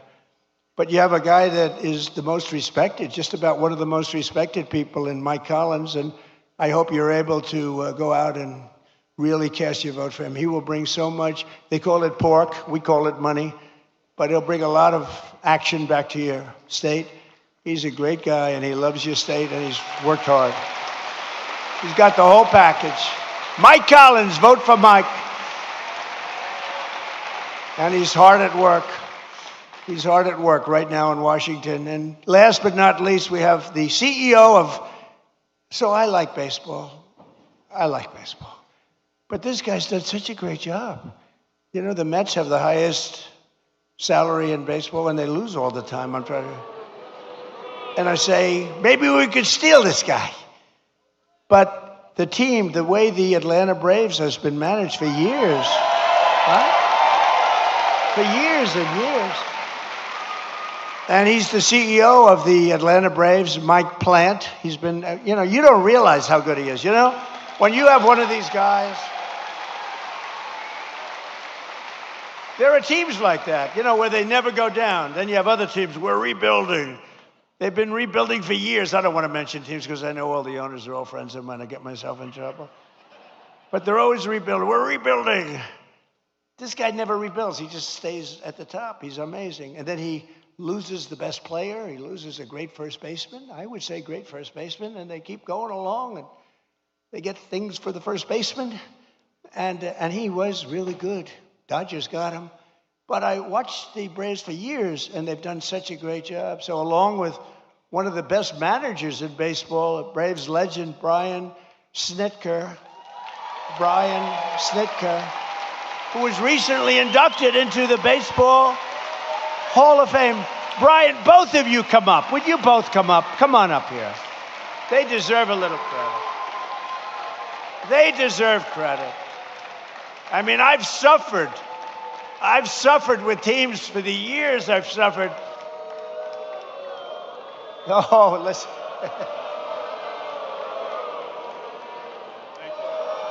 They say you're not allowed to do that. Do it.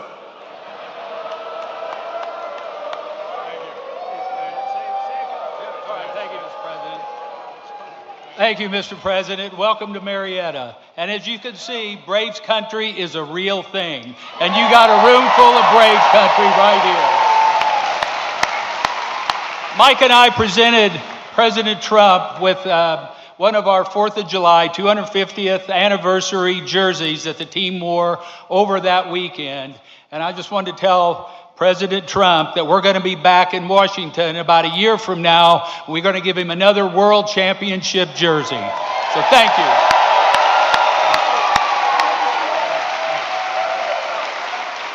Well said, Snit.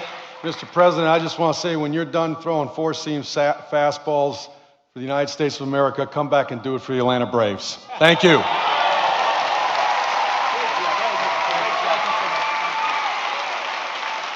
That's a great team. Those two are a great team. No, it's true. You watch you suffer with these teams for years and years. And these guys, every year, they have a great team. So that's called talent. Some people have it, some people don't. Most people don't. But under the Trump administration, Georgia is prospering again and America is winning again because we finally have a president who puts America first. We put America first. And I'm so proud of it, under my most favored nation, if you look at our policy on drugs, we have a most favored nation policy, meaning of all the nations in the world, we have to get the most favored price. And it wasn't easy, and I'm not going to bore you by saying I had to get other nations to approve it. And I did threaten them with tariffs if they didn't approve it. And I threatened the drug companies. I threatened everybody to get this done.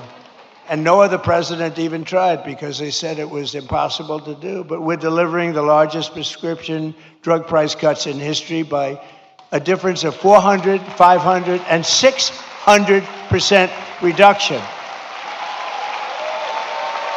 So for decades, Americans paid the highest price for prescription drugs anywhere in the world. We were the highest price anywhere in the world. And now we're paying the lowest price anywhere in the world. And that has a huge impact on your healthcare costs, really on everything. I'm very proud of it. Everybody said it couldn't be done. No other president even tried it because you had to get the drug companies, which is tough, but then you had to get the other nations to approve it, which is even tougher. So all you have to do now is go to TrumpRx.gov and you're going to get drugs for prices that you never believed. I mean, prices where they're 80%, 70%, 60%, 90% in one case I saw, lower. So go there and just get your drugs and at a minimum price them out and go to your store and see if they can match it, but I don't think anybody's going to match them. It's been amazing. Think of it, we went from the highest price 1 year ago, the highest priced drugs anywhere in the world, like the fat drug. It cost, think of it. Think of it. It cost $1,400 in New York, and in London it was $87. Okay, I told you I have a friend of mine, he's fat as, you never saw a guy like this. He's a very smart guy. Scott knows him very well. He's a great businessman, but highly neurotic, always eating. Eating, he does two things. He eats and he makes deals. And the eating he's not good at, other than quantity. But the making deals, he's very good. But he called me up because, I buy this fat drug. And now he calls me Mr. President. He used to call me Donnie. Donnie, I buy this fat drug. And in New York, I pay $1,400. And in London, I just paid $87. I said, you're so rich, how do you even know? He said, I don't know, my people told me that. And so he said, I went out and I had it checked. And it was from the same exact company, the same plant. It was actually made in the United States, the same everything. He said, what the hell kind of a deal? I'm paying like almost 10 times as much. I said, that's the system. But it really awoke in me, and I said, I got to do something about it because he's right. A pill that will sell for $10 in London or in Munich, $10, is selling for $100 or $120 for a pill in New York City or in Chicago, Los Angeles, or any other place. And I said, we got to do it. It's unfair. And I called up the drug companies, and they fought me, and then they said, you're right. They had all sorts of excuses. Well, we have to do research. I said, well, you're doing research for other countries too, right? So they finally gave in under very, very tough time for them. And then they said, and they gave in because they never thought I'd get the countries to do it. And I called up France. I started with Emmanuel Macron. I said, Emmanuel, you must raise your drug price. Oh, Donald, why would I do that? Because we're paying too high. And you're paying too low, and we're going to meet somewhere in the middle. No, Donald, I will not do that. Yes, you will. No, I won't, Donald. I will not do that, Donald. He said, yes, you will. And then finally he said, no. I said, here's what I'm going to do. I'm going to put a 200% tariff on every bottle of wine and champagne coming out of France. And he said, Scott was there, and he said, Donald, it would be my honor to do that. And we got France, so we got all of them the same way. That's too complicated. But we got it, and now we have favored nations, and we pay the lowest prices anywhere in the world from the highest prices. And that alone should win us the midterms, but it's not going to be that easy with the cheating and everything else that goes on. So make it too big to rig. Remember my statement, too big to rig, make it too big to rig, and watch those machines. Every day we're liberating our communities from the scourge of migrant crime. In nearby Clayton County, Georgia, federal law enforcement recently charged an illegal alien murderer from Mexico who shot a man in the torso and then shot another twice in the heart and the head. In Bullock County, ICE arrested an illegal alien who sexually assaulted an 11-year-old girl and held her 10-year-old sister at knife point for 1 week. John Ossoff and the Democrat communities, they voted to defund ICE and leave Georgia families at the mercy of the monstrous criminals that we're getting out of here. We're getting them out at record speed.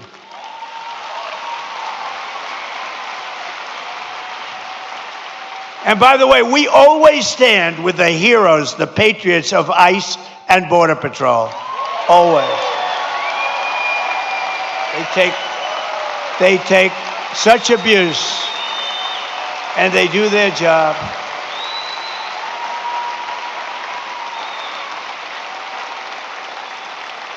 And our strong borders are really, it's a policy of helping to bring down the cost of living. It really is. It's under Biden, over 60% of the increase in housing rental The rental cost demand came from the flood of illegal aliens coming into our country. The government would pay thousands of dollars a month for apartments for illegal aliens, but for our warriors, for our ex-servicemen, for people that served in our military for 20 years and 25 years, and then they couldn't get into an apartment. They were living in the street. They didn't do anything, but they took care of illegal aliens, paying thousands of dollars a month in some of the most luxurious hotels in the country. It's crazy what they were doing. It's crazy.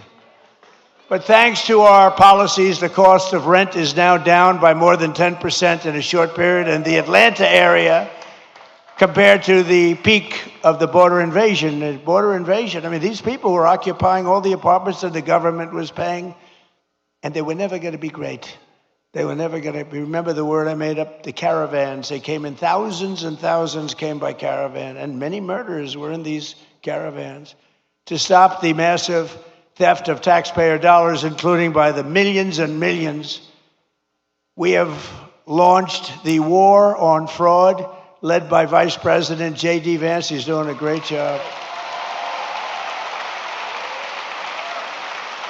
We ended Medicaid for illegal immigrants, and we redirected $50 billion to make the largest investment in rural health in the history of our country. You're getting hospitals built in areas just like this that the Democrats would never do it. Number one, they say that's Trump country. We're not going to do anything. They wouldn't spend because we did.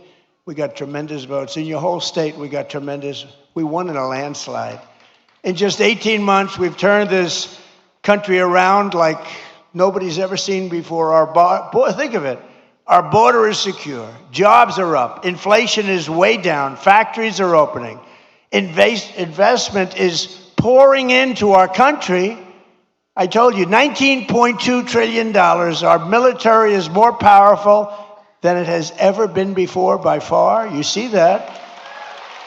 Venezuela, Iran. America is back. It's stronger than ever before. And I'm telling you, it's only going one way. It's going up. As long as we keep our current thinking, our current system, it's going up. If you go the other way, nothing ever succeeds. I made the statement once, with communism, everything turns to shit, okay? It's true. Terrible thing. It's true. My wife hates it when I do that. She said, you were doing so nicely, and then you had to use a foul word. You know, Franklin Graham wrote me a letter. President Trump, I love your speeches. I think they're great. But, sir, if you wouldn't use foul language, the speeches would even be better. And I wrote him back. I said, actually, frankly, they wouldn't, you know. Because there's like no word that can replace that word with respect to the subject matter that we're talking about, right? But that's all right. But I try hard. I try hard to keep them clean. But it's true. With communism, everything turns. With the help of our Republican majorities in Congress, we will crush violent crime, impose harsh new penalties for dangerous repeat offenders, crack down on Marxist proxy. Oh, these prosecutors are so bad. They're so evil, what they do. And the rogue judges, you don't have a chance in front of these people. If Obama puts in a judge, I don't care how good your case is, you barely have a chance of victory. And nobody suffers it like I do. I get an Obama judge. First thing, who appointed the judge? Barack Hussein Obama. Oh, that's a problem.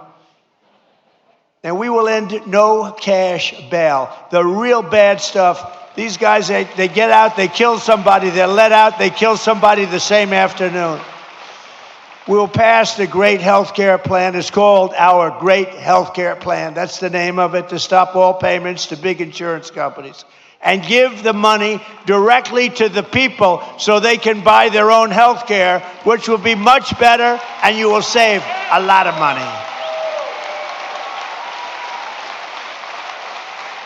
Because as you see, Obamacare is a total disaster. It's been a disaster. It's gone up through the roof. It's a total disaster. We want to spend the money. We want to give you the money directly. Buy your own health care. What's happening is these insurance companies take in billions and billions of dollars, and they don't give a damn about you. And you go out and you get crummy health care, at a price that's unaffordable. So we want to give you the money, and you spend the money, and you go around and negotiate. You're going to have money left over. It's so much better, and you're going to have much better health care. And finally, we have to pass the Save America Act to defend American elections.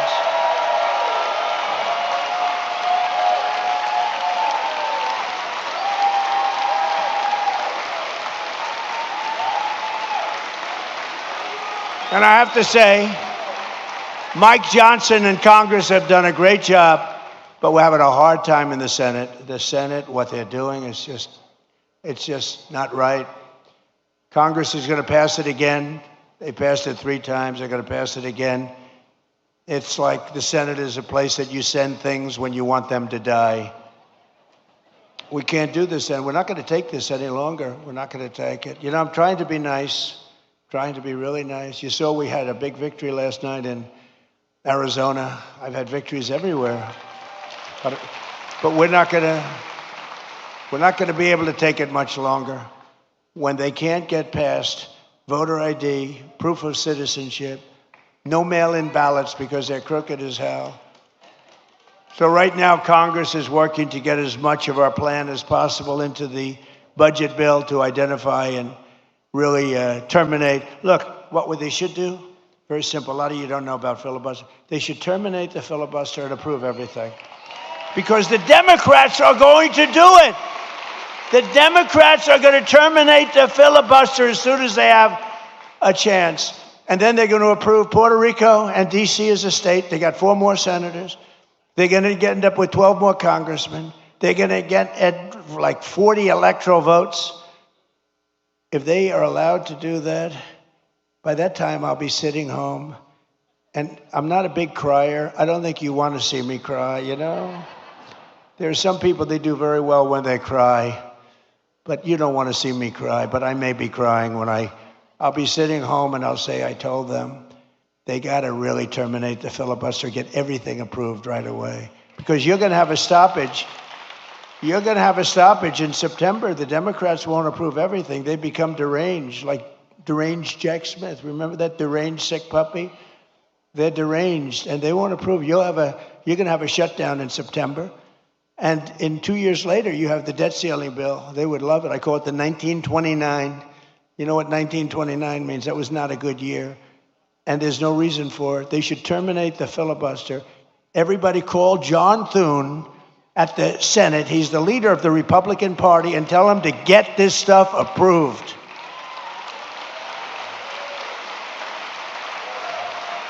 So we're fighting so that all voters must show voter ID. We're fighting so that all voters must provide proof of citizenship, okay? And also the no mail-in ballots, very important. And we're doing exceptions for illness, disability, military deployment, travel. If you're away and you have problems, we'll be very easy on that. Look, if you're away, if you're in the military, you want to vote, we want you to vote.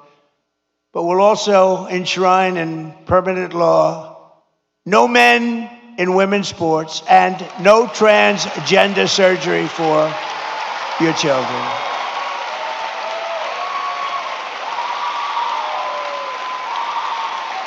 So, ladies and gentlemen of Georgia, the golden age of America is upon us. We are in the golden age. This is the greatest we'll ever be.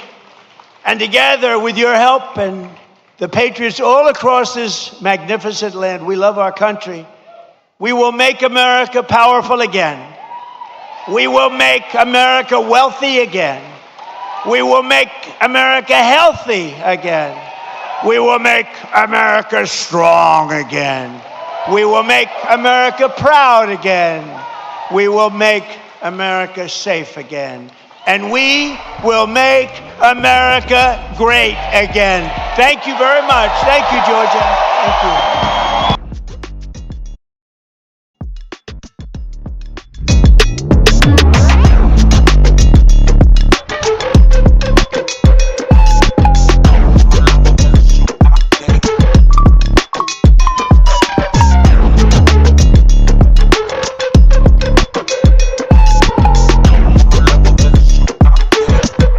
Is he here, kid?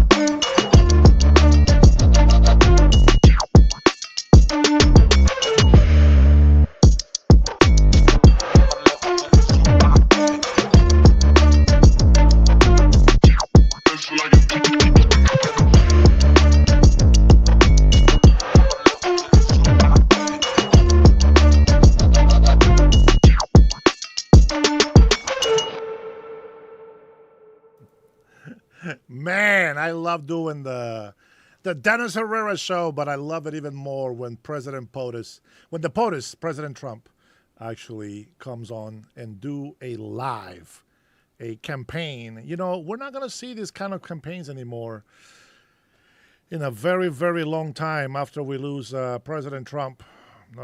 Nobody lives forever. Nobody lives forever. And I am going to appreciate President Trump for everything that he has done for this country. He doesn't necessarily have to do anything directly for me, but he has done a lot for this country. With that being said, we continue going to our regular podcast of the day. It is 1:52 approximately in the afternoon here in the Pacific Northwest, Seattle, Washington.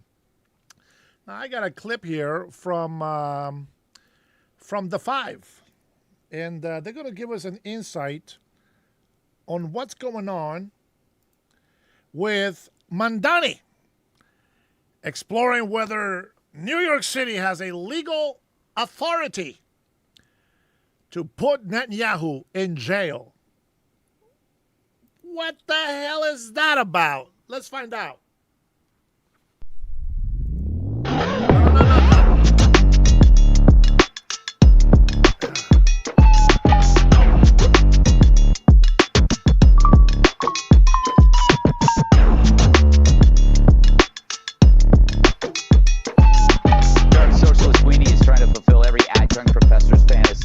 Mayor Mamdani says he's exploring whether New York City has legal authority to arrest Israeli Prime Minister Benjamin Netanyahu if he attends the UN General Assembly this September, calling him a war criminal who belongs in the Hague.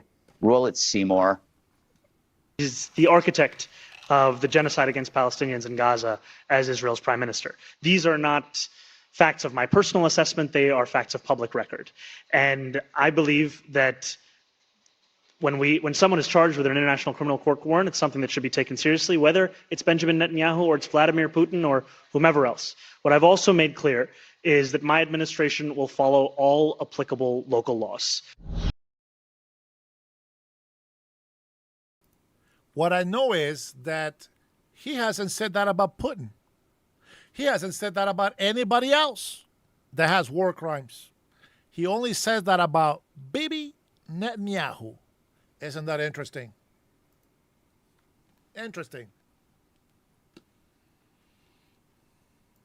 So this is something, Dana, that I don't think the Democrats do enough of, which is repudiating this myth about genocide, which has been repeated over and over and over again, and nobody, like, they're too scared. It's a myth. Yes, but they see it as fact, and they're acting upon it. And then, of course, he says, and it's reputable sources. Like, yes, please, tell us who, we can see that. please. The other thing is, it's once again showing how a politician like Mayor Z will make a promise to his voters that he can't keep, that he knows, I would imagine he knows, that the courts are going to reject it. He's not allowed to arrest Bibi Netanyahu. And then what he'll do, instead of saying he was wrong about that, he'll blame the courts. Yeah. And then in the next press conference, he'll decry the loss of trust in our institutions. And it's like a pattern, and then they do it over and over again. It happens on the right as well. The other thing is that one of his staffers just tried to reach out to the Iranians to have a meeting. Huge red flag. Not allowed. You cannot do that. The local governments do not deal with that. The federal government does. And she was given the brushback. Treasonous, death penalty. Jessica. Wow. I get it. You don't like Netanyahu either. We've talked about this. But how does this help the citizens of New York? This is clearly a way for Mamdani to get on the global stage. And he's exploiting this, like, anti-Israel rhetoric. He's not helping anybody. Well, it is a fantasy land one, even more so than some of the policies, because he actually did manage to freeze the rent. He sacked the rent board. and the one who didn't want it ended up quitting, but that was achievable. Now rents are up everywhere across the city. Great outcome. Congratulations, Mr. Mayor. But there have been many world leaders who the ICC has ruled a war criminal who have come to New York for UNGA, and they go and they speak and they go out to dinner and they do everything that they were going to do beforehand, and it's fine. Mamdani did a long interview with Lulu Garcia-Navarro from the New York Times, and it was very hard hitting. I could not believe it. Wow. Well, the follow-ups. How could he manage it? I think she's being sarcastic, Jessica. I know. I was going to make a joke about his Voldemort voice, which was because he had a bad cough. But he also said when it comes to arresting Bibi or exploring all these avenues that he will be respectful as well of the UN. And the UN has made their policy clear, which is whoever we invite to come here, it's like they have a golden halo around them for the time that they are visiting for UNGA. So nothing's going to happen. Yeah, and again, we've been talking about this, Emily. You focus on the person, Netanyahu, and you don't get questioned about the data that you're offering. You don't have to engage in the conflict in the Middle East if you deem the person you're engaging with a war criminal. Of course. That's also why it's okay to attack ICE buildings and law enforcement, all the things. Guys, we live here. So let's talk about what the mayor and what this policy is doing. And let's point out and really bring to light his rampant hypocrisy that puts at risk all of us. So his quote about the International Criminal Court warrant is that when someone is charged with an ICC warrant, it's something that should be taken seriously. But yet he doesn't take seriously all of the warrants out for the illegal immigrants that are here in this town, walking the streets. So there have been many, and not enough time in the show for me to list specifics, murders, rapes, et cetera, of people with warrants out that this city didn't honor because of his directive. So just one, for example, after an illegal immigrant raped a woman in Queens at a La Quinta, then he was let out, he was arrested. There was an ICE warrant because of Mamdani, because of his executive orders, where he laughingly, by the way, says that a non-local law enforcement, like he basically is saying that the non-local law enforcement of ICE should be given no credo, but somehow ICC should. That guy was let out, and what did he do? Rape at night point another woman in Coney Island. And then his accomplice beat with a lead pipe her boyfriend who tried to intervene. Or what about the 20-year-old that there was a warrant out for his arrest and he murdered a 28-year-old here? Like, how many people have to die under this guy's watch that he ignores those warrants and somehow this fictitious ICC warrant, which is something we are not a party to, for a fictitious genocide, somehow all of a sudden matters to him. This mayor is a joke, a fraud, and an anti-Semite. Jesse, it feels like his core constituents are campus lifers and Rikers inmates. It's true. Columbia loves it, right? Yeah. So do the guys at Rikers. I'd like to see him try. Just to watch. Same here. Just to see the NYPD square off against the Israelis. I mean, that would be bad. I don't know. That would go down. No, they would be like, you're on your own, Mayor. Exactly. Isn't it funny how this guy and all the commies, they want to arrest Trump and Netanyahu and the landlords, but you whack a woman in the head with a bat in the subway and they're like, let him out. Let him out. He's black or he's insane. Who cares? They like political prisoners, right? The actual prisoners, they love. You know what a real crime against humanity is? 78 degrees during a heat wave. That is criminal. We should lock him up. We've talked about this. It's nationwide advice during a heat wave to keep your thermostat at 78, from Texas to New York. I haven't heard that before, and I don't like it. I want to stay cool in school. Just be the American. Just do the American way. Ignore them. How did he become mayor? That's what I want to know. Be sure to like and subscribe for all the Fox News latest on YouTube, and catch full shows streaming now on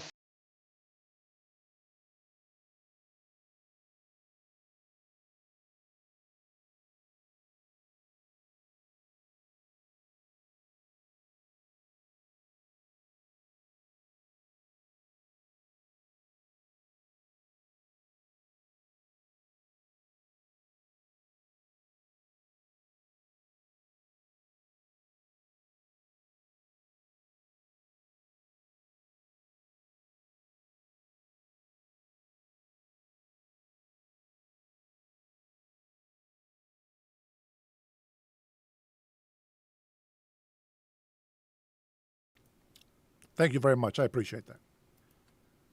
Let's go ahead and cover up. Let's listen to some of these war criminals, war crime charge leaders. Damn stupid audio guy. I'm telling you, man, if he wasn't a relative, I would have fired his ass a long time ago. Listen, Netanyahu uses starvation as a weapon, they say. Interesting. I remember Netanyahu sending tons of food and water supply to the Palestinians. And I also remember that Hamas and other terrorist gangs, were killing Palestinians for those supplies.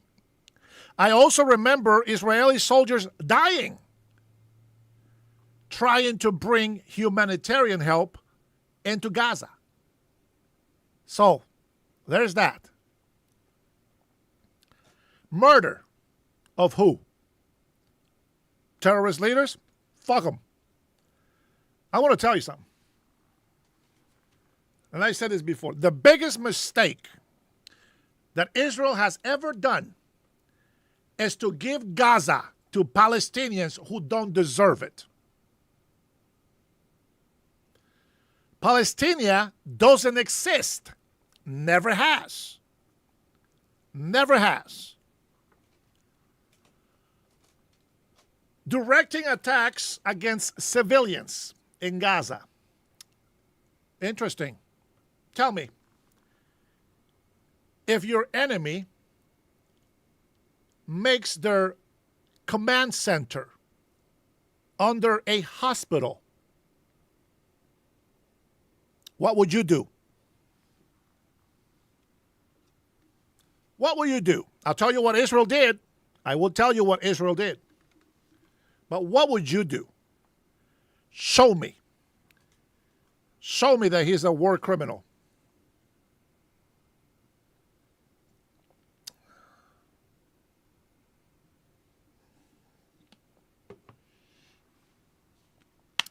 Go ahead. Come on, libtards. I mean, come on, people.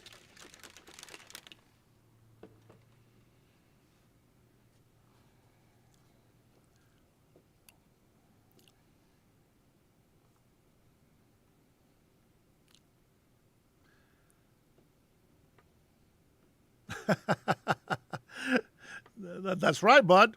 That's right. Bud Russell in the house with some facts.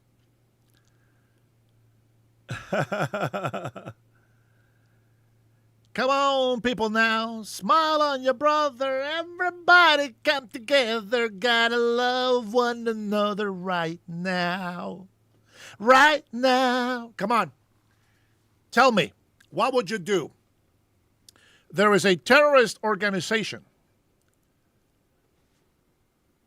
They have stolen the money, food supplies, first aid, all these things from the people.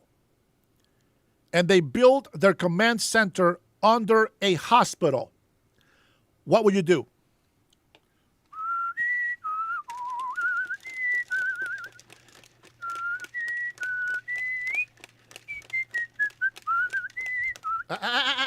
Hey. No insults. Give me your solution. This is your moment to shine. Give me your solution. Remember, October 7th happened.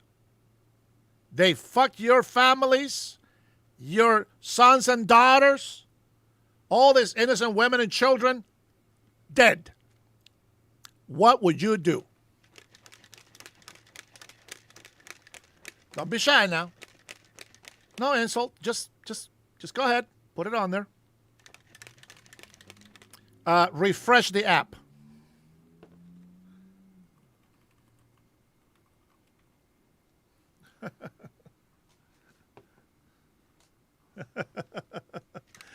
Yeah, I know. I can monitor my audio here. October 7th was allowed to happen. Now, give me an answer. What would you do? What would you do to kill your enemy? Any hospital, brother. Any hospital.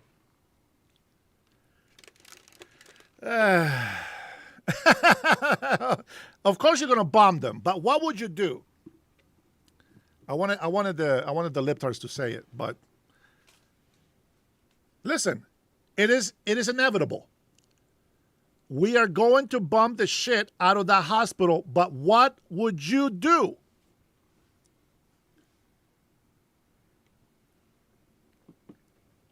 It is inevitable. We are going to bomb the shit out of it. It is inevitable. But what would you do? I bet you these libtards don't even have one common sense answer to that. Israel, you know, if Israel has nuclear weapons, you should respect them more. Because if they wanted to, they will obliterate your ass off the face of this earth. Isn't that crazy how people don't think with common sense? If Israel has weapons, nuclear weapons, and the reason why they don't want to say if they do or not is because if they say they don't, you know what I'm saying? There is no defense. But if they say they do, well, that's another story. So go on. Give me the answer. I'm looking for the answer. I know you guys can do it. Come on. Come on. You can do it. You can do it. Oh, Haberman, I don't care about your opinion. Somebody that's serious. Come on, tell me. We are going to destroy a command center of a terrorist who just activated our 9/11 here in New York. What would you do before you bump the shit out of them? I'm going to tell you something.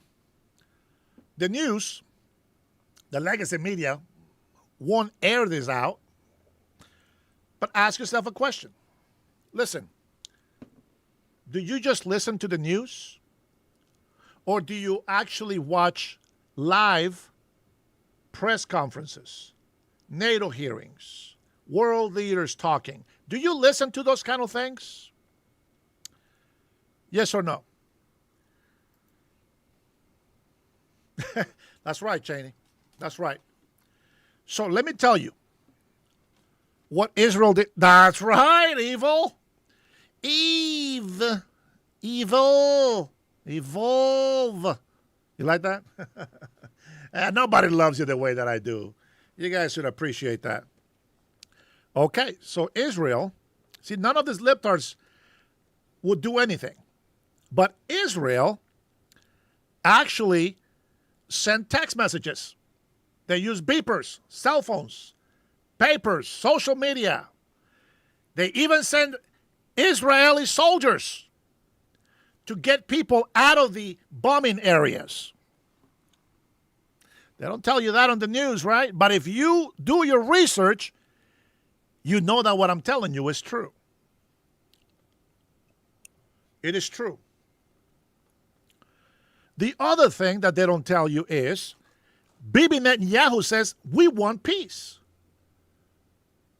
Stop bombing us. Stop hurting my people, and then I will stop destroying you. It's clear. The message is sent.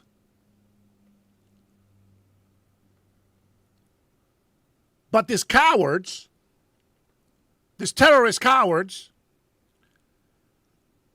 they use children and women to fight their wars. Now, women, well, you know, every country has female soldiers now. So it doesn't mean shit when you hear women now. Women are equal to men, so it doesn't matter anymore. But children, one of the things that these terrorists do is teach their children to hate Israel, to hate Jews, to hate Americans. And that's why you see them on my chat all the time. That's why you see them on here talking shit. They teach them to do all this.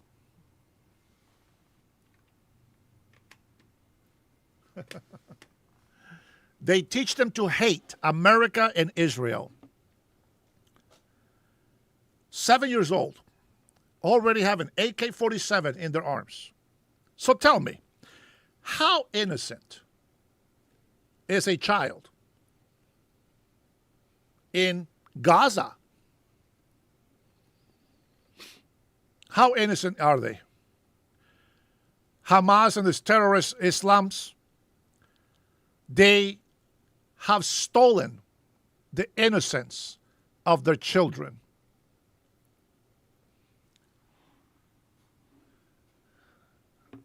Their leader. Let me see if I can play this clip for you again. So in case you missed it the first time. Let me see, do I still have it for first of all? Yeah, okay, I still have it. The leader, one of the leaders. I know some of you don't want to hear it, but we're going to say it anyway.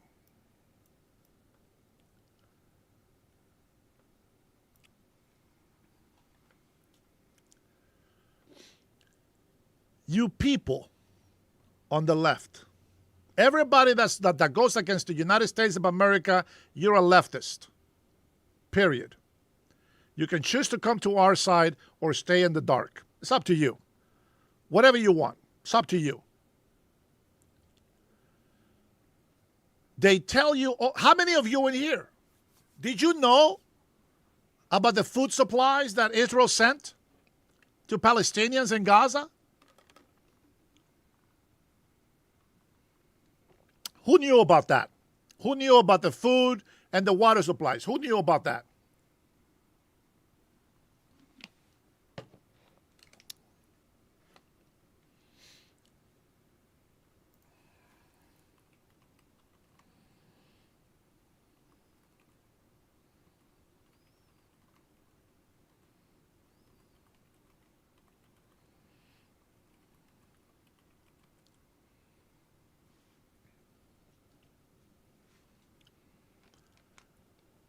Let's see, fake news, okay, yeah, millions, correct.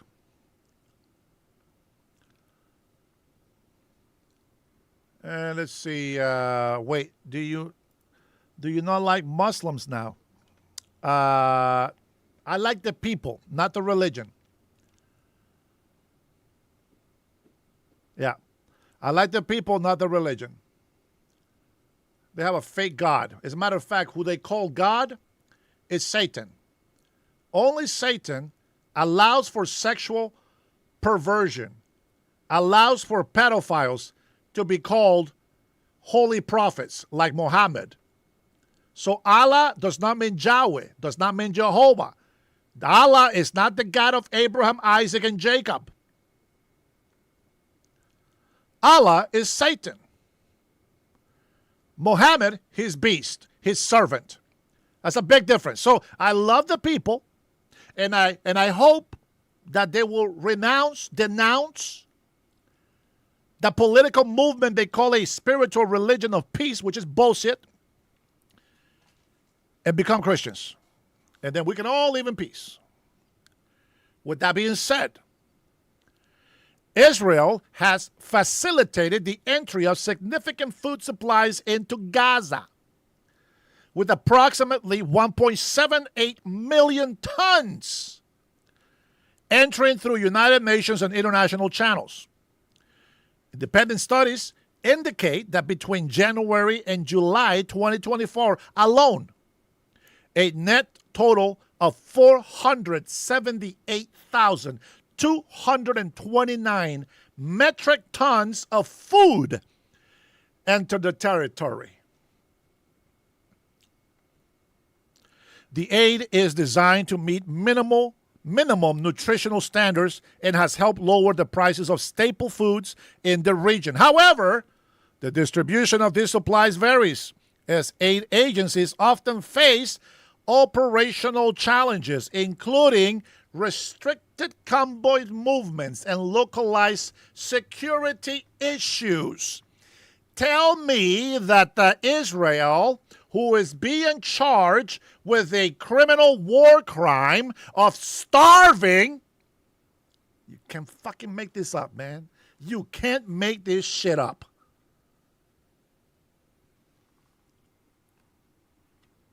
I'm going to tell you right now, every single country that has taken Hamas side and the terrorists, look what's happening to their Christian countries. Look what's happening to them. Spain, fucked. Italy, fucked. France, fucked. UK, fucked. All of these Christian nations are getting fucked because they chose to go against Israel. It is unbelievable that one nation will call themselves a Christian nation, and yet they turn their back on Israel. What the fuck is wrong with these people? You see what I'm saying? 1.78 million tons of food. And they say Israel, Bibi, Netanyahu, war crime by starvation. Are you fucking kidding me? Murder, killing innocent civilians. And what have they said about Hamas? Nothing. Not one peep. Not one peep. As a matter of fact, in New York, dumbass libtards wear the Hamas bandana, the Hamas ribbon, or whatever the hell you want to call that. And it says death to America. Unbelievable. I think President Trump should give him a pardon. President Trump should pardon Bibi Netanyahu, and all the sons of bitches need to shut the hell up. They give you numbers, and they say to you, oh, they have killed thousands of this, and thousands of that, and hundreds of this, and hundreds of that.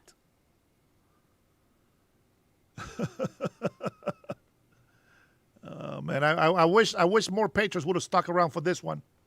But if you haven't watched this video, I'm going to show it to you right now. This is crazy. This is crazy.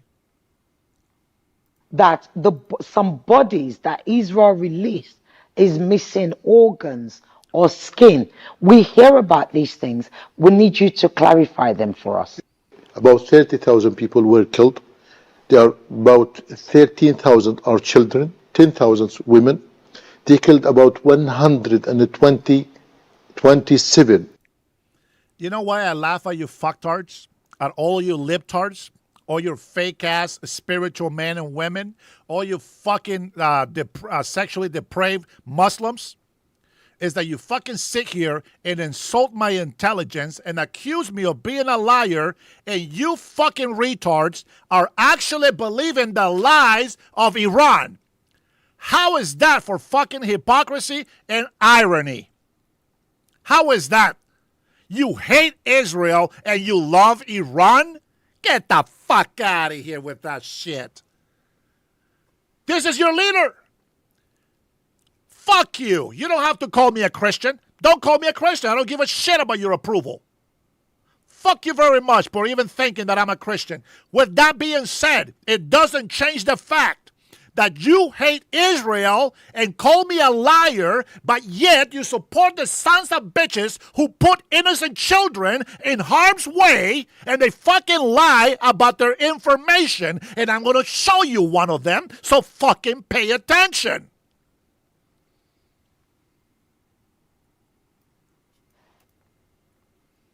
Is it true that some bodies that Israel released is missing organs or skin? We hear about these things. We need you to clarify them for us. About 30,000 people were killed. There are about 13,000 are children, 10,000 women. They killed about 127 journalists were killed on purpose. We have about 160 of the medical team, doctors and nurses. We have about 35 of the civil defense. You know, even the UNRWA, the United Nations, about 112 people were killed. And how many Hamas? And the resistance of the ground is very strong, and they are very solid. How many has been killed by Israel? Well, I don't know. How many Hamas cousin brigades have been killed? Till now, there is no. We heard about hundreds, thousands of people were killed every day. But we don't know. There are some people of Hamas, yes, were killed. Some of the Hamas brigades were killed. But I don't know what is the accurate number of Hamas fighters who were killed by the Israeli side. Because it is not easy to be there. The situation is there. It's an area of war. No one can count, can know, can make investigation. Is it true? Did you hear it? Did you hear it?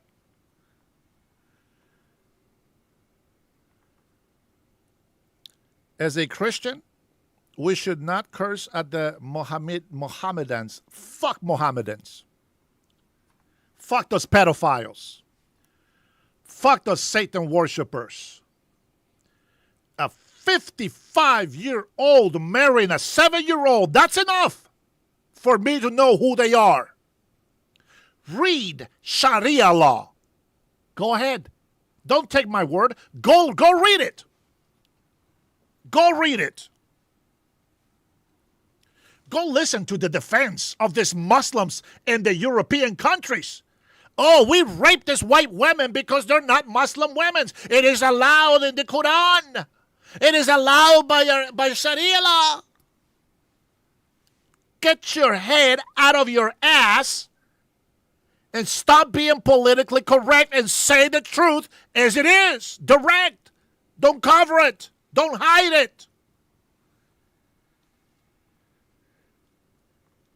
Woo! Man. It's hot in here. It's hot in. It's hot in here. All right. With that being said, I wanna share a sad story. I'm gonna try to put it up here on the screen so you can follow with me if you haven't actually seen this yet. But there was a Mexican tourist. Now, the way that CNN and the leftist media puts it out there, it's ICE agents kill a tourist. You guys seen that? Well, I'm going to go ahead and share with you an article from MSN. Well, the Associated Press is who actually made this article. Now, I have the monitor that I read off is right here to my right, so I'm going to look there. But I want you guys to look, okay, as I read. Here we go. A Mexican man killed after ICE encounter in Florida.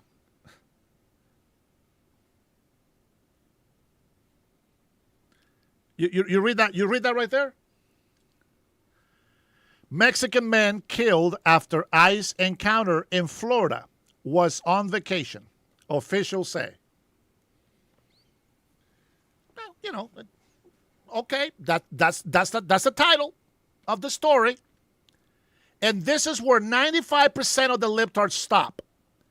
Fuck ICE. Fuck ICE. ICE, right? What do we read into it? Let's take a listen. Let's take a read. Here we go. This is the key takeaways. Fatal incident. Juan Jairo Coronilla Duran, a 28-year-old Mexican tourist, was killed by a tractor trailer after running from U.S. immigration officers in St. Augustine, Florida. Now, as I read that, it no longer says killed in an ICE incident. See, the title, Mexican man killed after ICE encounter in Florida, was actually on vacation. They say ICE encounter. Mexican man killed after ICE encounter. Just that right there. How does that make you feel? How does that make you feel? Be honest. Mexican man killed after ICE encounter in Florida. How does that make you feel? Pissed? Upset? It's horrible. And the retards, they run with it. They run with that right there. Oh, evil, right here. Let's get to the story. Oh, look at that, gas. $3.99 a gallon. For those of you that are paying $6 an hour, for a gallon, unbelievable. Here we go. Miami, a Mexican man who was struck and killed by a tractor trailer in Florida after running from federal immigration officers was vacationing in the United States and had a tourist visa, according to a Mexico official and a group assisting his wife. Now listen, if you are here with a tourist visa and ICE agents are coming after you, why run? Why run?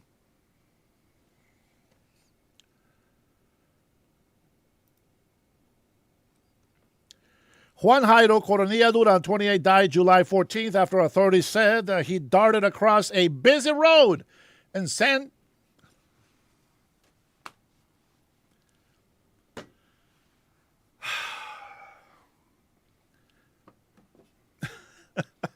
Rush, babe. Sis, help me. Help me, sis. He darted across a busy road in St. Augustine and into the path of a truck. But somehow, ICE agents are being blamed for this.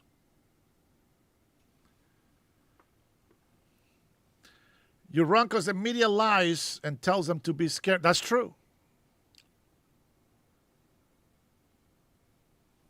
I'm just reading. His death was the third in roughly a week, involving encounters with ICE.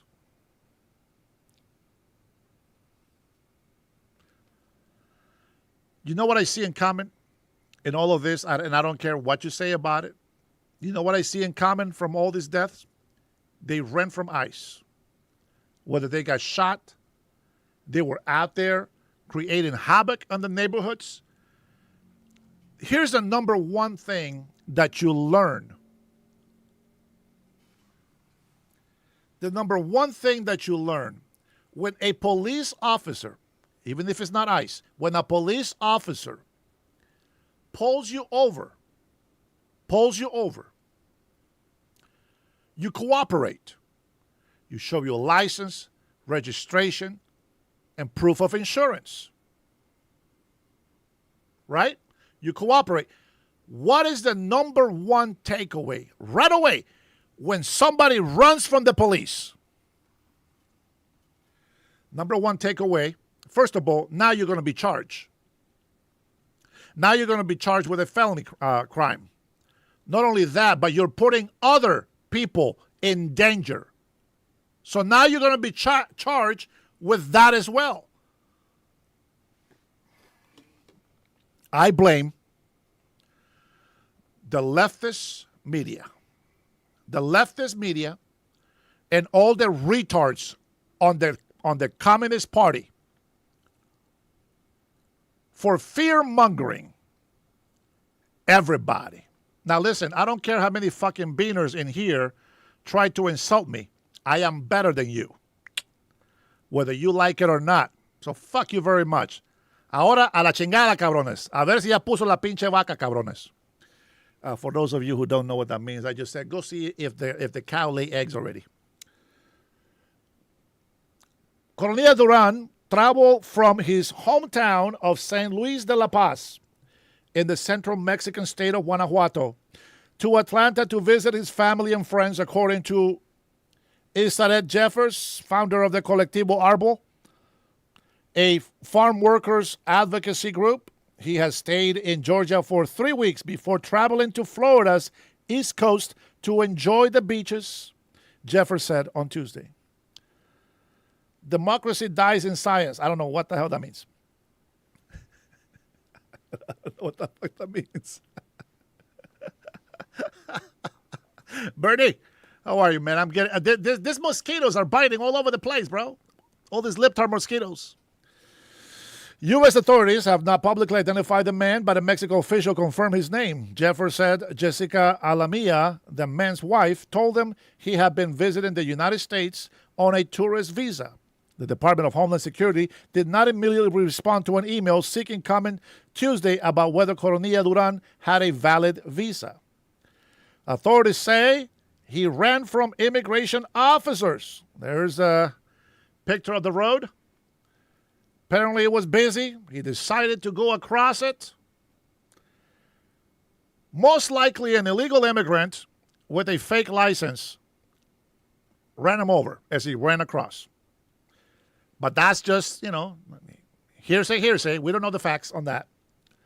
Rush Babe is over here making accusations.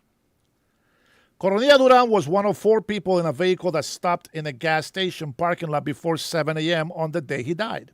The 4 fled on foot during an encounter with agents. Oh, wait a minute. That is interesting.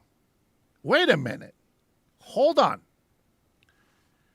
So, as we read the story, a Mexican man visiting Florida on a tourist visa died during an ICE encounter. Got it. It says the man ran across a busy highway and got struck. He got struck with a trailer. Okay. Question. Why is he running? If he's here on a tourist visa, why is he running? Why would ICE come after him? Well, here we are. Coronilla Duran was one of 4 people in a vehicle that stopped in a gas station parking lot before 7 a.m. on the day he died. So there was 3 other people involved with this guy. The 4 fled on foot during an encounter with agents from U.S. Immigration and Customs Enforcement and Homeland Security investigations. With one darting across a busy road into the path of the semi, the Florida Highway Patrol said.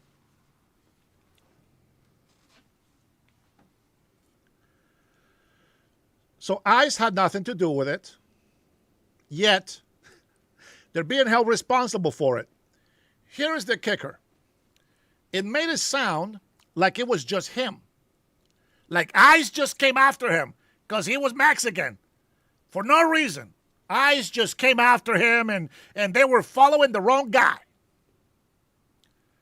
Well, that's not what happened. Well, here we are. We just read the story. We just read the story, right? So it wasn't ICE's fault because ICE had an encounter with 4 people in a car at a gas station before 7 a.m. The guy takes off. Now, he's here on a tourist visa. Just so you know, I watch a lot of immigration enforcement from CBP to ICE to DHS, and I hear all of the stories, and I see the encounters, and I hear the sub stories, and what do you have in common with these stories? The guys were here selling drugs. The guys were here human trafficking. Now, I'm not saying that that's what he was doing, but he ran for a reason. He's a tourist. You got your visa with you? You got your passport? You're a tourist. When you're a tourist in a country, that passport needs to be with you at all times. I can tell you, when I go back to Honduras where I was born, this is always with me. Always. Always with me. No, I'm not muted.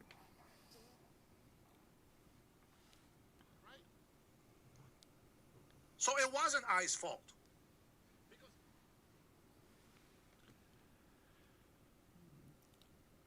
I monitor on my own cell phone. Every time I go to Honduras, even though I was born there, I always carry my passport with me. Because this is where I live. My citizenship now is American citizenship. Now, I mean, I have my ID from Honduras. I don't need the passport. I can prove I'm a Honduran as well because I was born there. But the fact is that when you are being a tourist, you always have to have a passport. And that's key. So if he had his Mexican passport, because he's a tourist, why run? It raises the question, right? Why run? 2 reasons why. Hey, as a matter of fact, I want your interaction. Give me one reason of why he ran. Put it on the chat and tell me one reason why he would run. I'm telling you, man. Nobody shot him.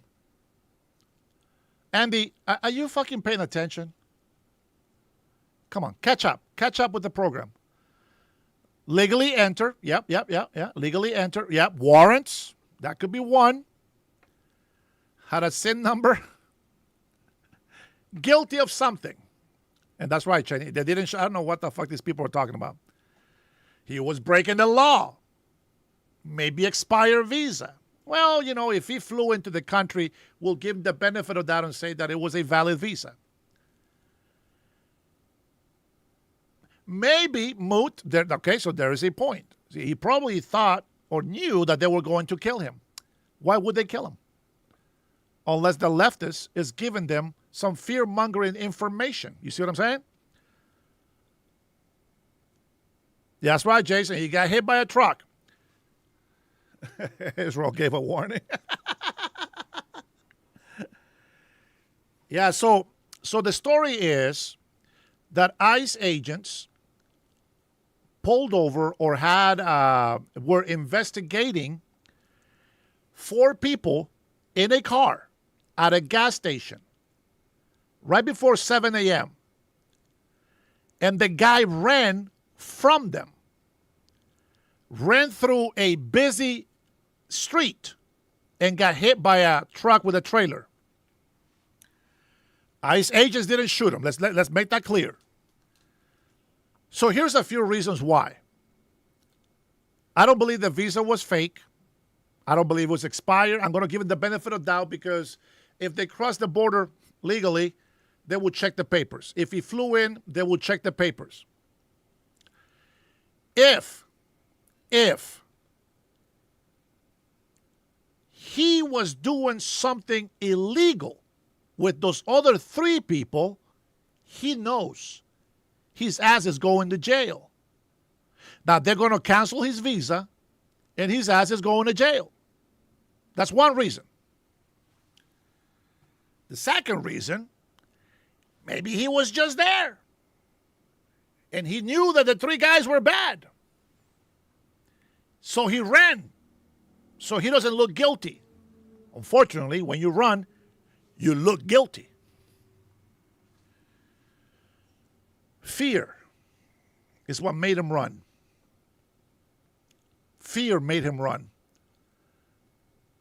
And who are the ones that are putting fear into people?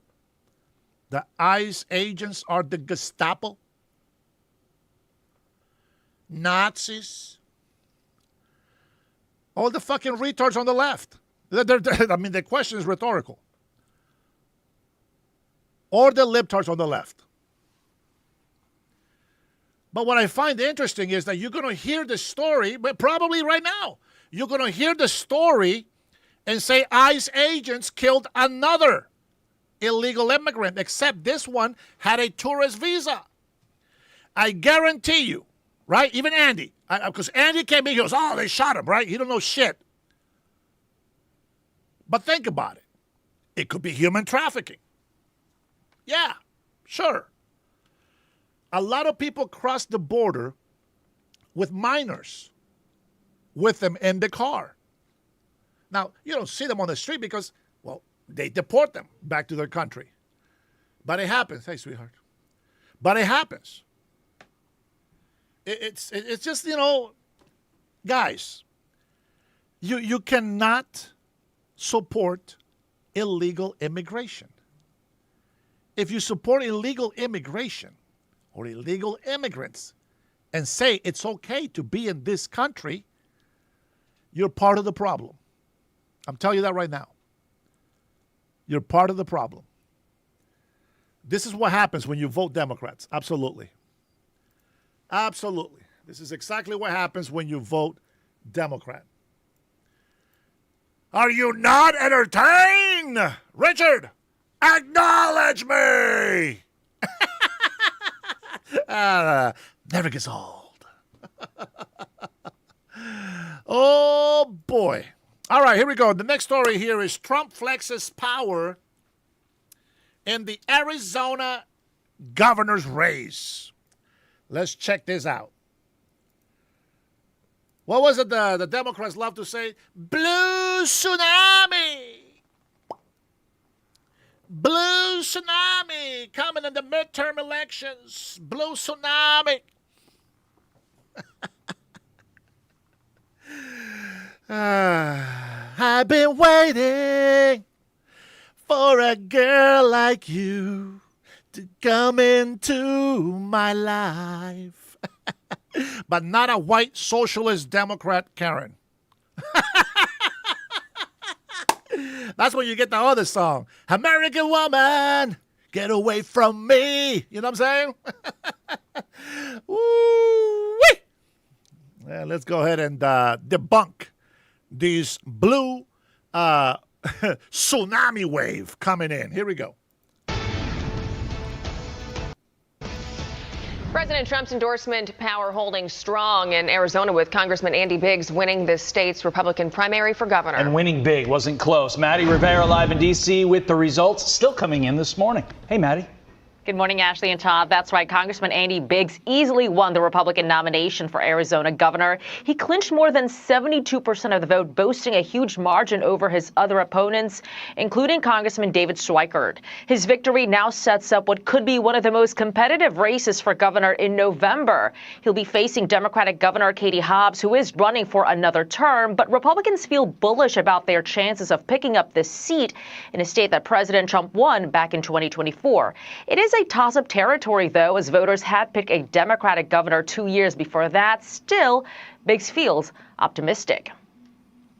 I have every bit of confidence that we're going to win. We're going to get our message out, our message of restoring the American dream to Arizona. And let's make this the year that we turn Arizona red again. I commit to you, just so you know, that the real work begins tomorrow. Another Trump-backed candidate, Mark Lamb, won the GOP primary to fill the seat of Congressman Biggs.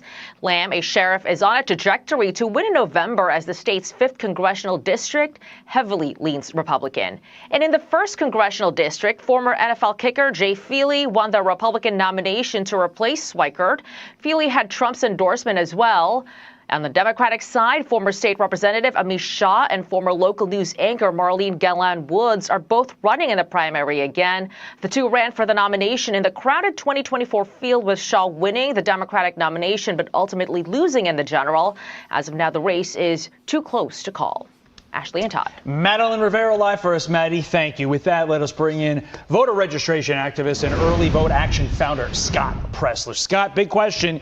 Is this result in Arizona, the progressive, far-left DSA guy, completely getting obliterated by the more moderate Democrat? Is that a sign that the socialist momentum we've seen in blue states, really blue states, will finally hit a wall in these Democrat primaries and in these Democrat states that are definitely more moderate. You can even consider Arizona a Republican state, but at the very least, it's right down the middle. Has the momentum hit a wall?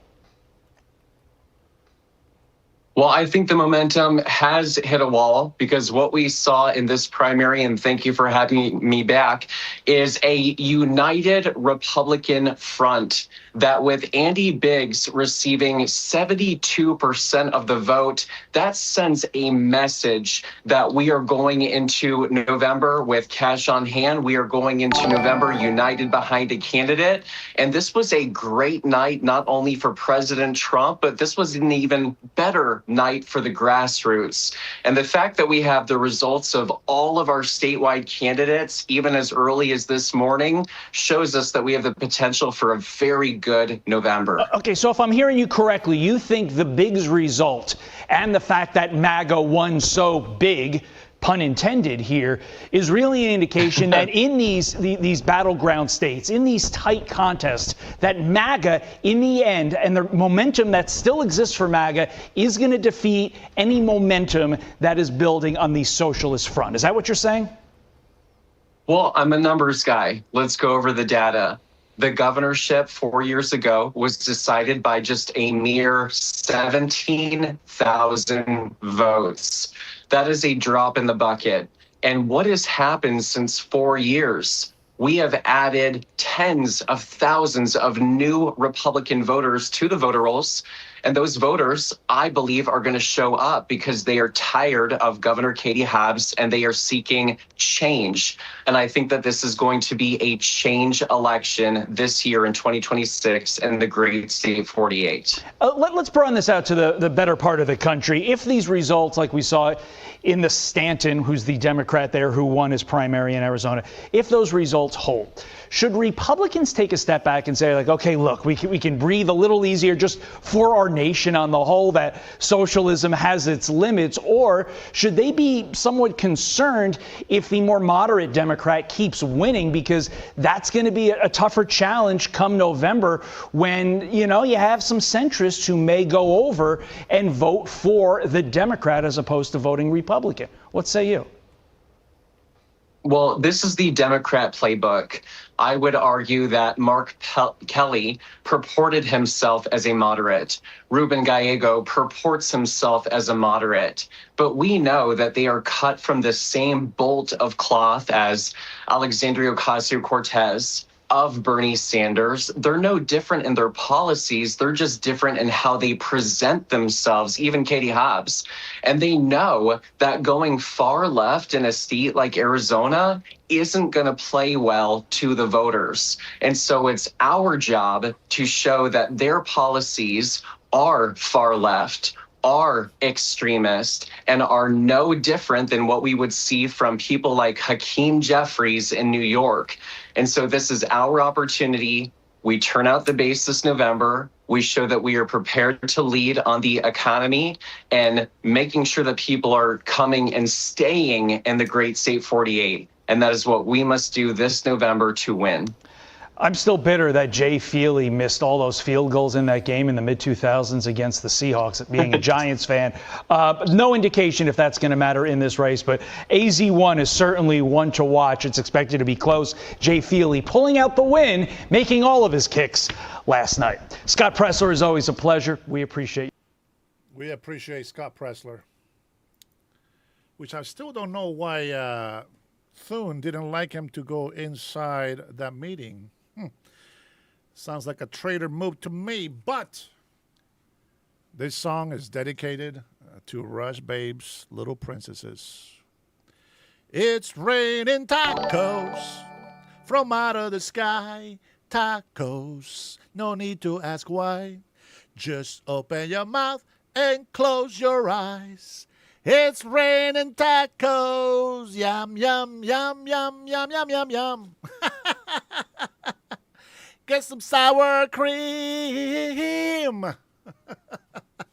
I was hella corny, and I'm willing to make corny songs just for my fans. Big shout out, my love, big hug for your bebes. Tell them my love goes to them. All right. With that being said, let's get to Democrats far left. Lurk sparks heated during outnumbered debate. This is a little bit of something, a little something for my leptards to enjoy and a little bit for us to laugh at. Now, if you've been watching me for a long time now, you guys know what we're about. Here you go. Here we go. We're going to go ahead and listen to these. And guys, be ready. This is Fox. And they're going to be fighting amongst themselves. Check it out. More Democratic candidates seem to be finding success after attacking Israel on the campaign trail.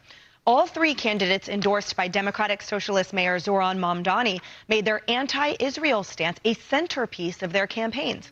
Incumbent Congressman Dan Goldman, who is Jewish, lost his primary to one of those candidates.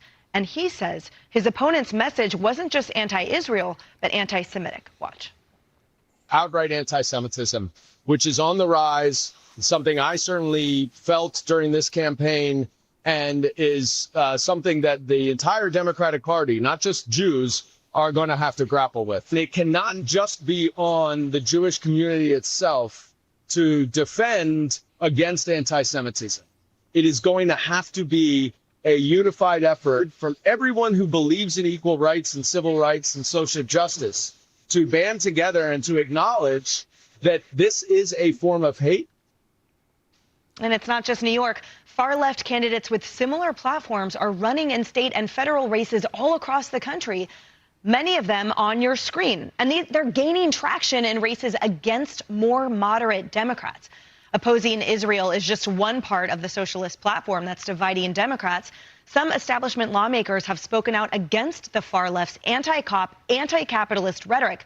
But the DSA is reportedly plotting on ways to take their ideas all the way to 2028. Marie, let's start with you. I knew that was coming to me. I could sense you turning. Yeah, do you agree with this premise? Does it frighten you? Are there concerns emanating throughout the Democratic Party of what the anti-Semitism, how it has been fomented or is appearing? Well, look, I have lots of thoughts on this. First, I would say what we are seeing across the country is an anti-incumbency, anti-establishment movement that people, in both parties are like, we want you out, we want new leaders. On this issue, look, when it comes to Dan Goldman, he was beat by a fellow Jewish politician, Brad Lander, who calls himself a liberal Zionist. He doesn't support Israel killing civilians in Gaza. He doesn't support what the Israeli government is doing in the West Bank. But for Dan Goldman to say that is anti-Semitism, look, we are all opposed to anti-Semitism. I've worked on this issue for a long time, and we need to call it out when it is there. And there are some Democratic candidates who I think are there, and I really do not want to be part of my party and do not support. But someone like Brad Lander, we have to have room in this country to oppose the Netanyahu administration in Israel, to say that Israeli policy is not good without all being called anti-Semites. And to say that Brad Lander, who is Jewish, who got a lot of the Jewish community to support him in ousting Dan Goldman, is somehow anti-Israel and anti-Semitic, that is a cheap shot. And quite frankly, it weakens the argument when we do call out actual anti-Semitism, of which there is a lot on the right. Goldman had his money refunded at a coffee shop. My gosh. Are you and you're talking about Brad Lander. He's calling out anti-Semitism because he was a victim of it 48 hours ago. And that should be the focus right now. Chevalier, okay, you want to talk about Brad Lander? Let's talk about Chevalier, who after babies were put in ovens on October 7th, the day after, she attended a pro-Palestine rally where there were speakers who attempted to justify October 7th. And I obviously don't support that, Kayleigh. Claire Valdez, when they put Goldman on the screen at the victory party, her victory party, the crowd was chanting F AIPAC. You need to reckon with this part of your party. I'm going to quote Sarah Foreman, a Democratic strategist. She said, this is the version of the Democrats that the voting population of New York wants. We need to stop pretending it is not the case. These are socialists, in most cases anti-Semites. 66% of your party wants socialism. Why did so many Jews vote for them if they're all anti-Semites? In all due respect, because I love you and you're a smart political person in mind. But if you think we were talking off air about John Ossoff that you think could win a Democratic primary, absolutely. No way, no how. You're looking at an AOC winning a Democratic primary. Socialism is the way forward for your party. 66% of Democrats say it. And until you reckon with it, we're having a socialism takeover of a party that represents half the country. Here's the the challenge with Israel. I have never seen in my political career of 20 years any issue on the right and the left crater in public support over the last several years as much as support for Israel. And that is not because they're all anti-Semites. There are some, and we need to call them out. And I agree with you, Kayleigh. But a lot of that is because of what the Netanyahu government is doing. And look, yes, these candidates win in New York. These Democratic Socialists win in New York. That's not who Democrats are running in swing states. John Ossoff bridges the parts of the party, moderates, progressives, including on Israel. Netanyahu didn't refund a man's money at a coffee shop. Can I jump in on the nationwide thing? I'm just saying that we have to look across the country. Support for Israel is cratering, and for those of us who want Israel to be safe and secure, we need to grapple with why. Israel and Jewish Americans are not the same thing. I agree with you. This is our country, and if you want to press against, a lobbyist, AIPAC, and you want to don't make it commensurate with hating Jews. Your party is in the place of, fine, then rein in the people who are expressing hate. What about the people on the conservative side expressing hate that have been doing this, that have been talking? Don't you? We're talking about but like if you call out Democrats, call out Republicans American too. Party. This is not a Democratic problem. Let's go nationwide. This is not a Democratic We don't problem. have anti-Semites, two of whom won a primary just Tuesday night. Do you know how Name many? for me the two Republican anti-Semites that won a I could primary. give you a list of 100. Okay, let's go nationwide. In Maine, an oyster farming Nazi, That's not Plagner. true. In Michigan, you've got El Sayed, who is Hassan Piker's most famous fan. You've got on this coming Tuesday out in Denver, Colorado, you have a congresswoman, an incumbent moderate of sorts, Diana DeGette, who has been there for probably 30 years, running against a 29-year-old Malat Quiros. She has no political experience. She's fired from her New York lawyer job for writing anti-Semitic, anti-Israel stuff. You're seeing this happen all across the country. And the fact that the Democrat Socialists of America, in 2015, they had 6,000 people. Bernie Sanders launches a quasi-socialist campaign. They say, let's hitch our wagon up to this. Even though we're farther to the left, let's see where it takes us. Today, they just had a hat trick sweep in New York, and they have more than 100,000 members nationwide with their eyes set on taking down Hakeem Jeffries. Because people know that the system isn't working for them. This is the thing. I don't think a lot of these voters that voted for Democratic Socialists also voted for Donald Trump in 2024. So some of it is about policies. I mean, we can look at the data. It's just the numbers don't lie. Well, what hinges there is free stuff and affordability. They want someone who's going to blow We're talking up the about hatred system. for Jews in this country, okay? And the press, the physical press against them, the threats against them up more than 400% in just the last few years. Yes. We cannot let that cook. This is 1933, by the way, where you've got people who want to go to a business who happen to be Jewish and they're being turned away. I remember, and I don't know if everybody has studied it this much, but that's really when it started. It didn't start with killing Jews. It started with please don't cut me off.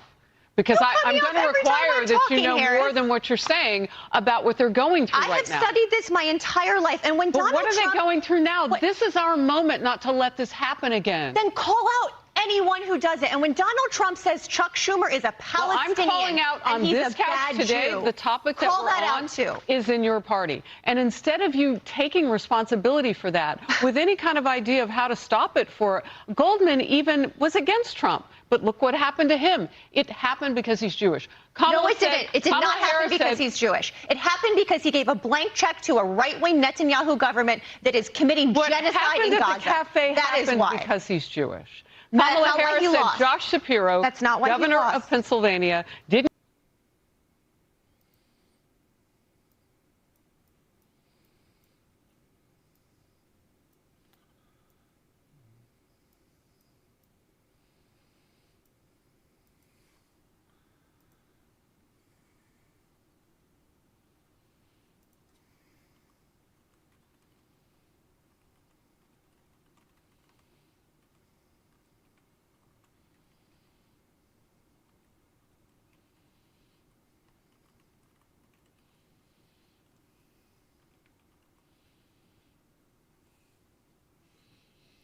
get picked on the bottom half of her ticket. That's not why. Because he was Jewish. That is in not the book, why. And she Don't said tell it me about my party. Well, call Kamala. That's not Tell why her. Josh Shapiro didn't get picked. I promise Call you. her. That's It's in not the why book. he She didn't said it get on picked. camera. Call her. That's not why he didn't get picked. And when Donald Trump sits in I'm the the Oval wrong Office, Harris. Call her. She's when your Donald friend. Trump sits in the Oval Office and says Chuck Schumer is a bad Jew and a Palestinian because he doesn't support Bibi, that is classic anti-Semitism. And everyone on the right needs to call that out as much as they're calling out some Democratic Socialist congressional candidate in New York. That's all I'm asking for.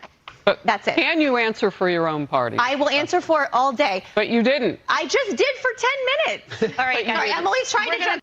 Be sure to like and subscribe for the fact that the zinc roofer says, how come Fox News only has 25-year-old blonde white women?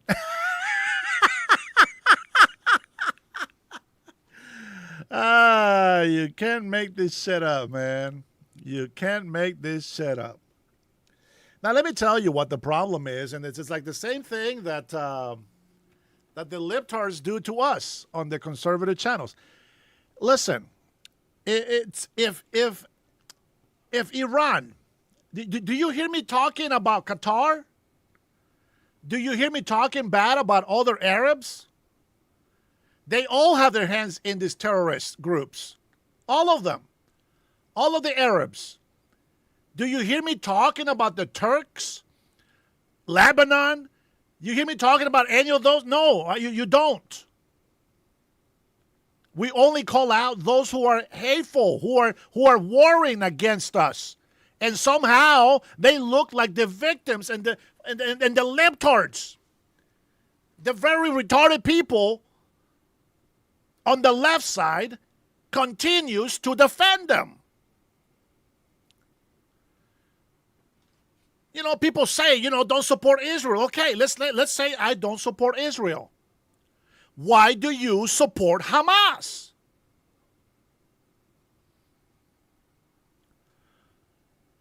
Let's say I stop supporting Israel.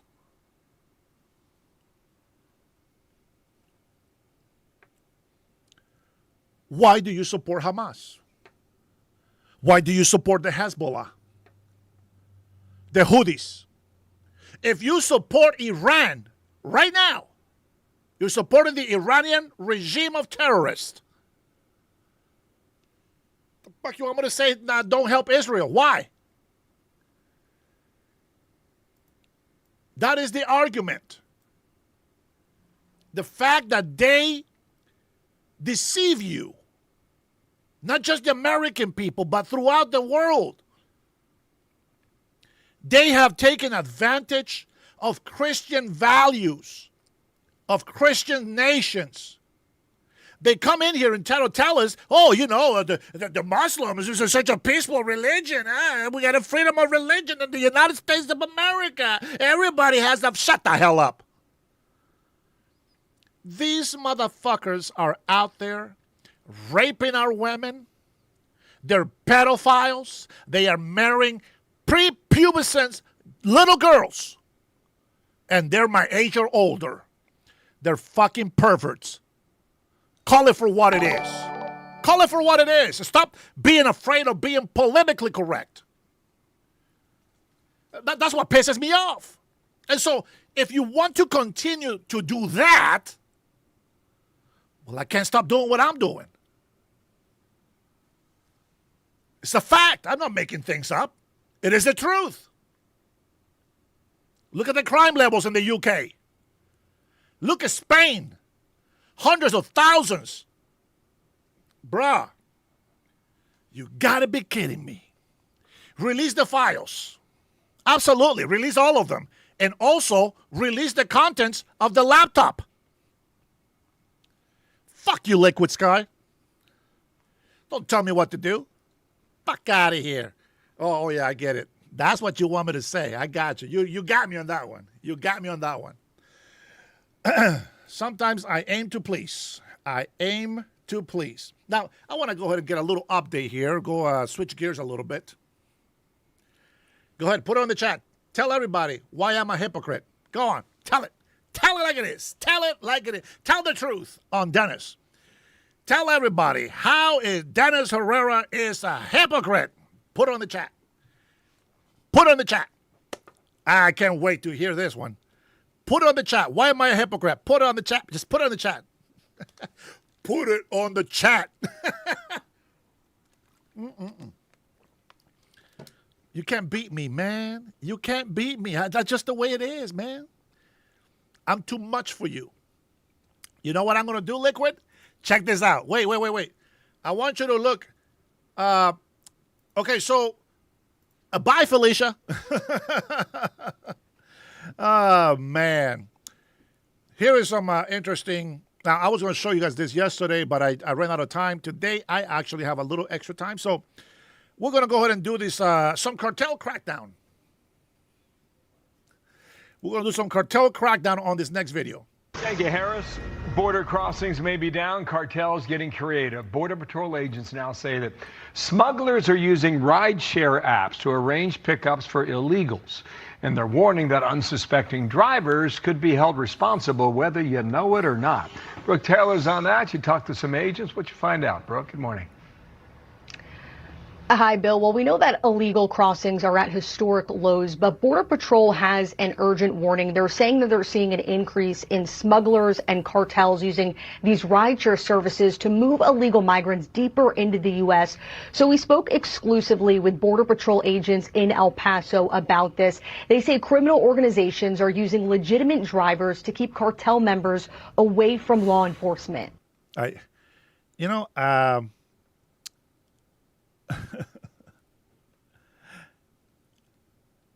I don't think you guys know what a fucking hypocrite is. You guys don't know what hypocrite means, huh? Please, go look it up. Go look up what hypocrisy is, and then come back. You bunch of fucking morons. You don't understand. You don't know what hypocrisy is. Stop wasting my time. They don't want to lose a gang member. They don't want to lose a cartel member. They don't want to lose vehicles. They want to be able to use the public, and that's what our message is. Don't be used by the cartel. Agents warning drivers to be suspicious of pickup requests in remote areas, third-party bookings, or passengers who look dirty, anxious, or arrive in groups. Now, it comes as illegal crossings remain near record lows. DHS says Border Patrol apprehensions in June were 94% lower than the Biden admin's monthly average. Agents warn drivers who accept these suspicious fares could be detained and even face felony alien smuggling or harboring charges. You might think that the situation is I'm just doing my job, but you're making money for these criminal organizations, these cartels that extort families. And we asked the U.S. Attorney's Office how difficult it is to prosecute drivers who claim they didn't know they were transporting illegal migrants. They say, quote, we aggressively prosecute all alien smuggling cases and will use all available evidence to prosecute anyone who participates in moving illegal aliens into the United States. And we reached out to both Uber and Lyft. Uber told us that safety for their drivers is a top priority. They pointed to in-app features and said drivers can cancel rides at any time, Bill. All right, we'll watch it. Brooke Taylor, thanks. Nice to see you. Dallas, Texas. Thanks. Be sure to like. Man. You know, let me tell you something, just for the rest of you guys, because I know it annoys you as well.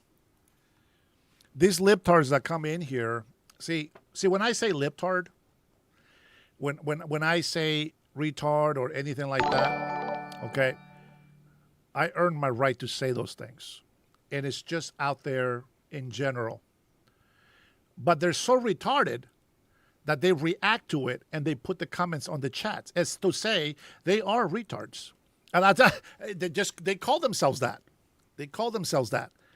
And so when they respond directly to me and call me by name, then I go ahead and call them back by their name. And that's just the way it is. Now, they're just keyboard warriors that think they're so tough because they're hiding behind the computer screen. Well, here I am in public. You can see me. You can hear me. You can enjoy my fake backgrounds and all that stuff.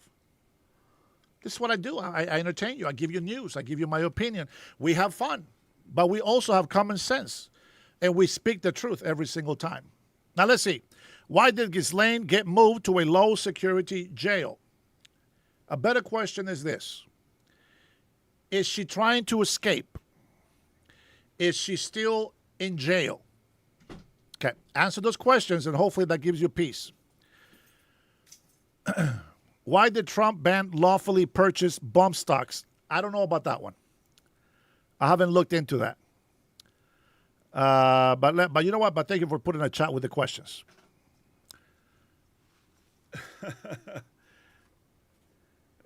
Jason, Rick Young, native friend, you don't understand the unifying force of Islam.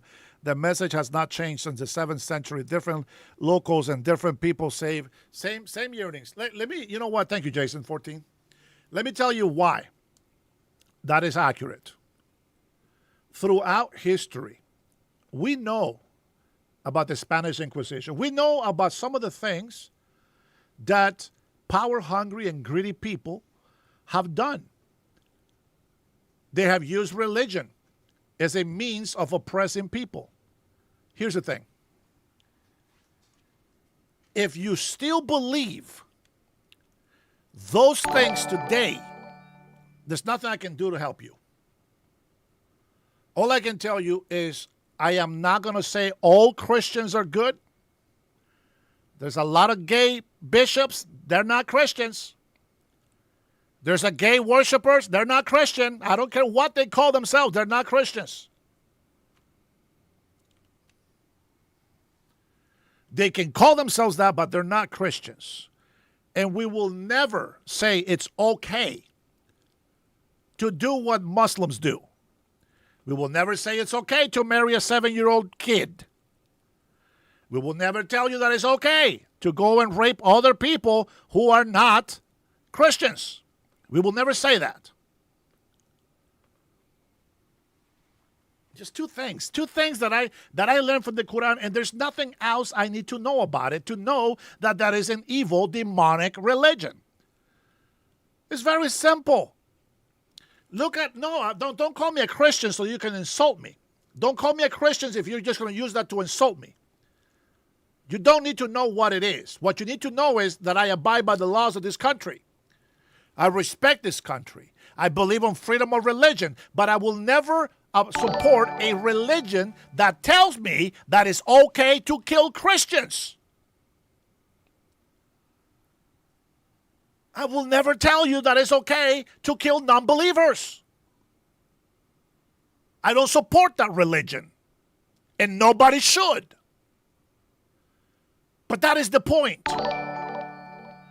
That is the point, that we have our First Amendment, freedom of religion, but not a freedom to destroy the United States of America. Do you understand that? Muslims have Sharia law, which they believe that that's the real law that is above all law, including American law. Why do you think that they put all of their Muslim illegals and legals into one city, into one community? Because together they go ahead and vote on elections. The easiest way to destroy a Christian country.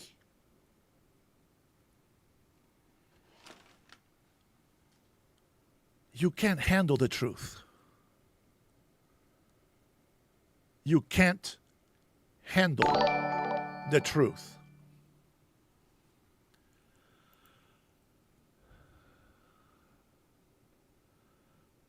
Okay, everybody can participate on stocks. I'm not very good with stocks. I don't do stocks. The United States helps a lot of nations, a lot of people. And yes, they betray us because we're stupid like that. But that doesn't mean that we're wrong. Let me see what else. And do business with Saudi Arabia even though they open. Okay, yeah. So that's what I'm saying, optimist. That's what I'm saying. That the United States, like Trump, when I say, right now I've been speaking against Muslims trying to take over our Christian nation. That's what I'm against, okay? When I talk about the Muslim regime of terrorists, we're talking about Iran, because they're the ones that say death to America. Now, even though Saudi Arabia, Qatar, and all these other Arab countries have supported a terrorist group against us, at some point, they are willing to work towards peace. And that's different. We don't want the Iranian regime to become Christians. We just need them to stop saying that they're going to kill us, and we don't want them to have nuclear weapons. Now, we also don't want innocent Iranian people to be killed just for protesting. But if that makes you guys happy, what do we do then? You see what I'm saying? What do we do then? Would you just let them die? Yeah, it's okay. This doesn't. See, that's the thing that you should understand. Okay, whatever they do in their country, let them keep it there. Just don't bring it to the United States. That's all I'm asking. We don't want none of their crazy shit to come here. That's all we're asking. Anybody that wants to live in a Muslim country, by all means, we love you. Stay there. We love you. Stay there. Don't come here. If you come here, you can't wear a burqa. How's that? Make that a law. No burqas. Nobody covers their face. Not the police, not SWAT, not ICE, no Antifa. Nobody can cover their face. Even if they're freezing their ass off, nobody can cover their face. Make that a law. Don't bring that shit over here. We love you. Stay over there. If being a Muslim is such a great thing, stay over there. Don't come over here to fucking conquer us. Fuck you very much. We've learned from history. We're not stupid. We're not stupid. Now, for those of you who can handle the truth, here it is.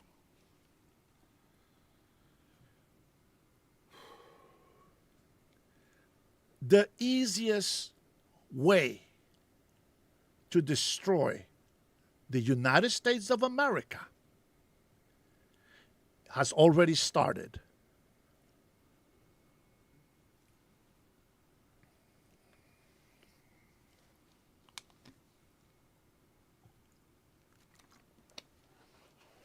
It has already started.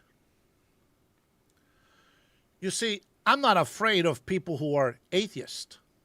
I'm not afraid of anybody, to be honest. But what I'm afraid of is what's going to happen to our country. Because history dictates what Islam stands for. And in every piece of history, I want you to do some research. Watch this. Watch this. Do some research. Islam Empire. How did people live under Islam? Why was Islam abolished and contained? Just ask yourself that question and go do some research. Now, throughout history, you have bad Christian history, bad Muslim history. What do you have today? Christian countries, they're not perfect. They're still sinners. They're adulterers. They're fornicators. They're bad people. There's good and bad everywhere. But what do you see today? Something that hasn't and will never change among the Muslims. The Quran. The Sharia law. The jihadists. That doesn't change.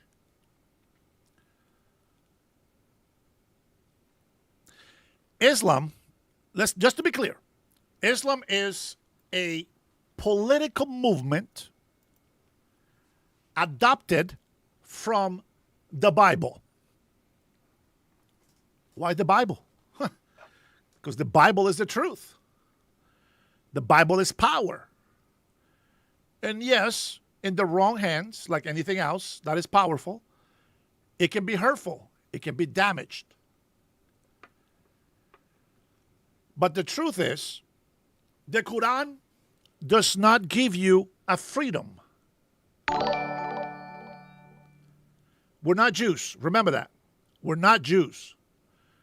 And Jews don't practice that here in the States. That's a good point. Believe me, I know about the Old Testament. I know about the Torah. This is the same 5 books of the Bible. Listen, what I want you to know is that there has been changes. Now, whether Israel still practices that, I don't care.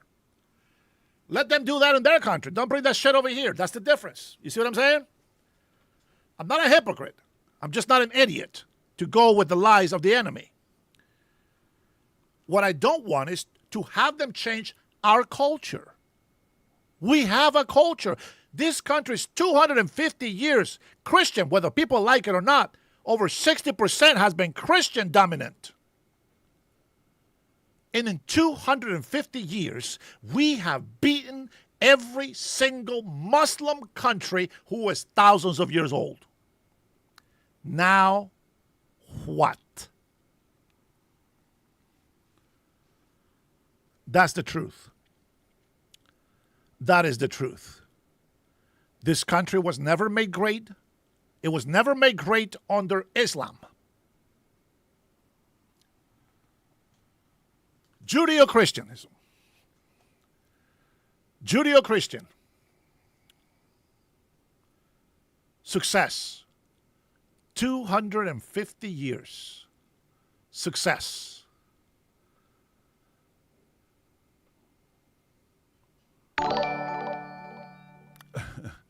If you don't think I'm a Christian, I don't care. I don't care. I don't need your approval. As a matter of fact, I don't even say this as a Christian. It is in our Constitution. The Constitution of the United States of America was not created so that our enemies can come over here and fucking destroy us. Do you understand that? If you are an American citizen and you believe that the Constitution belongs to the world, you're a fucking retard.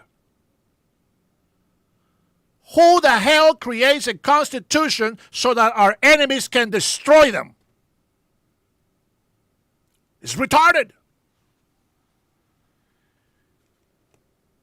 In 30 years, in 30 to 50 years, let's say, in 30 to 50 years, we can fuck up the United States like that. We yell at them and we call them hypocrites. You're a Christian. The Bible says this. The Bible says that. Fuck you. That's not how you use the Bible. You got this Muslim retards out there, low IQ Muslims on Christian nations, getting in front of Christians. Go ahead. The Bible says that I'm supposed to slap you on the cheek and you're supposed to turn the other one. Are you fucking kidding me? How retarded you think we are? Well, some of us don't give a shit about titles and names. Fucking try to slap me in the face. See what happens. I will knock your teeth out. Fact.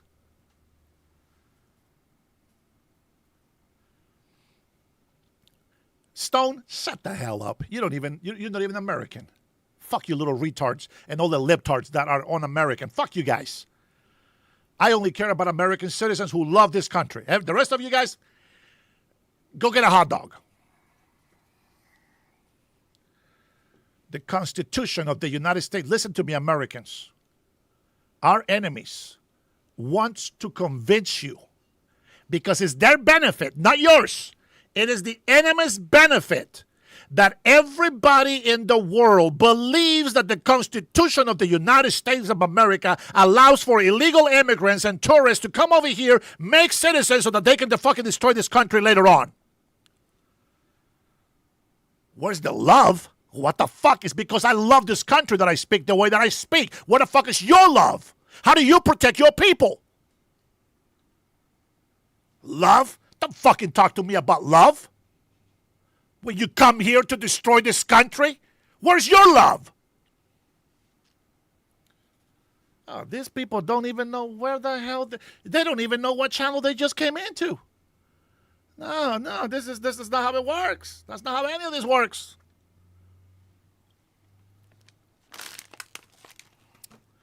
Every day people come in here, call us liars. That's okay.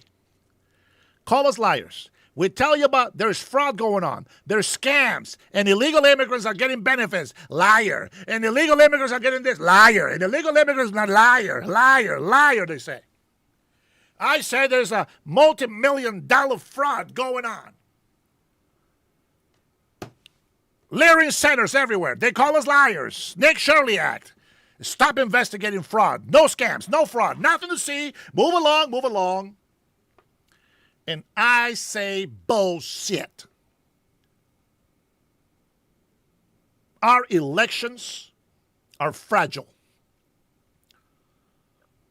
To be an American citizen and be able to vote is the greatest honor and privilege that an American can have.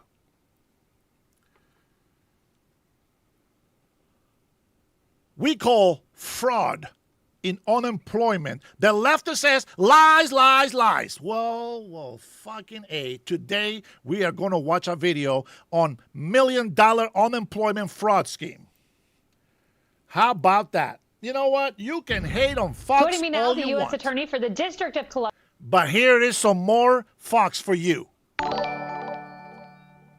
You can hate the truth, but we're going to go ahead and keep on telling it. You know her well. Janine Pirro, great to have you here today. Oh, it's great to see you, Kaylee. Thanks for having me. Of course, such an honor to speak with you. And these cases you're working on, they're extraordinary. I want to start with Karen Contreras. I remember during my tenure hearing about COVID fraud and people robbing the taxpayer blind. You're holding them accountable.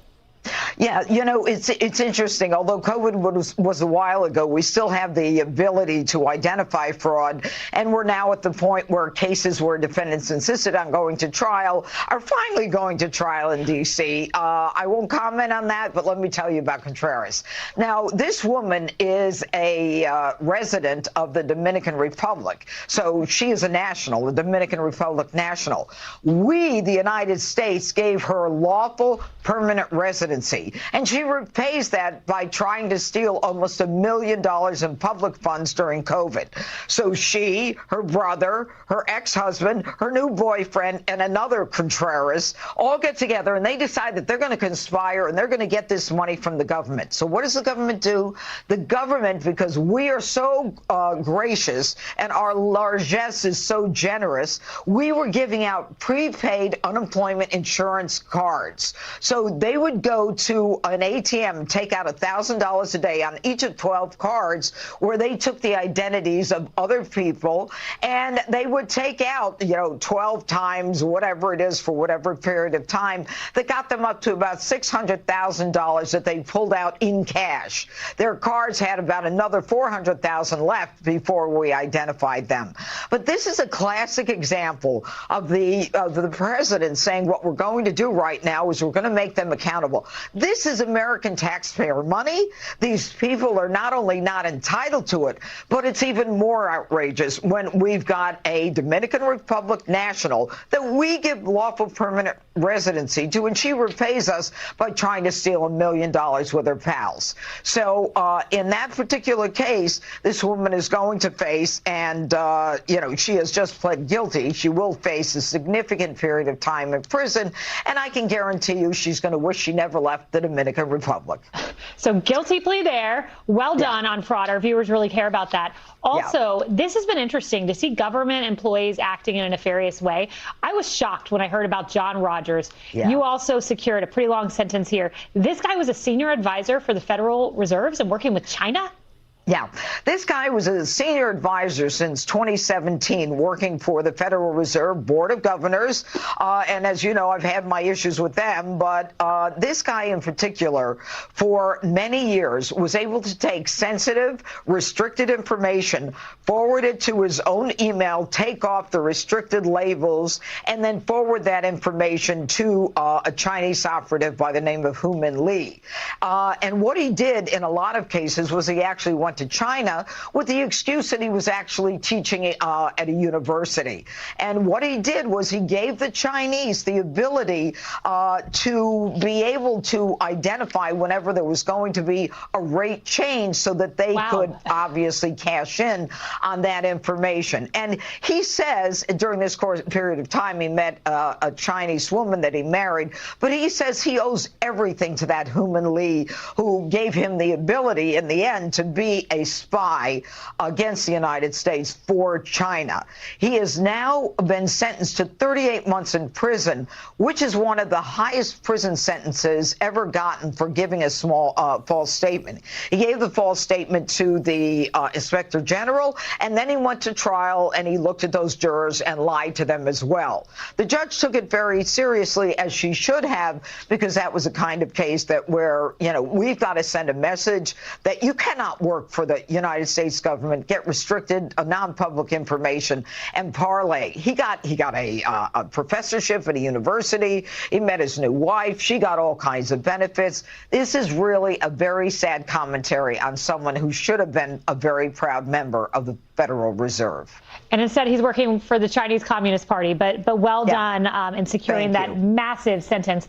Also on crime in D.C. I mean, I remember when I was walking around there as press secretary, things were feeling fine. And then it changed under Biden. And you have brought down the numbers. I was shocked. My team showed me this during your tenure. Homicides down 39%, sex abuse 7%, robbery 18%, overall crime down 20%. That is just during your tenure. How did you do this? Well, look, when the president made a decision, Kaylee, as you well know, you worked for the president. He is totally focused. He brought in federal law enforcement to assist the Metropolitan Police Department. And I came in and started really prosecuting crime. My predecessor refused to prosecute 67% of the arrests that were made by the MPD. I mean, think about it, Kaylee. That is lunacy. I refuse to prosecute maybe 4 or 5% because the cases are not solid or they need more work. But the truth is that when you have consequences for crime, and those numbers don't really reflect the truth, we've got the lowest number of homicides in recorded history during a significant period of the surge. We've also got, I think, carjackings reduced by 69%, which was one of the biggest crimes out there that people were so fearful of. And we also have other kinds of crimes that don't look like they've dropped as much, but because there was a problem with MPD, that they were lowering the crime statistics, they were deflating the numbers. So then it looked like, you know, crime didn't really go down that much. Well, it went down a lot more than we think because they had lowered the numbers when they were much higher. So nothing is really what it seems, but we're making a difference. And the one thing I need to do, Kaylee, we need to lower the age of responsibility. And young people are going through the family court, through the family court system, the juvenile justice system, and they're not being punished. They're given, you know, yoga, or they go to ice cream socials. They're released. And, you know, we're talking about shootings, assault with a dangerous weapon, all that stuff. And in the end, you know, before I get them, before they come of age, they've got 4 or 5 what would be felonies. If I could have treated them earlier, they might have stopped before I got to them, and now they're facing serious time. Final question for you. The mayor of D.C., you have worked pretty constructively with, but the likely new mayor of D.C. is a pretty far-left radical. She tweeted in 2019, I will absolutely divest from MPD, that's the police department, and put the money into violence interruption programs, full stop. How do you plan on working with this socialist, really? Well, let me tell you one thing. I laughed about the violence interruption program. For the viewers who may not know it, these are people previously convicted of murder that they have decided should go out in the community and stop violence, a.k.a. the violence interrupter part. I just indicted someone for murder, again, who was a violence interrupter. But look, this new mayor needs a real meeting to understand, and I want to give her the benefit of the doubt that, you know, maybe she needs to speak to a crime victim. Maybe she needs to understand that these are real people with real cases. I side with the victim. She wants to side with the criminals. That's fine. But who knows what President Trump will do if we get to the point where she decides she's going to start defunding the police, where we've made these incredible strides, Kaylee, and she wants to set us back. I'm telling you right now, it ain't happening. Thank you so much for being here. What an honor. Good to see you, Kaylee. Good Happy to see you Saturday. too. Be sure to like and subscribe. Let's get a little update. And the case against socialism. Prosecution and defense have indicated they plan to request a trial date today, but Maduro's lawyer says there are still complex legal issues that need to be addressed, like whether or not the U.S. had the right to arrest him in the first place. Hello, everyone. This is Outnumbered. I'm Emily Campagno, here with my co-hosts, Harris Faulkner and Kaylee McEnany. And also joining us today, Kennedy, host of the Kennedy Saves the World podcast, and Paul Morrow, attorney, retired NYPD inspector, Fox News contributor, and host of the weekly rap sheet on Fox Nation. Now, Maduro's lawyers are expected to challenge the case, arguing that as head of state, he has immunity. Meanwhile, Maduro and his wife have pleaded not guilty to cocaine importation, conspiracy, and weapons charges. Maduro has also been charged with narco-terrorism conspiracy. During an earlier hearing, the deposed dictator called himself a, quote, prisoner of war, and his lawyers argued that he had been kidnapped, not extradited, because the U.S. doesn't have jurisdiction over Venezuela's leader. Now, the prosecution maintains that how Maduro was captured is irrelevant because he was a drug trafficker shipping drugs into the U.S. that gives the U.S. every right to seek justice. This is the couple's third court appearance since their capture and arraignment in January. The defense initially filed a motion to dismiss the case, but withdrew that motion in May. All right, Paul, this feels like a very complex legal case and yet simple at the same time. Break this down for us. What can we expect today? All right. Well, as far as today's going to go, it's just going to be procedural. You know, they're talking about a trial date. They're going to exchange some discovery. There'll be motions all over the place from the defense. The gist of it is the following. First of all, he calls himself a prisoner of war. I'm not sure that's a wise move because this is a war. If this is a war, then America has more standing here to grab him. The better argument is something relative to an extradition treaty that ostensibly exists about 100 years ago with Venezuela. The problem there is the following for the Maduro camp. An extradition treaty, think of it as a contract. You have two sides of it. On the Venezuelan side, they're the ones who have to assert the standing for the treaty. Well, who's going to do that? We don't recognize him as the leader of Venezuela. It would have to be the current leadership of Venezuela, who I don't believe is going to do that for some of the obvious reasons, right? They're happy to be rid of him, and Delcy Rodriguez is reportedly cooperating with Donald Trump. So I think he's got a couple of Hail Marys here. As far as him saying that he is the leader, sovereign leader of a nation, I don't think that's going to hold water because, again, the U.S. position here is that he is not the legitimate leader because the election that put him in was so corrupt, and there are third parties who assessed that as the thing was occurring. The same thing with Chavez's last election. So what you really have here is a rigged game wherein he takes ownership of this nation through fraudulent means and supports himself by allegedly importing all kinds of drugs into America like a common drug dealer. That's going to be America's position. What is interesting, though, is that Venezuela is playing ball to the extent, current Venezuela, that they'll pay his legal fees. Now, is that an indication that maybe they're going to support his position? That could get very complicated because then they could potentially assert the extradition treaty. So it all gets very legalistic. It all gets mired into who the president is, who is leading Venezuela's presidency, and we have to see going forward. As of today, though, we're not going to get answers to any of this, and I think it's all going to be a long and winding road. Quick follow-up on the sort of jurisdiction and the history here. The SDNY is no stranger to these kinds of cases, and in fact, that's why arguably they are experts at such. So when you talk about the potential for some motions coming down the pike, are you confident that here, if not anywhere else in the world, he will be able to proceed to trial and convicted? Yes. I think the short answer there is an absolute yes. Here, and I would say in Washington, EDVA has tremendous experience, Eastern District of Virginia, tremendous experience with international level cases. And remember something else. This is a DEA case. DEA, SODs, Special Operations Division. I did a lot of work with these guys, including at the nascent stages of this case on his two nephews, who are going to be the lead witnesses against him. They flipped on him. That's how they got PC on him. So they are DEA is an international organization. They're tremendously experienced with how to handle extradition, how to get people here. There's a long line of cases where what they're asserting now, the government, is that it doesn't matter how he got here, that establishes that. There's a cartel member that they tricked into flying into America recently, saying, we're just going to have this meeting. They got him in, they grabbed him. There's a whole history of these things they've stood up. So as I said, I think he's going to throw some Hail Marys here. It could get very legalistic. It's going to be a while.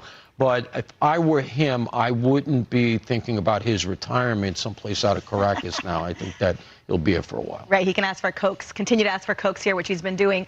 Kaylee, the original warrant was issued under prior administration, but what message does it send to the world and to the rest of Americans that it was this administration that has now really brought him into the process of seeking justice? It's a big message. President Trump holds these strongmen, these dictators accountable. I think the Ayatollah can attest to that from 6 feet under. So too can Maduro, who is now in handcuffs. Remember, they brought the superseding indictment against Raul Castro. But there's a bigger message at play here. Yes, this is a case about narco-terrorism and drug trafficking, all of the things Paul said, but it's also a case against socialism. And I don't think that should be lost upon us. The juxtaposition of where this is happening in the heart of New York City, where you have a young socialist now in charge of the mayor's office. And I made the argument when Maduro was put in handcuffs, the warmth of collectivism that Mamdani talked about is on trial. That killed 100 million people over the 20th century. You know, you have Mamdani saying this, we will replace the frigidity of rugged individualism with the warmth of collectivism. Well, this is what you're replacing it with. Maduro oversaw a socialist country, a rich country, one that he drove into demise. You see Venezuela, hyperinflation, poverty, severe shortages, the healthcare system on the brink of collapse. And then a few months ago, you say, you know, what does this send this message from Trump? I mentioned Raul Castro, bringing that indictment, a huge victory for the Cuban people. And Cuba, of course, another country devastated by socialism. You have production of goods that have plummeted, inflation soaring, and the value of the peso in shambles. President Trump is sending a message that you're not going to kill millions of American children by enabling drug trafficking out of your country. But he's also sending a message, socialist regimes are on trial. And if you engage in wrongdoing and hurt Americans, the world will see this and we will bring justice. This is a very serious, obviously, geopolitical and domestic issue that we're seeing. It's the table is laid for us. Will it sink in? Does the youth even have access to seeing this for what it is, or will this just become another T-shirt for these kids? No, the DSA propaganda will really try and differentiate with the socialism that's happening in Venezuela with the socialism they're propagating here in the U.S. It's all the same thing. It doesn't matter. Like, it ends in the same place. It all starts with great intentions, and we're still in the great intentions phase, and that's what gets people looped in here. But it's very interesting. You know, Kaylee points out the hyperinflation. At one point, the inflation rate in Venezuela was 345,000%. Wow. And that's why, you know, to your point about the medical crisis, that's why the doctors and the nurses and anyone of means fled the country because they saw what was happening. It was cratering. That is what happens under the weight of social. You guys crack me up. You guys crack me up.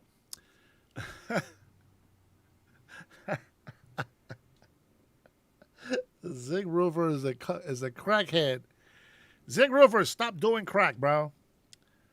I wanna play one of my old short videos. I want to play one of my short videos because I love this video. You guys may have seen this already. You guys remember this? This is the reason why Nicolas Maduro is behind bars. Come for me, he says. Come and get me, you coward, he says. Well, this is what happens when you call on the President of the United States of America, who doesn't F around. Check this out. Last night, on the order of the President of the United States, and in support of a request from the Department of Justice, the United States military conducted an apprehension mission in Caracas, Venezuela, to bring to justice two indicted persons, Nicolas and Cecilia Maduro. Nicolas Maduro had his chance until he didn't. He effed around and he found out.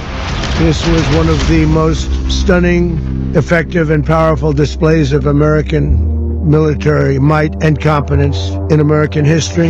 Like, I don't understand yet how they haven't figured this out. And now, if you don't know, now you know.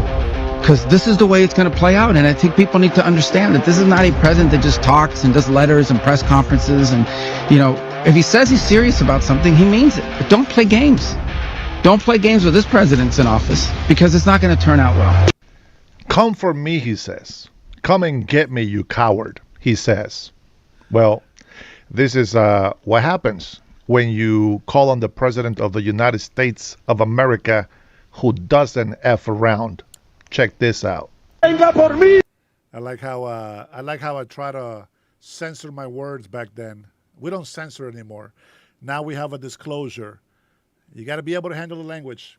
You got to be able to handle the tough language. Let me just play one more time. I really love this. Last night, on the order of the President of the United States, and in support of a request from the Department of Justice, the United States military conducted an apprehension mission in Caracas, Venezuela, to bring to justice two indicted persons, Nicolas and Cecilia Maduro. Nicolas Maduro had his chance until he didn't. He effed around and he found out. This was one of the most stunning, effective, and powerful displays of American military might and competence in American history. Like, I don't understand yet how they haven't figured this out. And now, if you don't know, now you know. Because this is the way it's going to play out. And I think people need to understand that this is not a president that just talks and does letters and press conferences. And, you know, if he says he's serious about something, he means it. But don't play games. Don't play games with this president's in office, because it's not going to turn out well. Come for me. I'm going to tell you, man, I love that video, man. I love this video. It's my favorite. It's my most favorite video of all. It's just, you know, it's amazing. Of all the things that President Trump has done for this country, and I remember during the first Trump term, man, you know, I supported Barack Obama. I didn't vote for him. I was just a resident. I supported Barack Obama because I thought that he was really going to be for the American people, you know, and we're going to have a black president so that people will stop being racist. Well, I was wrong then. And racism just sparked out of control. It's just like somebody just let out the demons. And racism multiplied, and you had this black woman, first lady, saying how horrible white women are and how bad white people are, and you started being racist about everything, and critical racist theory, you know, bro, it's ridiculous. I got sick of it, and I decided, you know what? Let me see what this guy has to say. Now I like Trump, and when I like something, I like to dig into, you know, the information about him. And that's why I know a lot of things about Trump. Now, besides being an entrepreneur, we're into a business that he was sponsoring, which, by the way, many people made a lot of money. I'm just not a sales guy. But, you know, I looked at all his failures, all his accomplishments. He shouldn't be here. He shouldn't be there at all. John, it was nice knowing you. You will no longer be allowed in my channel ever. Just so you know. Go get a new username until you get banned for life. You will never come back to my show. That's simple. That's simple. You are full of shit. You don't have any facts. You're anti-American. You're un-American. You hate this country, and I can't stand that. So, fuck you very much. Hope you have fun on another channel. Anywho, with that being said, I want to let you know, President Trump, you see how he had to say that in there? Because I was talking about Trump. That's TDS. I'm sorry, I can't fix you. But you can fix yourself. Every time that I mention the accomplishments that President Trump has done, Every time I mention God or say anything positive about God, I don't say it about me. You notice this. I never say I'm a great Christian. I'm a great spiritual man. I never say that. Ever have I said that. What I have said, I am nobody, and God is everything. I am weak, and He is strong. That is what I always say. But the devil and his demons, hey, Aunt Candy, the devil and his demons is what they do. The moment that they start hearing truth, they want to interrupt you. They want to start insulting your looks, the way you talk, etc. But the reality and the truth of it is that I was right about supporting Trump. Yeah, I know. King Trump. You know, he came in and he ran an agenda. And I think he didn't know how much he can get away with and all that stuff. He's gone for life. He's not allowed to come back ever. I will never allow John Kroger to ever come into my channel. He's gonna have to trans into another username. I'm sure he's already here. Oh, man. But trust me, I will recognize him by the way he talks. He's a fucking idiot. With that being said, you know, I saw not even 15 minutes after President Trump had won. Like it hadn't even been 15 minutes since they announced President Trump that he was president. And the Democratic Party, like, this is when I start seeing their true colors. The Democratic Party started attacking him. And I'm like, where the fuck? The guy won already. Do that during campaigning, you know what I mean? Because in campaign, this guy's played dirty, you know what I'm saying? Everybody calls them names, this and that, and I get it.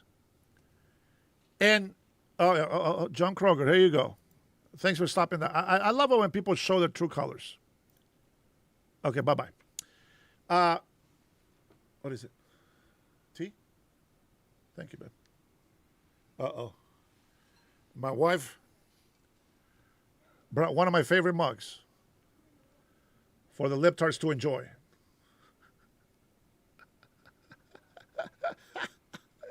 Mrs. Herrera at work.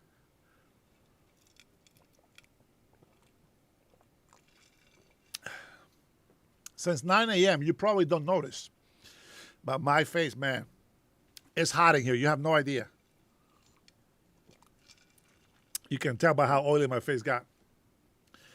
But every day, President Trump came in here trying to fight for Americans. And I know that it's been going on for decades. Our country has been so blessed. It's going to take a while for us to show the bankruptcies. But this country has been so blessed that socialists have been sucking on the tit for so long without doing anything to replenish anything. Socialists have raised retarded socialists, entitled kids, never work a day in their life. They're in their 40s. They have children. And their mommy and daddy pays for their rent and their daycare. Talking about a socialist Democrat mayor of Seattle. Garbage. Mamdani, the same garbage in New York. But he is advanced to communism. Big time. Huge. And that is because he's a Muslim. They are in the business of oppressing, controlling, dominating, greed, and getting power. That's something that Muslims and communists have in common. With that being said, you know, Channy, what I find interesting is not that we're $40 trillion in debt. It's that $26 trillion, later proud, $26 trillion unaccounted for. And nobody questions Democrats or Republicans from the past. Not one of them have made deals to replenish that money. Only Trump has made deals to bring some of that money back. And we have seen a negative. It's like a hemorrhage of money. We're just hemorrhaging a lot of money. And we're giving it to China and other countries. President Trump put a stop to that with the tariffs. We're like literally making up $500 billion a year. Listen why. Before Trump's tariffs, we were losing hundreds of billions of dollars. You understand? We were losing hundreds of billions of dollars. We had to make hundreds of billions of dollars to bring it back to zero. But Trump didn't do that. Trump is making over $200 billion in tariff revenue back into the United States of America. No president has ever done that before. You bitch and complain about the $40 trillion debt. Democrats didn't do shit to replenish the money that they were giving away. Instead, they have gone full socialist communist. And now they have more socialist programs of woke agenda, as Kamala Harris kept saying, we need to be more woke. And now we're spending $4.5 trillion plus on socialist programs. And not one fucking Democrat comes in here to my show and say, hey, Dennis, we're already spending $4.5 trillion on socialist programs. I support you on capitalism because capitalists reward individual effort. Capitalists, it allows you to create more wealth, bring more jobs. Not one Democrat, not one libtard. Why? Because they don't have a brain. They're low IQ. Maybe too much weed. Maybe too much liquor. Whatever the reason is. Whatever the reason is. It's beyond me. But we're making billions of dollars in tariffs. And you know, the people on the left, they argue and call me a liar. I said, okay. Let's do something. See, this is something that the libtards don't understand. In order for us to be successful, we have to try. We have to invest. We have to sort of gamble in a way. Whether it be stocks, whether it be international foreign affairs, etc. You can't comprehend how deep this goes. But I try to dumb it down for you a little bit so maybe you can understand a little bit. President Trump is very aware that the Saudi are Arabs and the Qatar, that all these Arabs are Muslims. He's very aware of that. He didn't go over there and start a war with the Muslims. He didn't go start a war with the Arabs. No, man, he went and talked to the Saudi prince. Something that during Barack Obama, when the king was there alive, and asking for help because he didn't want to be involved with these terrorist Muslims, Barack Obama straight up said no. And you can see the face of disappointment in his father, but now with Trump, Johnny, the Saudi prince, the badass son of a gun.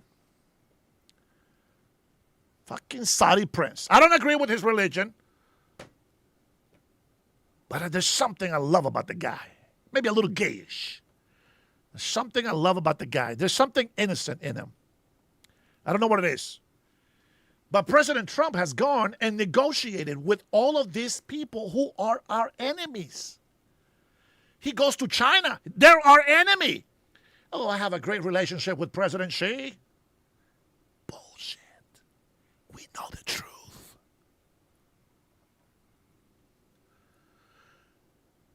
Russia is our enemy. I have a great relationship with Putin. Bullshit. We don't. He does what he needs to do to make a deal. And the best thing about that is that we, the American people, benefit from those deals. The Saudi prince went from $500 billion to over $1 trillion in investing in the United States of America. Woo!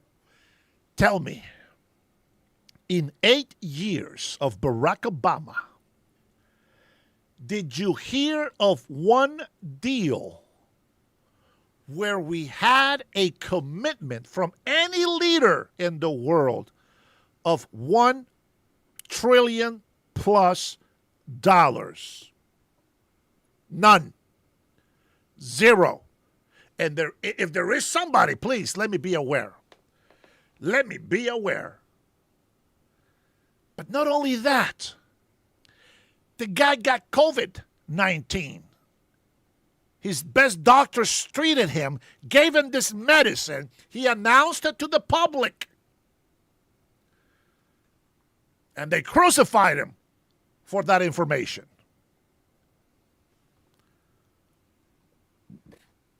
He's a survivor.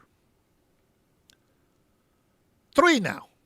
3 assassination attempts on him. And he's still not scared. That's the American dream. That's the American spirit. That's the American warrior. Call it what you will. Call it what you will. He went around the world as Democrats were over here whining, bitching, and complaining. Orange man bad, blah, blah, blah. Orange man bad, orange man bad. They didn't do anything to stop violence. They didn't do anything to help with illegal immigration. They didn't do anything to do anything with gangs. They did nothing. Nothing locally to help American citizens. Nothing to protect their cities. Nothing to protect their counties. Nothing to protect their states. Nothing to protect the country. Every state has a national guard, an army. Capiche? An army. When have they deployed our military into gang-infested neighborhoods? When have they said, I want the National Guard to come in and fight against these local terrorists? Gangbangers are local domestic terrorists. What's your governor, the commander-in-chief of your state, doing to fight domestic terrorists in your state, in your city? In mine, he hasn't done shit.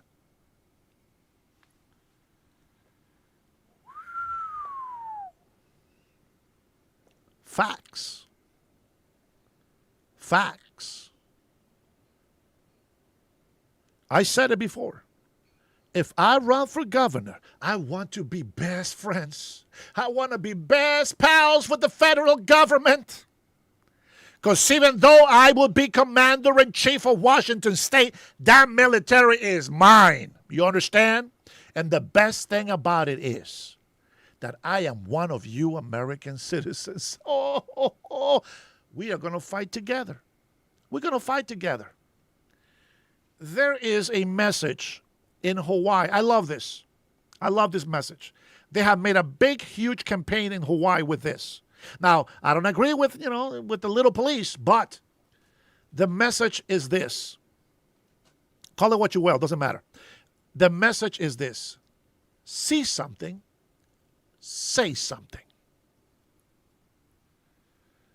I will listen to business owners. Why don't you want to do business in Everett? What's causing small businesses to go out of business? What's causing Seattle small businesses to shut down? What's going on? Mayor, what are you doing? Huh? Mayor of Everett, what are you doing? Mayor of Bellevue, what are you doing? Show me. There's some audits coming. A lot of audits are coming. You better start doing your jobs. Stop hiding shit. Start doing legitimate business for the people. Start taking care of your constituents. Start taking care of the American and legal migrants in this country. Our police force is going to grow. If I can double it, if I can find something in the budget, believe me, there's going to be a lot of cuts. I will say this. Even as a governor, I can tell you this. I can't do it all on executive orders. It doesn't work like that. We still have a judicial branch in Washington. We still have an executive branch. The model of government of the United States is repeated in individual states. So I hope that a lot more of real American patriots will run for office, and that whether they are Democrats or Republicans, I'm going to hold myself and them accountable for everything that happens. Not for mistakes. Just don't do it again. That's what I want. I want accountability. Transparency. None of this bullshit political thing. I'm not going to be a career politician. We don't need that. We have laws. I need police. I need a lot of police. There is a police station by where I live. It's a couple of stories high. That shit needs to be bigger. That needs to have more police cars.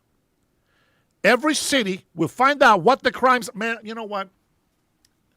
We're not even going to go into all of that shit, because then people, can put obstacles to get those things done. So we'll wait until we start campaigning so that we can start throwing all this information out there.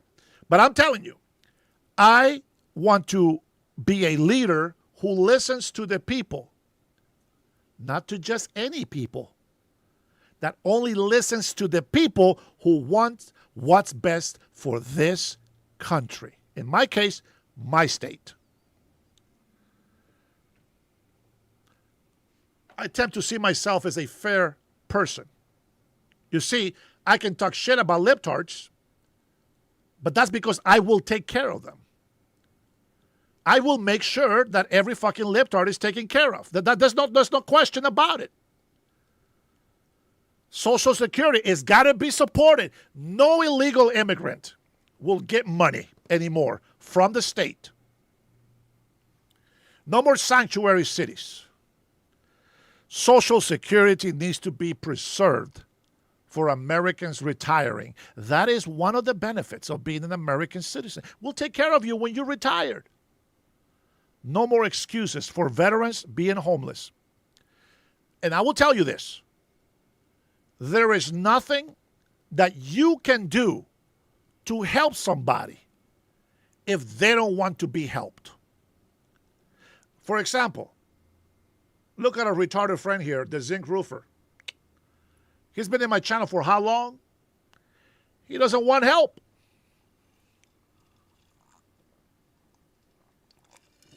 He thinks going against Trump is fighting for his people. That's not how it works. If you learn anything from the art of the deal, look at what I just told you.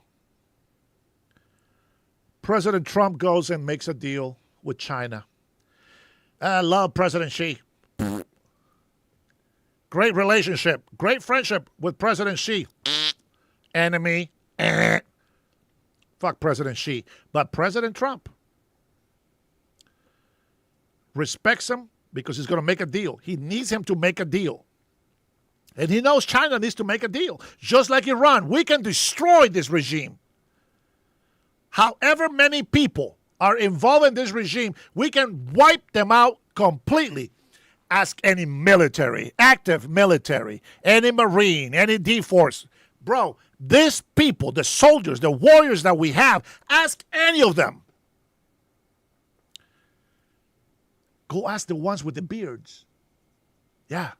Go ask those guys if they can get rid of Iran's regime. Like that, they'll say yes. And they will be more than happy to die doing it. Salah, man. You know what I'm saying? Common sense people understand what I'm saying. It's amazing, bro. It's just, it's a thing that you can't disclose too much. I mean, I'm already disclosing too much just by telling you right here on this little tiny podcast. But it's the truth, and these low IQ people will never understand. Just like a lot of Americans don't understand that we're being infiltrated. There has been a Trojan horse that has been put in our government. And we have to get rid of them. I don't mean kill them. Just get rid of them. Vote them out. Vote them out. I don't want to see any state running like Seattle, Washington, for Pete's sakes. Two retarded people. Two Democrat libtard socialists running against each other. Thank you, love. If I would have known, I wasn't paying attention to politics. I wasn't paying attention to politics. If I would have been paying attention to politics, I would have ran for mayor and then governor. But I would have ran for mayor. And I can guarantee you I would have beat them. You know, the guy that ran for mayor, the Republican guy that ran for governor, I don't mean no disrespect. I respect him dearly. I wanted him to win. I mean, it's just,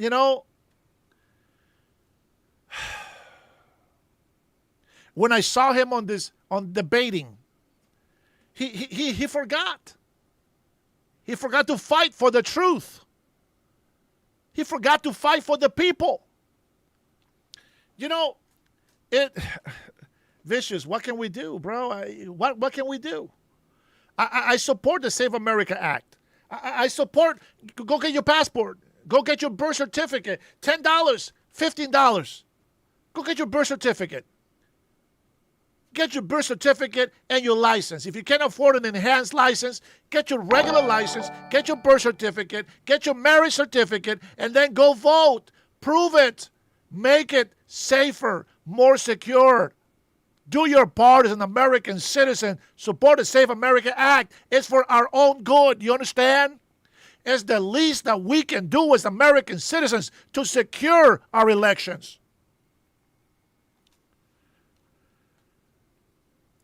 I am all for it. And as I said before, And as I said before, even if I don't win, so what? At least the truth is going to get out there. And it's going to be more publicized because it's a political campaign. And we're going to run it on social media, etc. We're going to promote it big time. Big time. The Chicago got rid of that scum mayor yet? I believe they are. Let me see. Where did I see this monkey at? Let's see. Oh, boy. What is this shit? Hold on. I guess we have, since you asked me that question, we're going to go ahead and take a look at this clip. Let me see what it is. A serious software error in New Jersey's motor vehicle system led to the improper voter registration of what we believe to be roughly 6,600 people in our state. Some individuals indicated that they weren't citizens and weren't eligible to vote, but the software registered them anyway.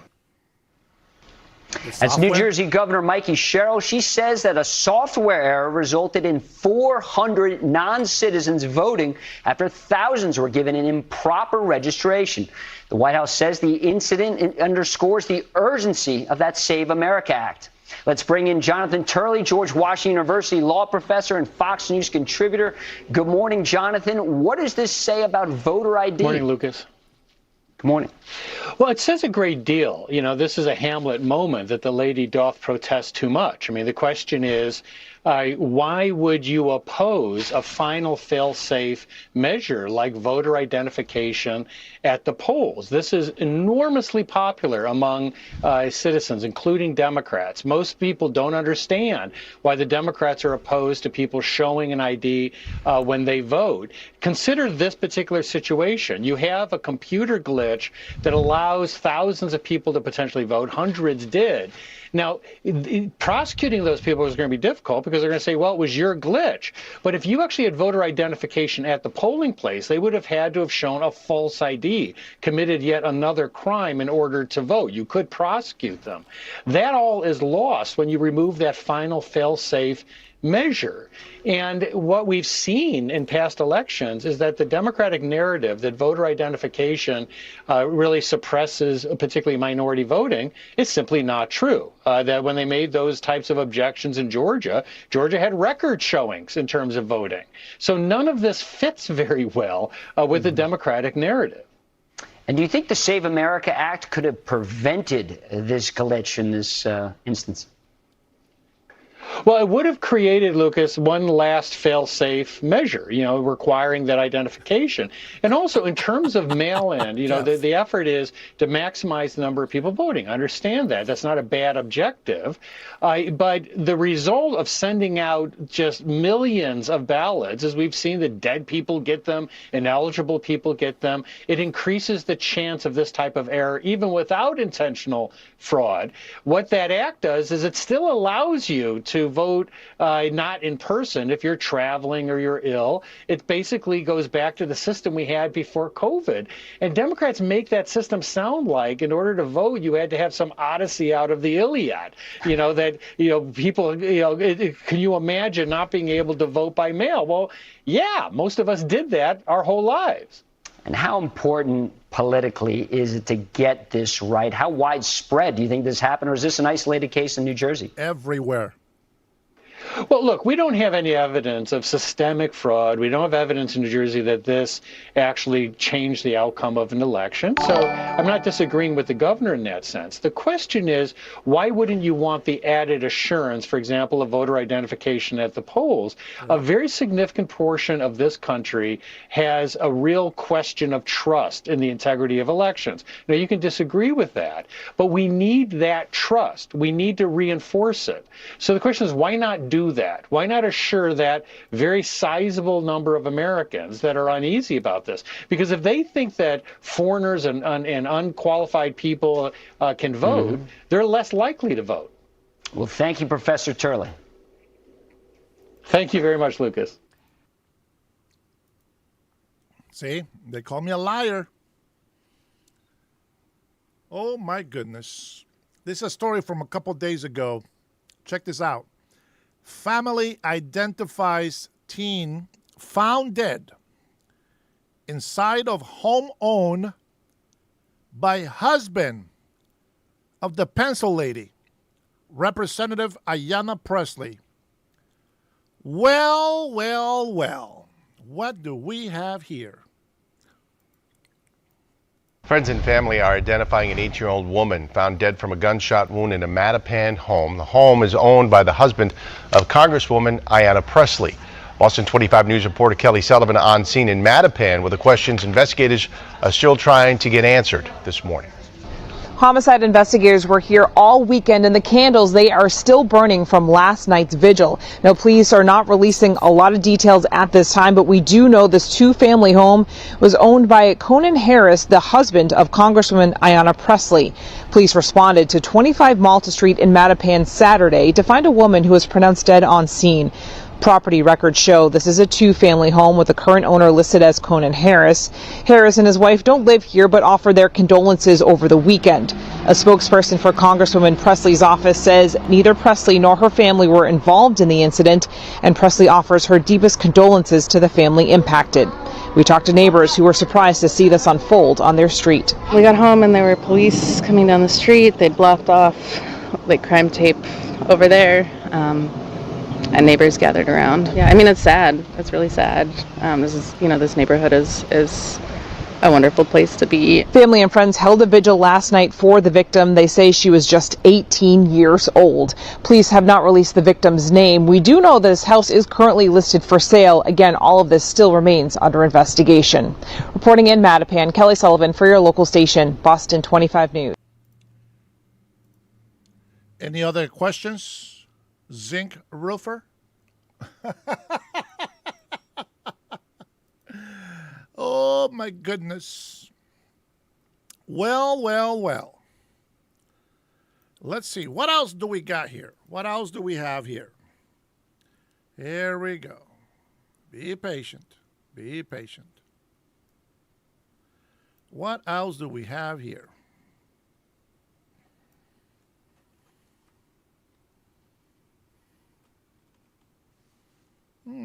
There you go. Huh. Yeah.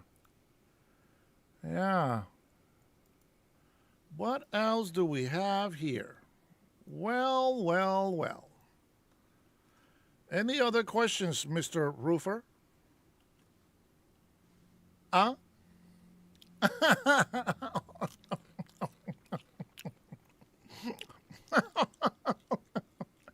Zinc roofer. Oh, man. I tell you, man, they're coming to my channel, call me a liar. They don't like what I got to say. But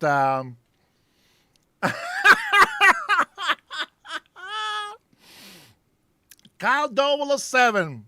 Zinc roofer, did you get too much zinc in your system?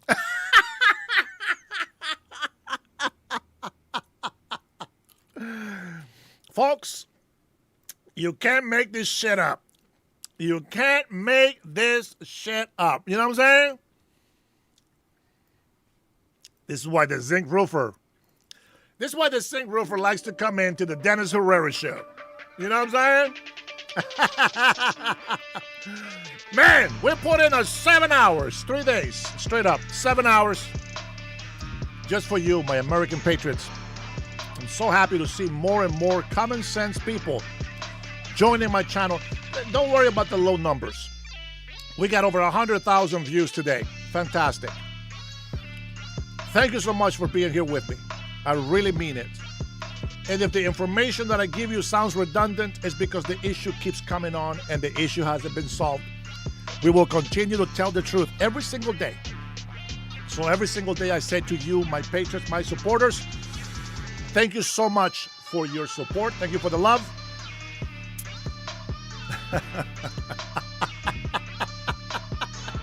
Libtards, you earn all the cursing that I do at you, but I still love you bastards. I hope that you can see the light soon. Thank you all my patrons for being here. God bless you. God bless the USA. Until next time, see ya.